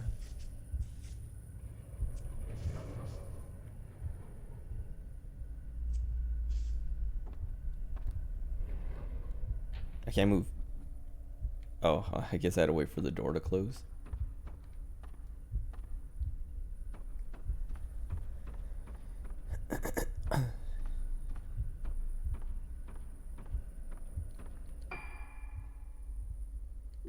Yomotsuki residence. I have to make sure, because I feel like you might not be able to come back to this.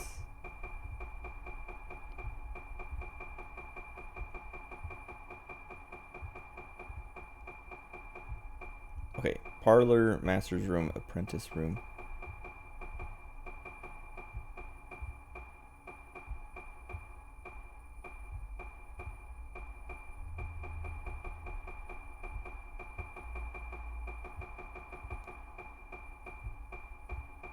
I have to grab all the ones that I can as I'm like walking through.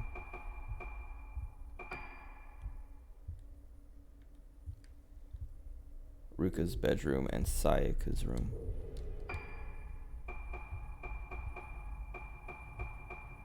Yep.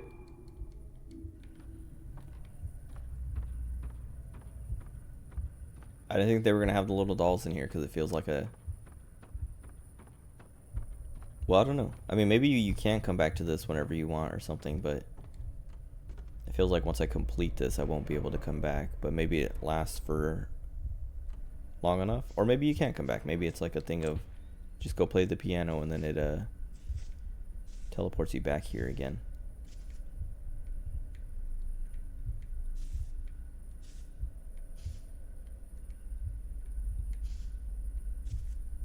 Where is she?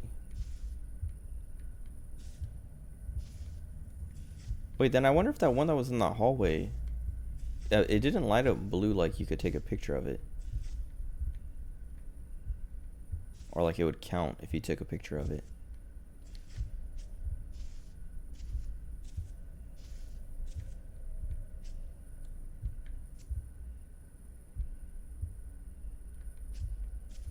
There's one in here somewhere.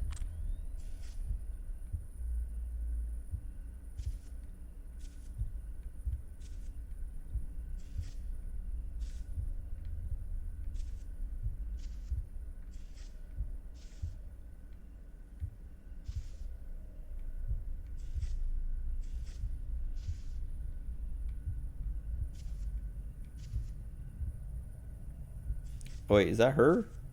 Oh no, because they don't have... Their feet don't look like that.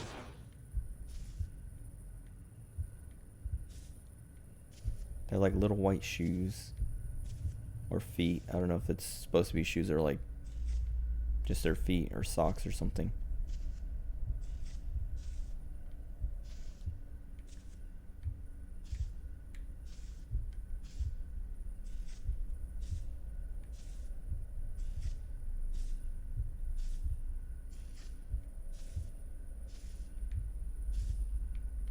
I don't know why I like move my head like I can see around the corner or something.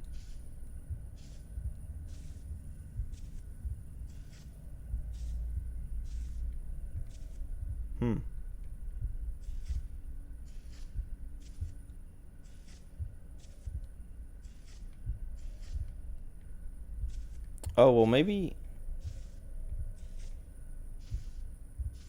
Well, I don't know. I'd say maybe this unlocks it for the future, so when we go back to our normal time, we now have access to all this stuff. But I don't know. I don't see it anywhere though, and I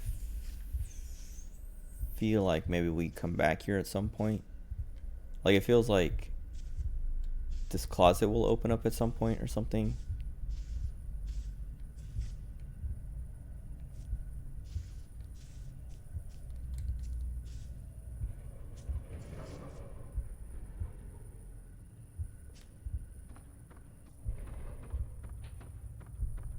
I'm gonna take a picture of the one that's in here.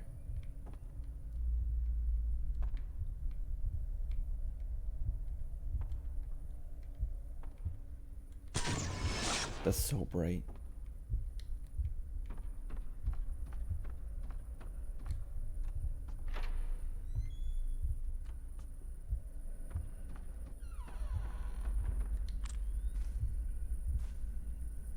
Okay.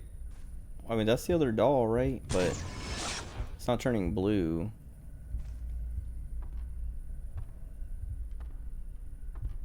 So I feel like we do have to be back in here again at some point. Like in the normal time or something. Or not in this like flashback version.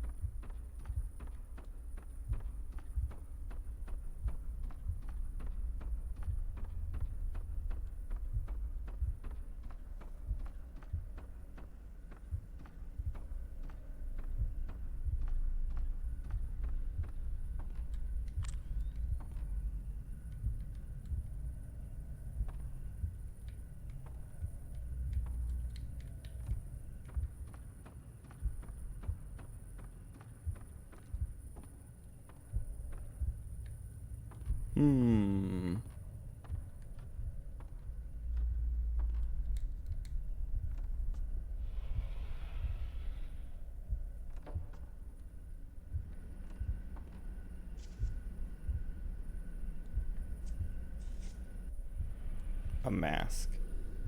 Peeling mask is enshrined in the altar. Small mortuary tablets sit on either side of it.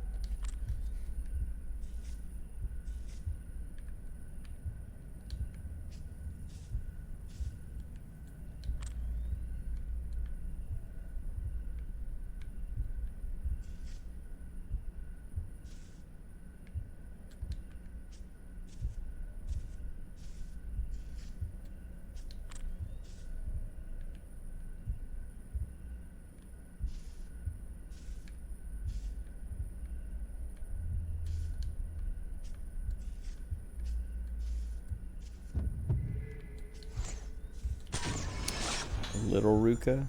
Girl looking at moon.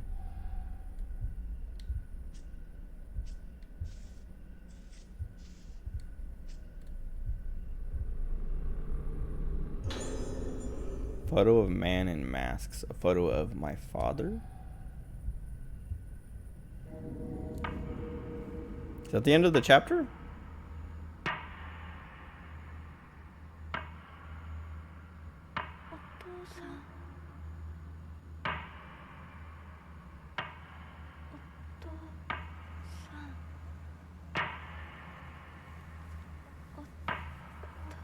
So no, it's not. Is it Haibara? What? It's not Haibara.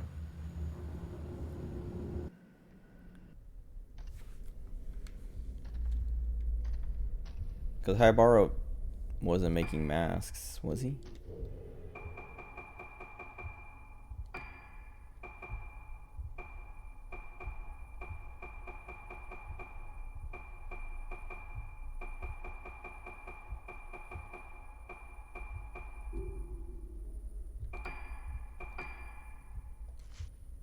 No. Shigeto Haibara.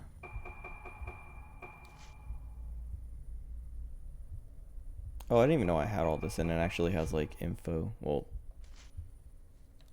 so Yo Haibara, this is the son that Choshiro is after.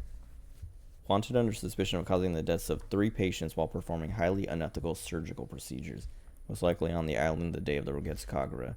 His father Shigeto is head of the island and director of Haibara Infirmary, very influential in the area, substantial financial support of his son, ?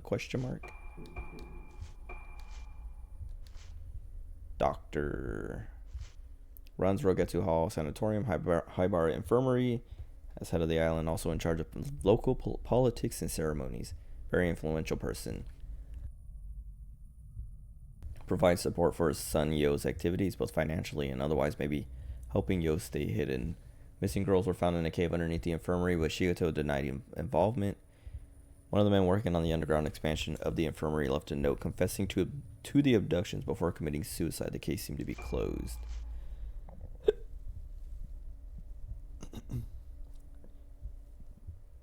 Excuse me. Shigeto was combining medical science with local superstition and folklore in his efforts to treat moonlight syndrome. Treatment using masks? ? Shoji Katagiri. Wait, I must have read some of these. Worked as assistant to director Haibara and Rogetsu Hall. Also had medical experience on the mainland. Shoji seemed to have doubts about using special apparatus derived from folk medicine to treat moonlight syndrome. He found budding and blossoming to be disturbing terms. What is the rite of descent? Oh, I just don't have info on these people yet. Hizuki Asagi. That's a little boy, isn't it? Age 6. Moonlight syndrome patient. Condition deteriorated rapidly after a surgical procedure causing death. Extremely similar to the cases Yo Haibara was involved in. Or no, was this the girl in the infirmary? The one who lost all her hair or whatever? Ruka. Former patient at Rogetsu Hall went missing on night of Rogetsu Kagura, later found in a cave underneath Haibara Infirmary. She wasn't found in time to prevent severe confusion and amnesia, which she still suffers from. Ruka is following her friends to Rogetsu Isle. Her mother, Sayaka, asked me... Okay, so her mom was the one in the hospital. Her mother, Sayaka, asked me to find her and bring her back safely. And then her mom, my current client, asked me to find her daughter, Ruka, and bring her back safely. Her sickness has abated, but she's still bedridden. I've known her since the kidnappings 10 years ago when I found Ruka. She hasn't changed a bit since then. Incident in which 5 girls were abducted on the night of the Rogetsu Kagura ritual dance. All exits from the temple of the Lunar Eclipse where the ritual was being held were sealed, but the girls were nowhere to be found. Similar incidents had occurred on past Kagura nights, but all I could get from the locals was fearful superstition. They say the girls were spirited away or the moon took them. An anonymous tip-off led me to the cave underneath Haibara Infirmary where I found the missing girls. Incident in which mass disappearances. Incident in which the people of Rogetsu Isle disappeared en masse 2 years ago after the Rogetsu Kagura. Many bodies were found in the vicinity of Rogetsu Hall, while the rest of the islanders were never seen again. Main island of the Rogetsu Islands has historically had little contact with the mainland, so its unique local culture has remained intact. It came to prominence when the Rogetsu Hall Sanatorium was built, and when the Rogetsu Kagura was made into a tourist attraction. Haibara Infirmary, medical facility run by Shigeto Haibara, father of Yo Haibara, the only hospital on Rogetsu Isle. Most of the patients suffer from Moonlight Syndrome, a condition unique to the Rogetsu Islands. Moonlight Syndrome, a condition unique to the Rogetsu Islands. Symptoms include amnesia, nighttime wandering, and bizarre behavior. Known throughout the history of the islands as moonlust and night walking, as sufferers appear to be attracted to moonlight. In advanced stages of progression, patients can go into cardiopulmonary arrest, seemingly brought on by complete mental collapse. In many cases, patients with severe Moonlight Syndrome commit suicide. Rogetsu Kagura, an ancient tradition that takes place once every 10 years on Rogetsu Isle. The maiden or vessel slips into a trance-like state as she dances to the music played by the organs. In recent times, the ceremony was made into a tourist attraction. People born on the island who move away from it are said to come back for the Rogetsu Kagura, no matter what. Vessel, the maiden who dances during the Rogetsu Kagura. She puts on a mask and dances in the moonlight on a special stage. The vessel is the focus of the entire ceremony. 5 young girls who play a special kind of music during this Rogetsu Kagura. Girls of about the age of 10 are chosen to play each of the 5 parts: vocal, flute, drum, strings, and bell. It's organs. Rite of descent. The Rogetsu Kagura evolved from an earlier, more primitive form called the Rite of Descent. The Rite of Descent was forbidden when it caused a great disaster to befall the island. It is feared by the locals and has not been performed for a long time. So do we get to perform it?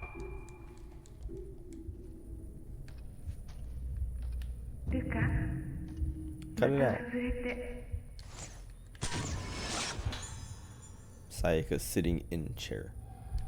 Mother. Blossom design. Like the one in her hair. No. I put that there. Don't do it.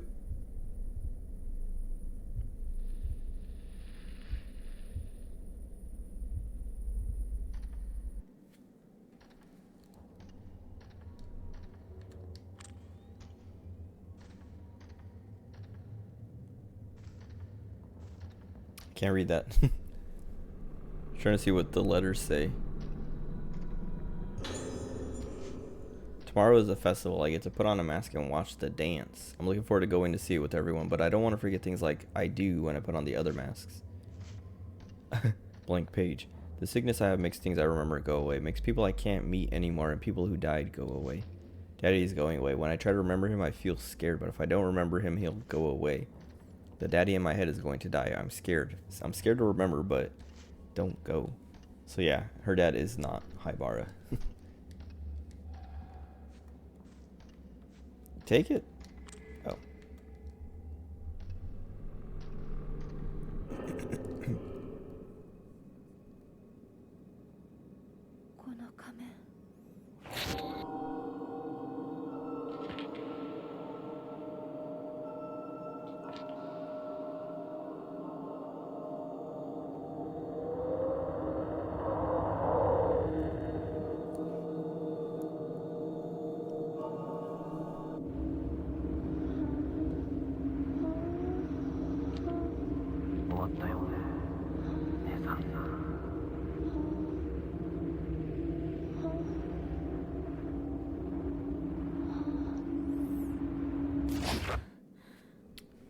Huh.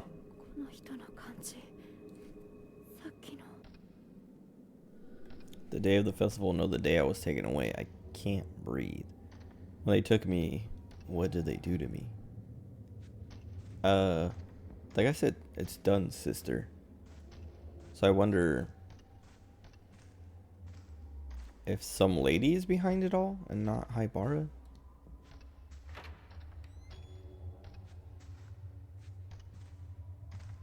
But I don't know if it would be that medium girl. Because that's Misaki's thing, right? What am I up to now? Oh, small key with the blossom design. Which room have I not been in? Or can't get in?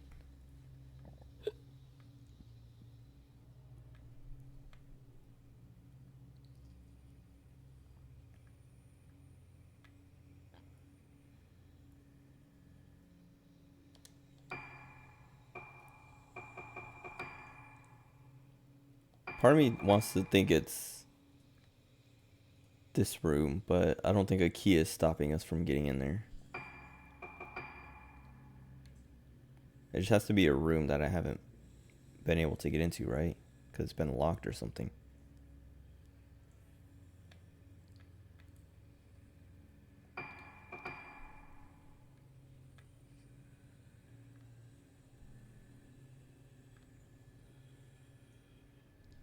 Unless it just unlocks a box or something in a room.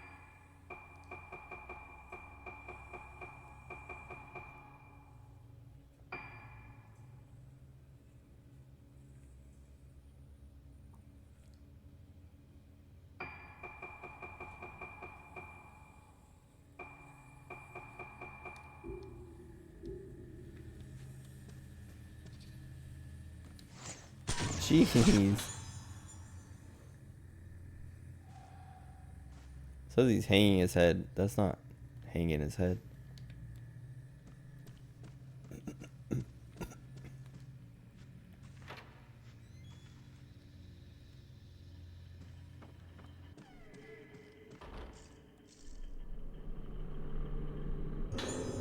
Nurse's notes.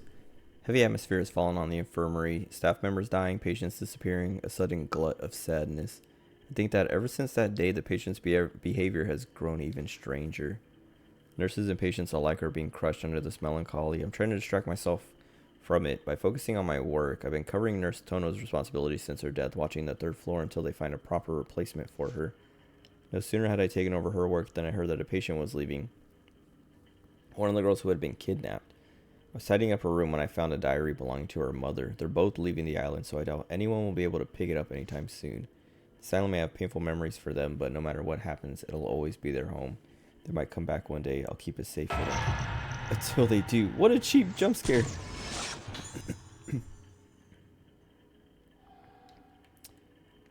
How annoying. I'm trying to read and process.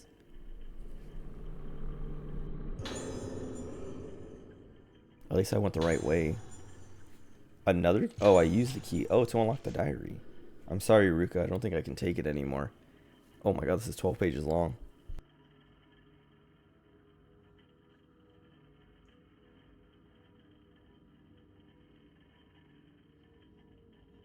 This is from her mom.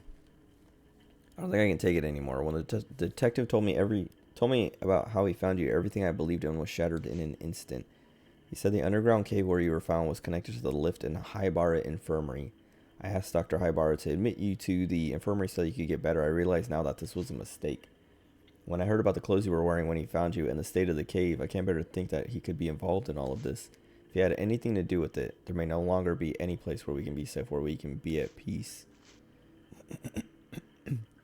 I asked Mr. Kirishima to bring me down to the place where you were found, down the connecting passage from Rogetsu Hall, then down underneath the infirmary. The lift didn't even have a bump for it yet, but even further beneath the first underground floor. That was the place. The expansion work was abandoned when it hit the old primeval passage directly underneath the moonglow well. The only light in this dark place was the thin moonlight from the well. My skin crawled. I couldn't stop trembling. I stood there and I cried. What happened to you? What could have possibly happened to destroy your mind like this? Mr. Katagiri said that while your memories are lost, you're lucky to be alive. He said the most important thing is to help you retain the shaky grip you have on what's left of your mind. He also said this to me: if you're allowed to rest and convalesce slowly, you will be able to return to having a normal life one day. But you mustn't try to remember the things that happened before you lost your memory. If you try too hard to do that, your mind may well snap again. You might even blossom. I know it's hard for you to have lost these irreplaceable memories, but I have to make sure you don't try to remember them. I have to face the future. I have to hold your hand firmly in mine and move on. Starting now, I only want to make good memories. It said under Rogetsu Hall? Dang it. Dang it.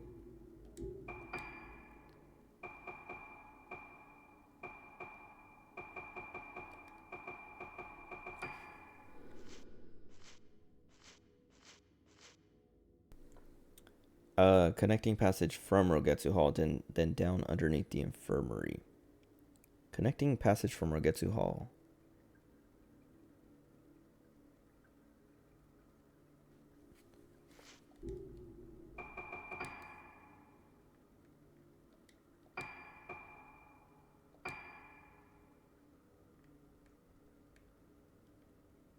Is it here? So this is outside in the courtyard. You come down here. Then where was this? Oh, this is back up the other courtyard stairs. So this is to the courtyard. This is to that room. Whoops.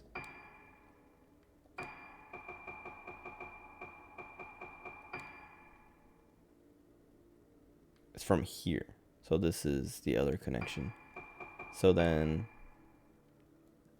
it's got to be here.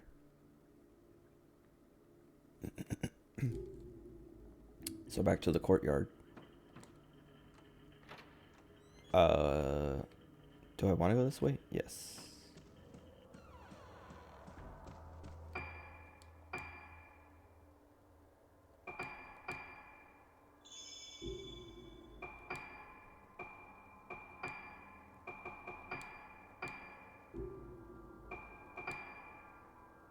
Did those go up in cost?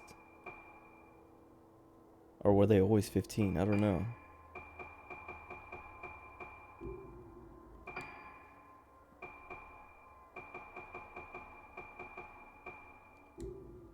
Just want to see if there's anything else unlocked for any other reason. How many? I need 3 more dolls.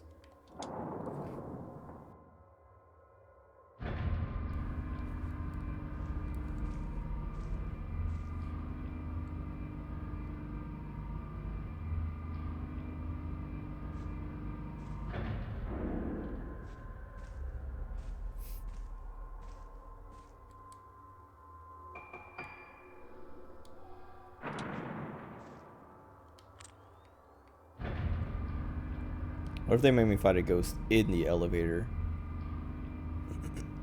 That'd be very cheap unless the ghost is very slow.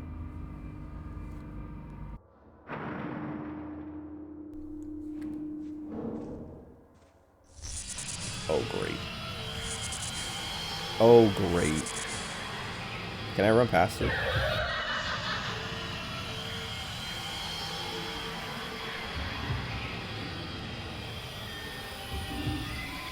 Okay. Because I was going to say, I don't want to run all the way around. So the door is like right here. Keep going. Right? Yeah. Also, that was... She's gone already.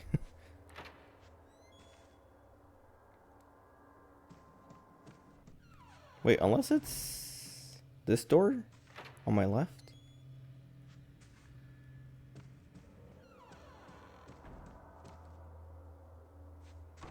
No, okay.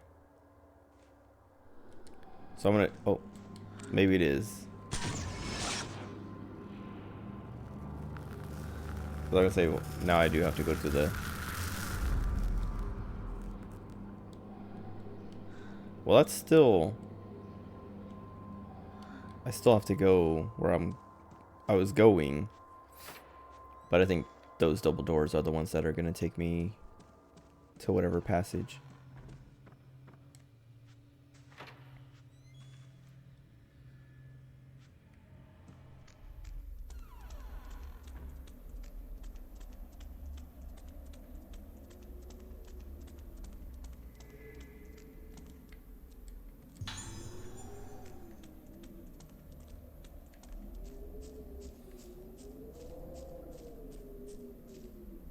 What?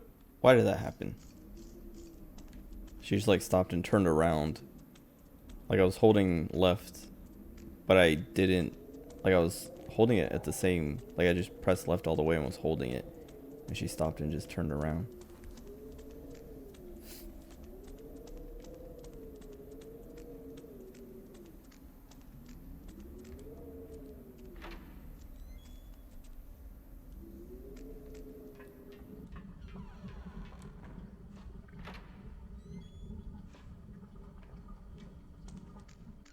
Pretty sure. Oh. Wait, it's her again.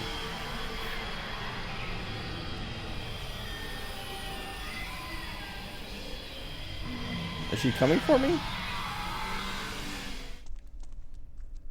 No, okay. I was like, is she coming for me or is that just like the specter things or whatever?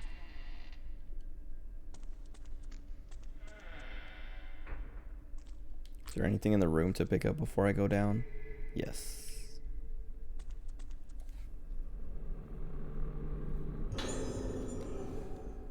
$30. What the heck? Why'd she get all of them? Lame. I still need more though. I thought I saw something over here, but I think it was just my eyelashes. I hope it was just my eyelashes. Like the light reflecting off of them. Man, ever since I choked on that water, or almost choked on that water, my throat's been bugging me.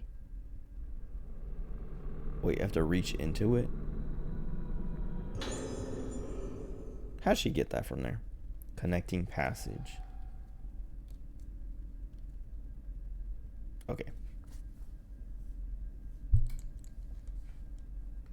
Oh. They'll say, oh, there's an item there. I don't want it now. She put that there for me though. Blow lens.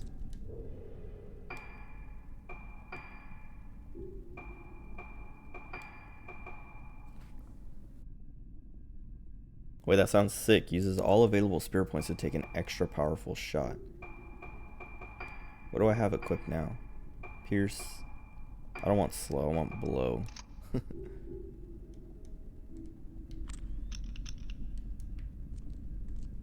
That sounds... Wait!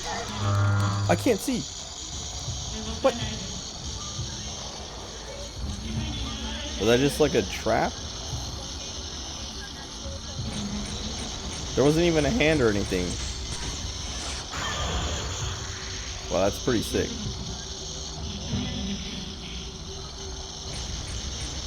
Do something.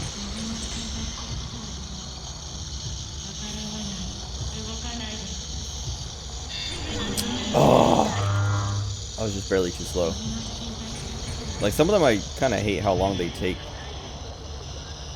Because, like, she came lunging at me, but it wasn't until she was, like, right at me that it finally was like, that's the fatal frame shot.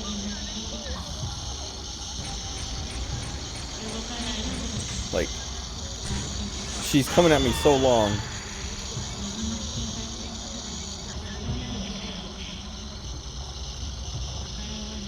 Hurry up.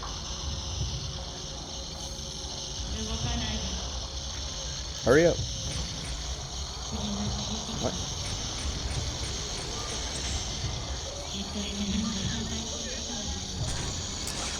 I, like, don't want to wait for it because she's gonna hit me.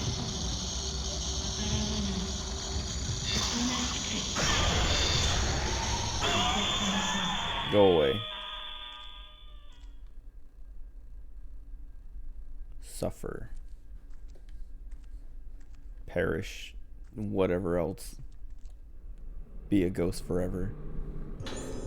On duty nurse's notes. That wasn't fair though. Literally, I like pressed a button. I pressed circle B whatever to grab it, and immediately she just like I couldn't tell what was happening for a second because like I didn't know there wasn't an arm that reached out, there wasn't a ghost or anything. It just was literally I was in the grabbed by a ghost animation and was taking damage. No change today. She's still sound asleep. That's what scares me. How can she be alive? How can she still be alive in that state? I stole a glance at the brainwave and heart rate charts on the doctor's desk. I know she's alive behind that door, but looking at these numbers, there's no way that could possibly be true. Even so, this feeling that she's going to wake up one day is bothering me. As a nurse, I know I should be pleased with when my patients recover. And my heart trembles in fear. I fear that when she opens her eyes and opens that door, the world as I know it is going to come crashing down around me. What about...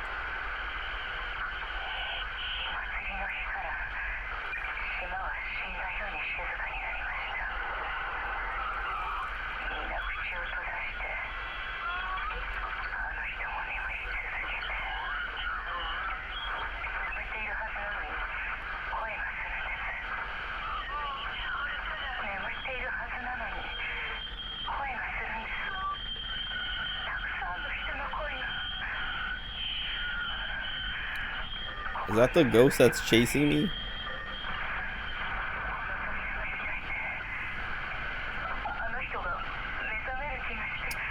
It's the door that we're going to, or the one underground.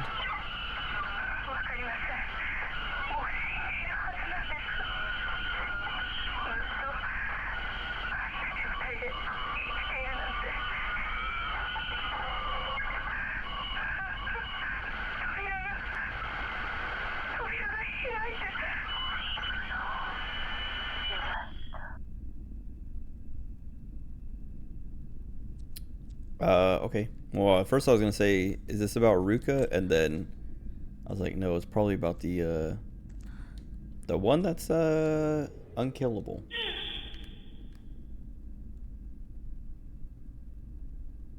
Excuse me?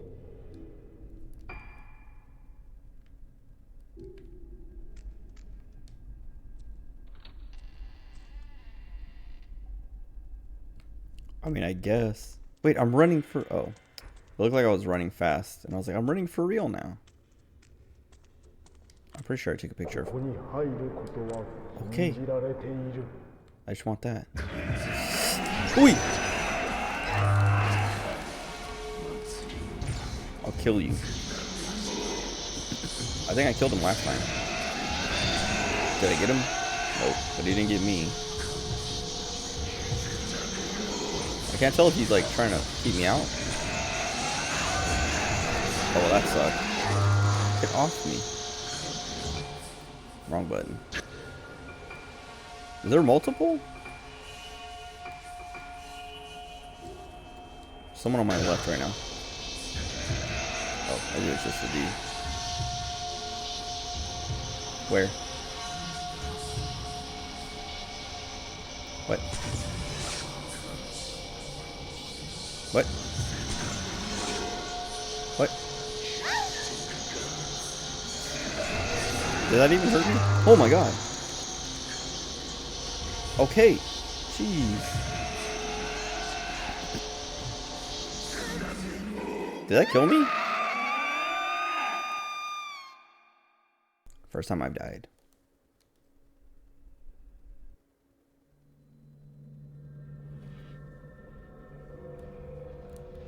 The Eclipse.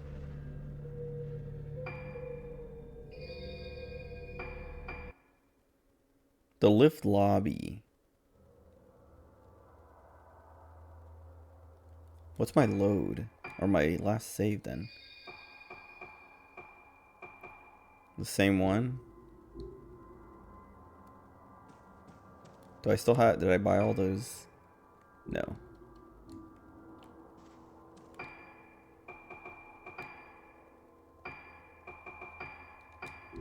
Just want to have an even 10. But that was annoying. I don't know if they were like there to be like, you're not supposed to, you know, like just like a game thing of like, you're not supposed to be at this part yet or not do this part yet. And so they put enemies to, you know, deter me. But like, I'm gonna fight them.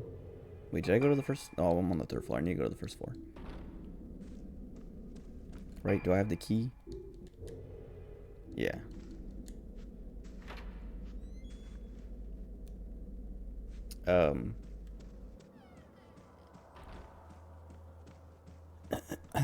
That's one of those areas that I like.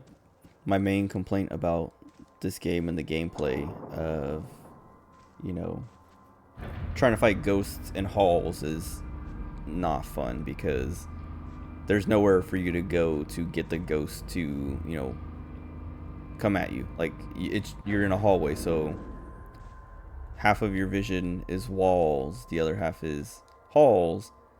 But even like the way the ghosts come at you, if they're in the wall and you try to come down, like go down the hall and to make them come at an angle that gives you time to see them, they're still going to be like halfway in the wall anyway, and you can't shoot them yet. But maybe I should use better film. I have plenty of it, so. Alright, hurry up, lady.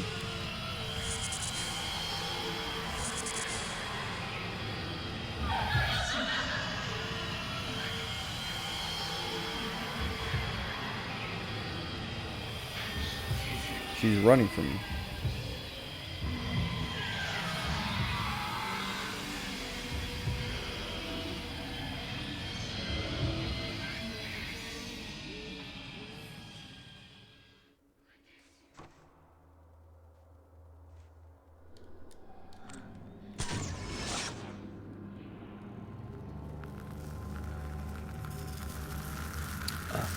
means I gotta go through all this again, which means fighting that nurse again.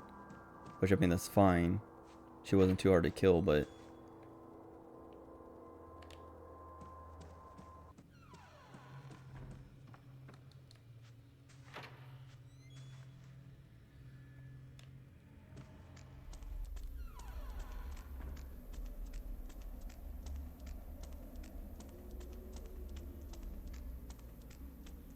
Also, I guess I took a hit so hard that my mirror stone or whatever got used up at some point, and I didn't realize it. Why does she keep stopping like that? That happened last time.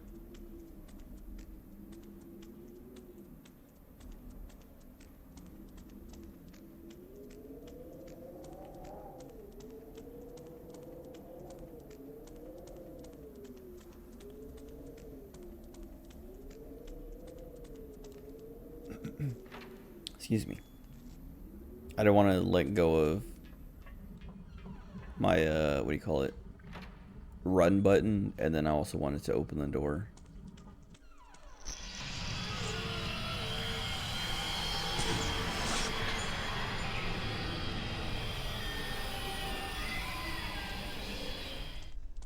See ya.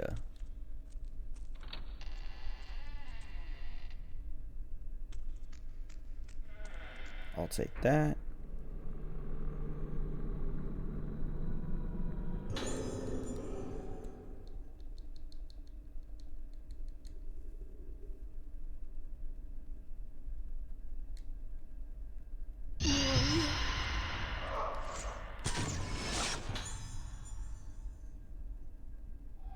Okay, I'm gonna like, part of me thinks that when I grab the item, maybe the arm reached out instantly. No, that's not what I wanted. Brother, sister, give me that.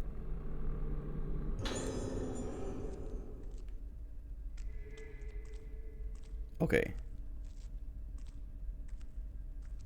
I'm just gonna tap it and let go real quick. Nope, yep, it's just like as soon as you hit the button, that's just the fight triggered.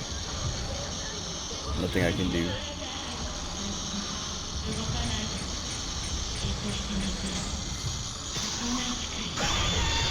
Got it.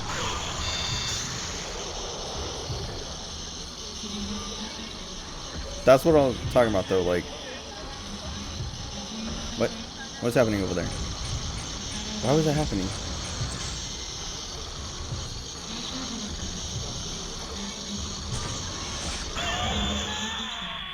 Like, okay, fine. Yeah, I don't know, like... The ghost that I'm about to go encounter again. Just to see what happens. Because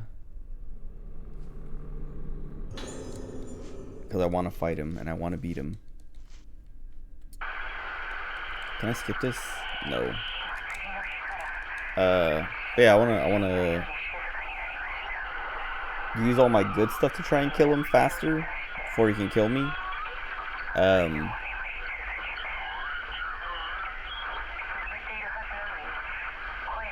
forgot what I was gonna say though.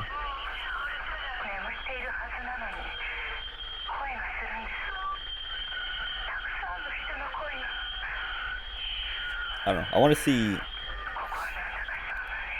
what happens if I kill him and then try to open the door. I mean, no, I want to kill him either way to see if I can interact with the door at all.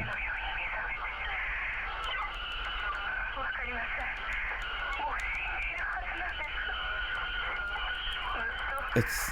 please, just... why? This is so long.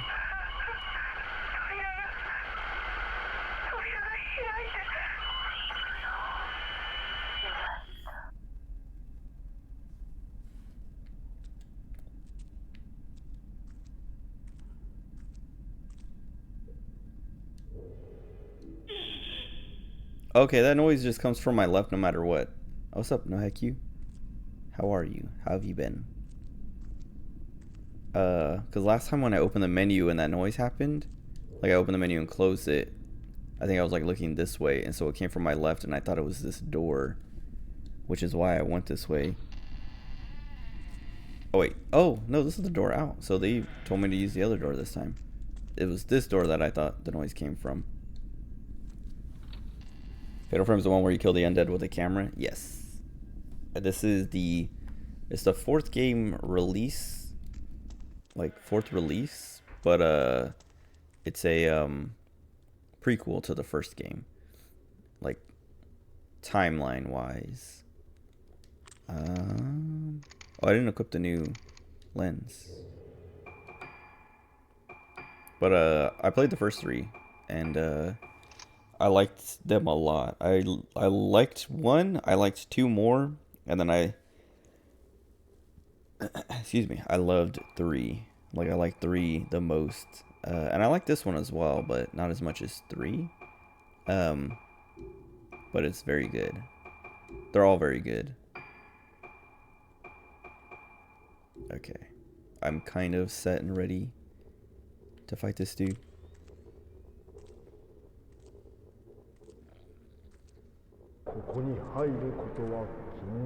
Yeah. Hurry up.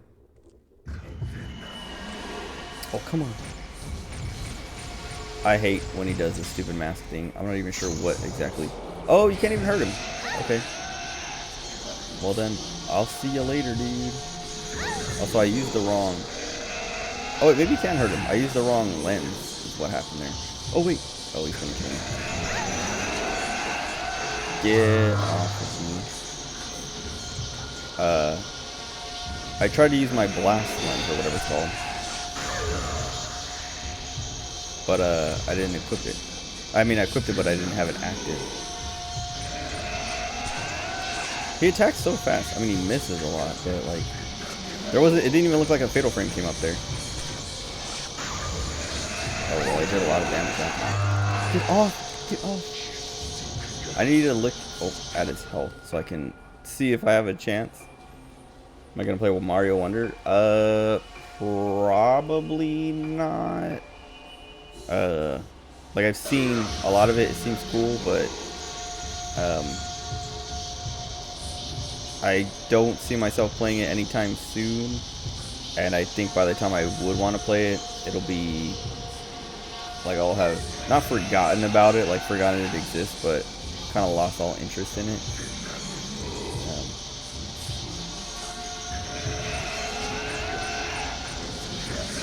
Oh, I didn't look for his health. I think I'm gonna lose again, which sucks. Oh no, he's got like a ton of health. And it's not doing a fatal frame, so I don't think you can fatal frame him there. He like literally is teleporting away and then doesn't give you a fatal frame. So I don't think I'm supposed to I don't think I'm meant to fight this yet, if at all. So I'm not gonna go fight that guy again.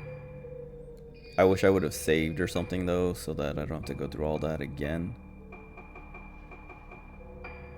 But oh well, it only takes like a couple minutes. Do I like Castlevania? I do. I mean, I haven't played all of them, but I like Symphony of the Night a lot. I like Aria of Sorrow a lot. I like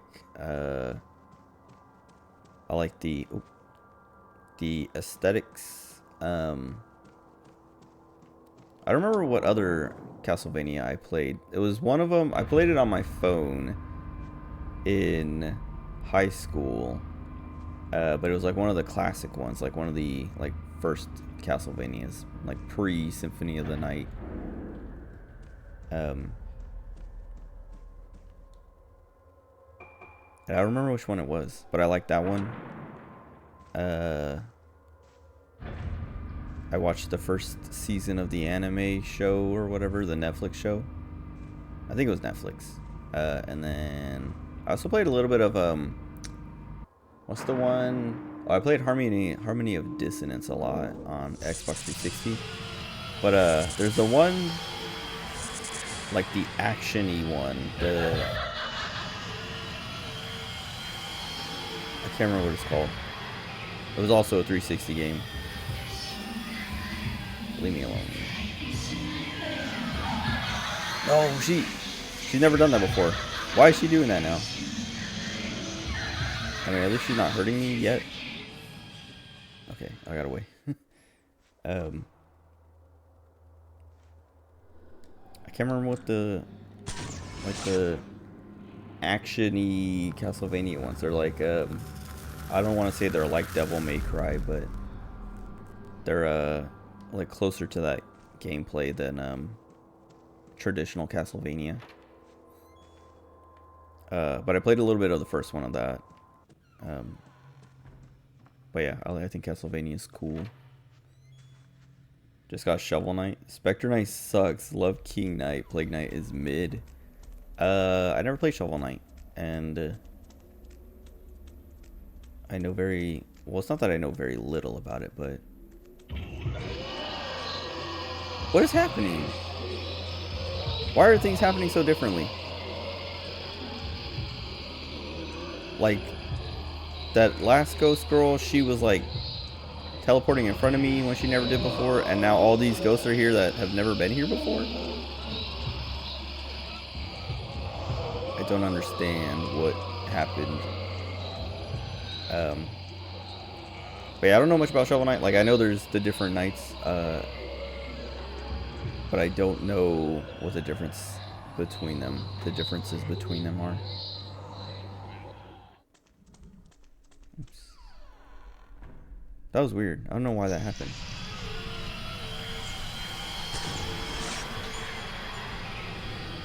I think maybe I walked too far out into the courtyard or something, and then that caused them to spawn. And I guess the first few times I didn't walk far enough out to trigger them. But I also think maybe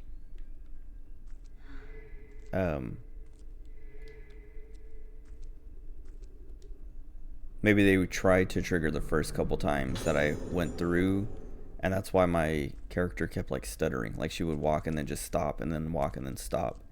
Was like the spawns were trying to happen and got broken somehow or something.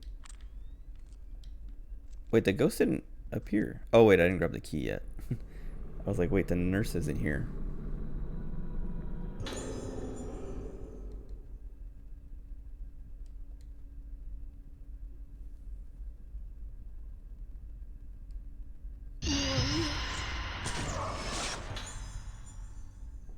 Okay. This time, I'm ready for her to grab me. Kind of.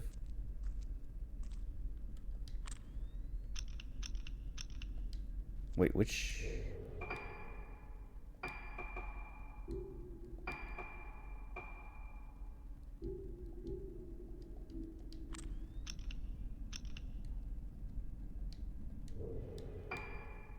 Okay, I was like, I have to make sure that's the right one.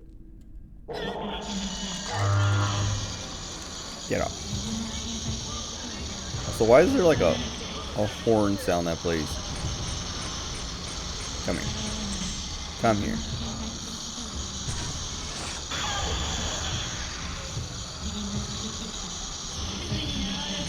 Come here.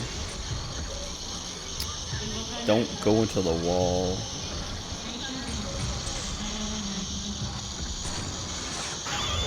I'm trying to get the fatal frame like perfectly timed because I'm not gonna wait for her. Her fatal frame window is so short, and it like her attack goes so long that it's not like predictable. Like, oh, I got grabbed. I was like, I pressed square to shoot her. Why did it go to the menu?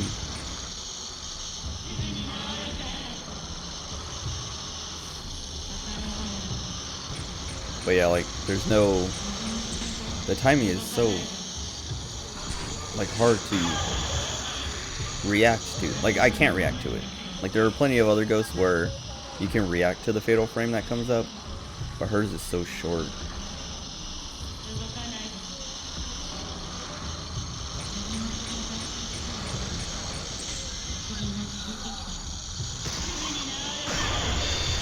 Like that's like the best way to get it is to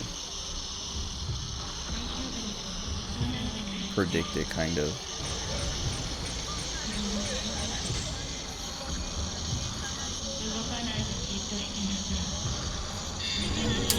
Too slow. Like I was trying to react to it that time because I was like, okay, let me like learn the full like rhythm of it. Die. I don't know what she was gonna do there, but I was not gonna find out.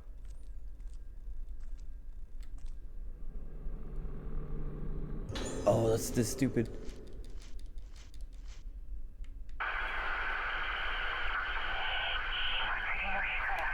I don't know why they didn't just make this a cutscene.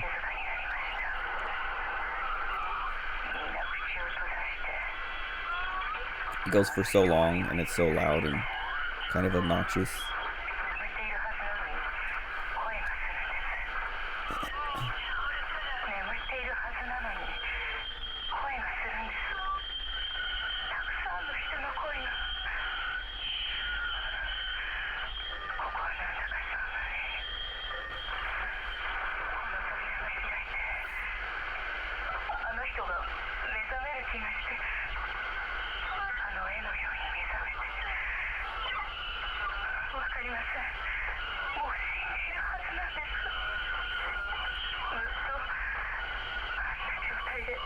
Dude, it is so long.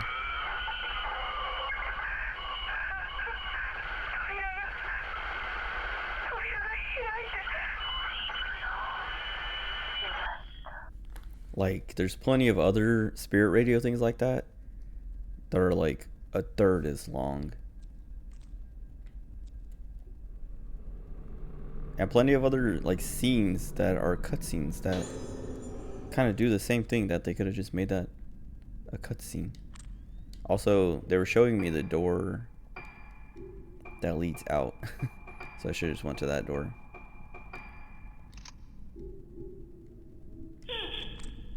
I forgot that it does that. Well, this time it sounded like it was kind of to the right. Like the first 2 times it was to my left. Do they... I mean, I feel like they want me to go through that door, but I literally can't fight that guy. Especially this time, I took so much more damage. Like the first time I fought the nurse, I took a little bit of damage. The second time I didn't take any damage, and this time I took a lot.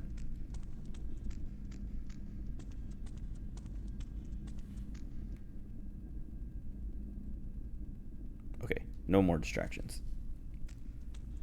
Just collecting the harvests from my harvest in Fate Grand Order. They have their own little mini Farmville. Okay. I didn't realize the save was this close, or else I would have came and saved here before fighting that ghost. Oh wait.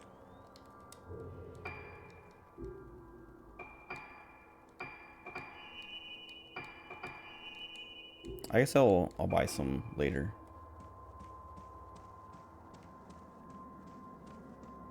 Now I kind of want to go back down and fight that ghost, but I feel like I have to wait till my camera gets stronger because I don't do that much damage to him, and that area sucks so bad to fight in. That's like my main complaint.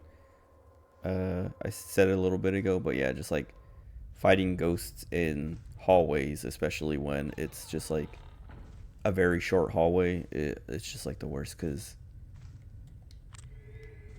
it's impossible to see them because they're stuck in the walls for most of it, and then when you can see them, there's like no reaction time, no time to react or get a charge on your camera. So I feel like I have to upgrade my camera some more before I can do that, or turn the difficulty down. Well, I can't turn the difficulty down, and I wouldn't want to because I want the true ending.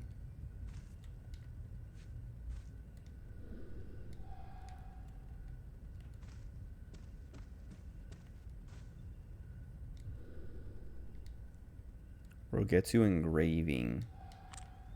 Oh, the museum stuff, huh?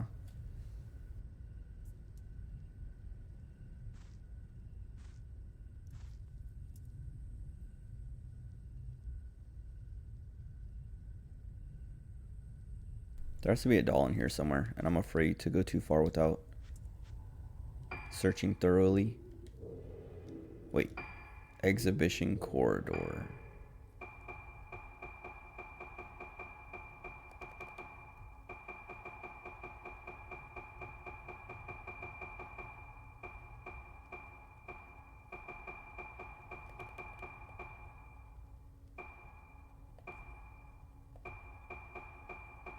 Maybe.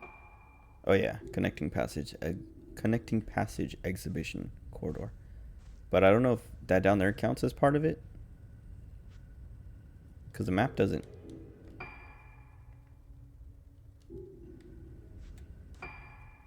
Once I go down the stairs, that's it.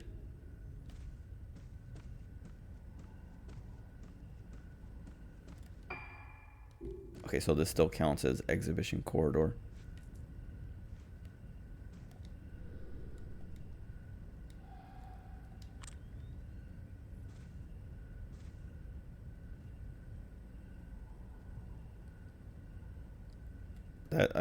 I think that's the moon, so I think those are clouds. I don't know.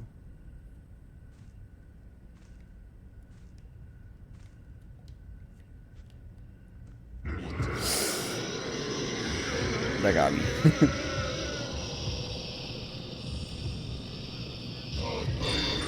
What? Oh.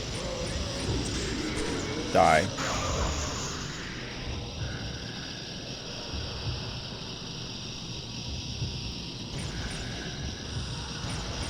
Dude, he keeps like, he's literally toying with me by standing next to the wall and like sliding left to get out of the wall and then sliding right to go into the wall to just break my charge. What do you got? See, like, okay, I didn't even get the fatal frame, but that, like, he's blossoming. I would say I had like time to react to that.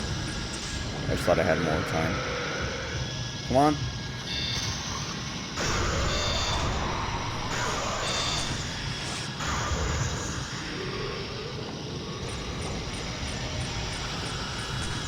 Oh, I did it too early. Oh, he's still coming.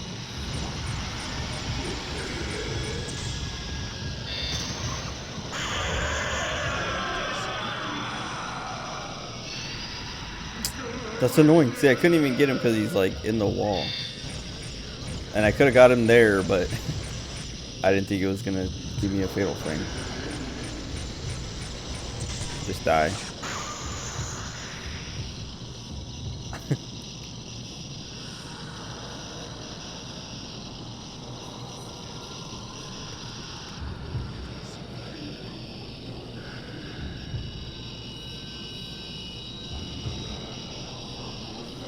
Man.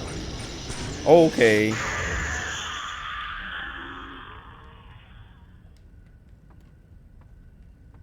some of these fights.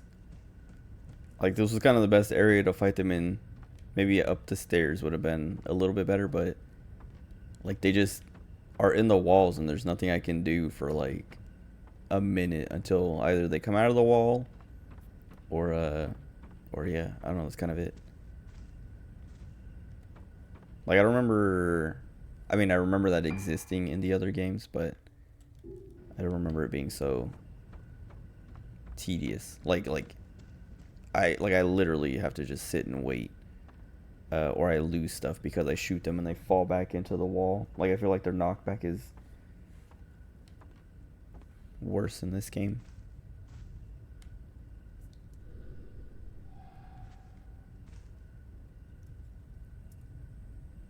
Do you have to find that doll, though?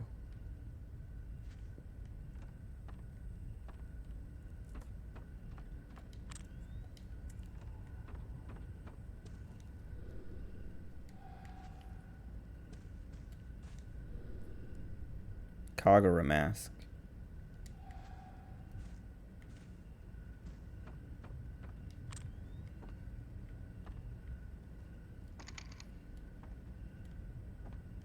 I mean, this film is so cheap, I might as well just keep using it and then refill when I get low. I think I only need, okay, maybe I need 2 more. I'll say I only need 1 more, but it might be 2. Yeah, I need 2.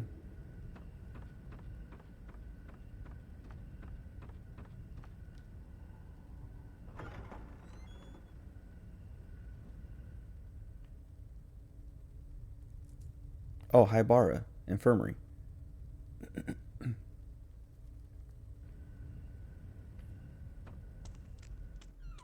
Dang it, that means I have all the, maybe not all the dolls, but I was thinking like, oh, there's probably a few more rooms I'm gonna go through that I've never been in before, so I can get the dolls in those.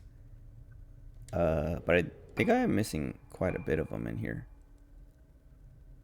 Wait, path to High Bar Infirmary. Oh, but that's on the first floor. Also, I wonder if I can go outside now. Because Choshiro couldn't. But maybe Ruka can. Second floor. Patient lounge, ward number 1, 2, washroom. Okay.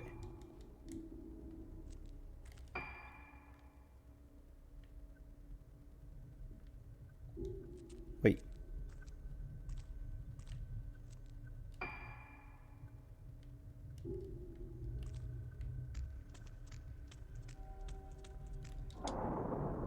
Wait, I can call it. Or wait, maybe I could. No, I couldn't use it as Choshiro, I don't think. Or if I could, I couldn't go down after where Yo went.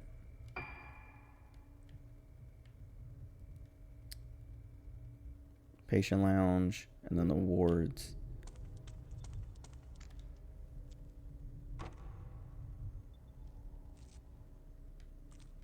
Okay.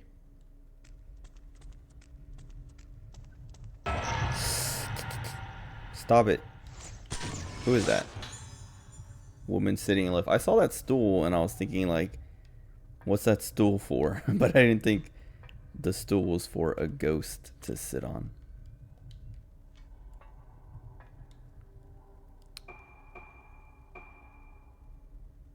That's where, what's his name is supposed to be. Oh, the cave, I guess, too. What? There was a ghost? There is a ghost? Nice.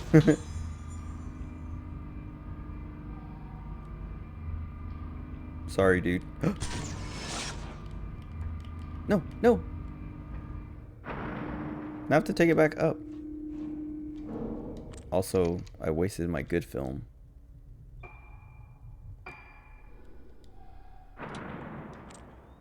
I guess I had to have my face like up against it to get that picture.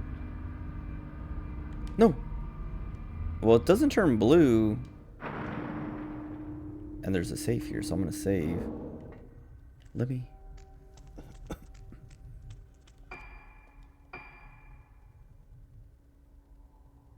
I kind of want to explore this floor now, but I feel like they're gonna make me come up here anyway. So I don't need to like duplicate my efforts.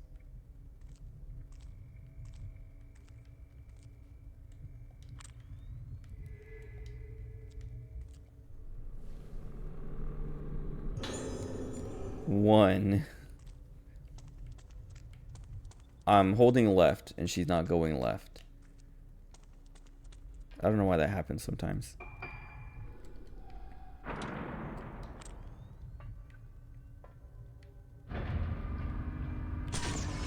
Please count. Okay, good. I saw it turn blue and then I lost it.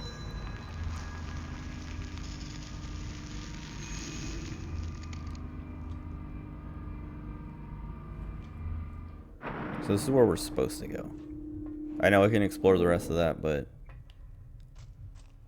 like I said, they'll make me explore it anyway, so I might as well just go. What? Did I catch the thing all the way over there?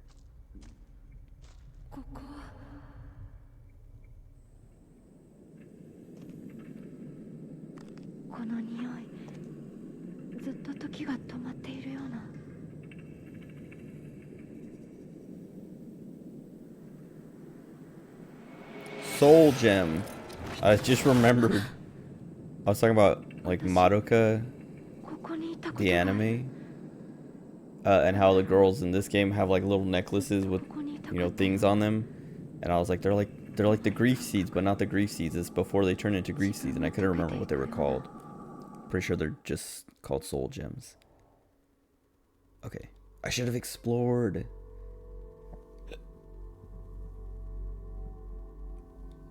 Excuse me. I should explore because I'm done for tonight. So like, I could have got the another doll.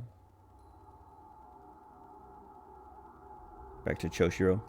Private Detective Choshiro Kirishima wakes up in front of Haibara Infirmary. Where am I? Why am I here? Choshiro remembers coming to the island at the request of Ruka's mother, Sayaka. Choshiro was the one who found the 5 missing girls on Rogetsu Isle 10 years ago, when he still worked for the police. Standing in front of the infirmary, Choshiro sees Yo Haibara, a suspect he had been chasing in connection with a multiple missing persons case that took place on the island. Yo is the son of Shigeto Haibara, head of the island and director of Haibara Infirmary. Choshiro is certain that Yo had something to do with the girls' disappearances, as they were found underneath Haibara Infirmary. Yo evaded capture and the case was closed, but Choshiro would not give up. He handed in his badge and became a private detective to continue his search for Yo Haibara, who is here now at the infirmary. Could Ruka be here too? With his instincts telling him that the disappearances... disappearances, Yo and Oh, I see what they're doing now. Okay. They didn't put a comma after Yo, so, I mean, the Oxford comma. I like the Oxford comma. But I was like... It seemed like the first part was, what do they call it? I don't know. Grammar. Prepositional phrase. With his instincts telling him that the disappearances, Yo and Haibara Infirmary are all related, Choshiro stands before the place where he found 5 frightened girls all those years ago. Tranquility. Oh, is he gonna go into the house?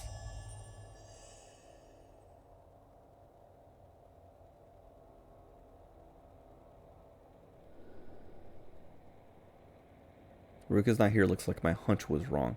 So did he get here before or after her? Cause she's right there, or should be right there.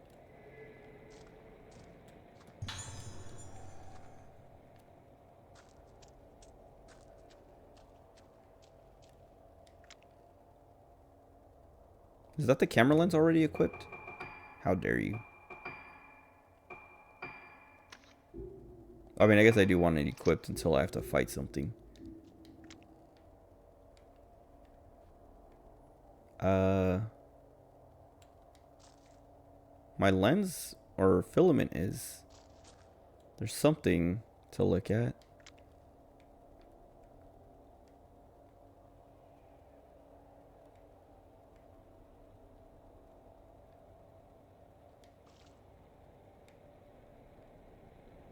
It's like somewhere here in the center. Oh, it's right there.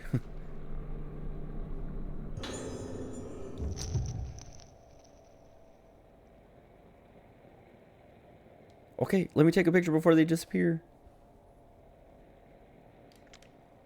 Okay. I guess I'll play a little bit until I get to the next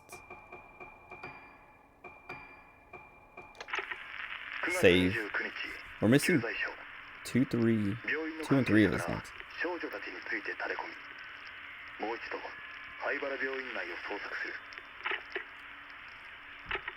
9月29日、灰原病院。病院の地下2階で少女たちを発見。5人とも無事。し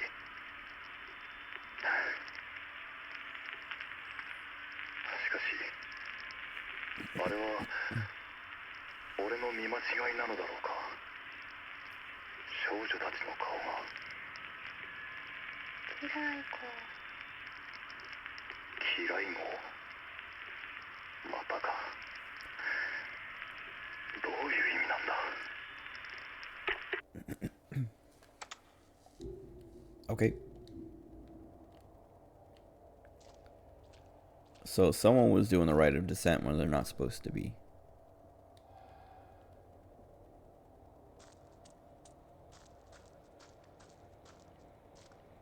Okay, so we can go up to the basement floor.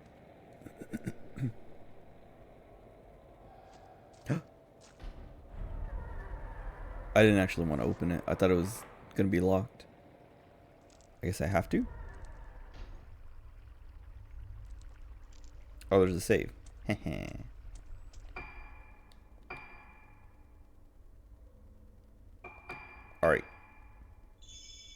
I'm gonna pause it here because I also kind of don't want to play as him right now.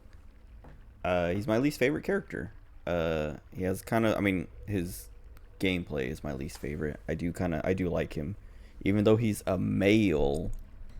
But whatever. That's it. I don't know if I'll stream tomorrow. I feel like I should, just because, like, I don't know. Like, I've been skipping Sundays because I like to watch Vinny Vinesauce on Sunday night, and like also just, use the night to prepare for work, like do laundry and things like that. Um, but I want to keep playing this game. Like, I want to play more of it, and I don't know. I was gonna say I feel like I'm close. I don't feel like I'm actually close to finishing it. I was suspecting that it would be 8 phases, but there's no way they resolve all this in. Well, because we have to play as Misaki again. Like, no one's done yet. So, like, there's no way they, like, where it left off for Ruka just now, it's like, I have to play as Ruka at least one more time. And then, same thing with Misaki. We're learning stuff. There's no way they just, like, end it right after, like, at the next chapter or whatever. And then this guy, like, this is only the second time I've played as him. And I mean, I don't know, maybe his is shorter. I don't know how it's gonna work. But I was seeing, because it, like, I read the thing saying there's 8 phases of the moon, that this would have 8 chapters. But maybe not. Oh, the AFK ghost. I was like, what is that? But yeah, whatever. I don't know. We'll see. I may or may not be back tomorrow night. If not, then I'll probably be back Monday or so, like, throughout the week. But I don't know, my car stuff. We'll have to see how my car turns out.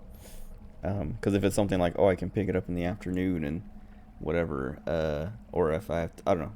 Well, I guess if I was going to pick it up on Monday, like, they were able to diagnose and fix whatever it was in one day, I would still pick it up, like, probably before 5.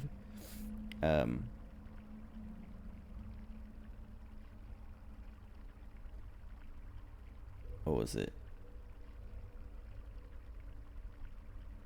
Oh yeah, whatever. So yeah, if whatever, my car shouldn't delay me or make me, miss a stream or something like it did the last week. But yeah, whatever. Anyway, that's it. I like this game. I'm starting to not really get tired of it, but the frustrating things are starting to,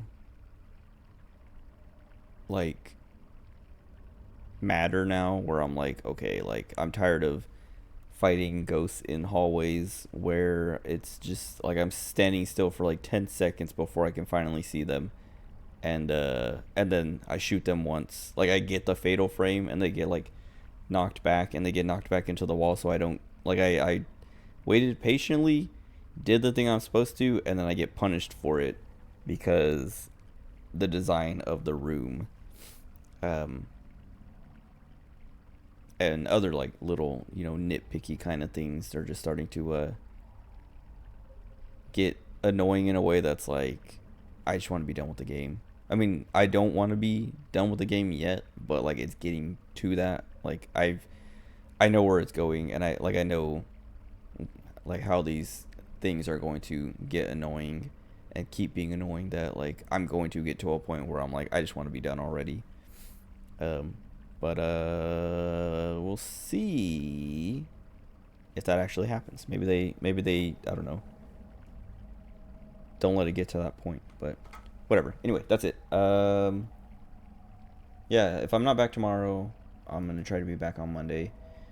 If anything, I'll probably, like, I think the latest I would, like, the longest I would go is I'll be back on Friday, but I want to stream. I was saying it earlier to Honda earlier, like, I want to stream every day, but sometimes at work, I just come home tired, or I have to deal with my car or whatever other garbage, and by the time I actually get home, I don't have time to stream anymore. It's like 8 o'clock, and I'm like, I want to go to sleep, you know? Like, I just want to eat and then sleep. But, whatever. Anyway, that's it. Thanks for hanging out. Enjoy the rest of your day or night, whatever time it is for you. I'll be back. Goodbye.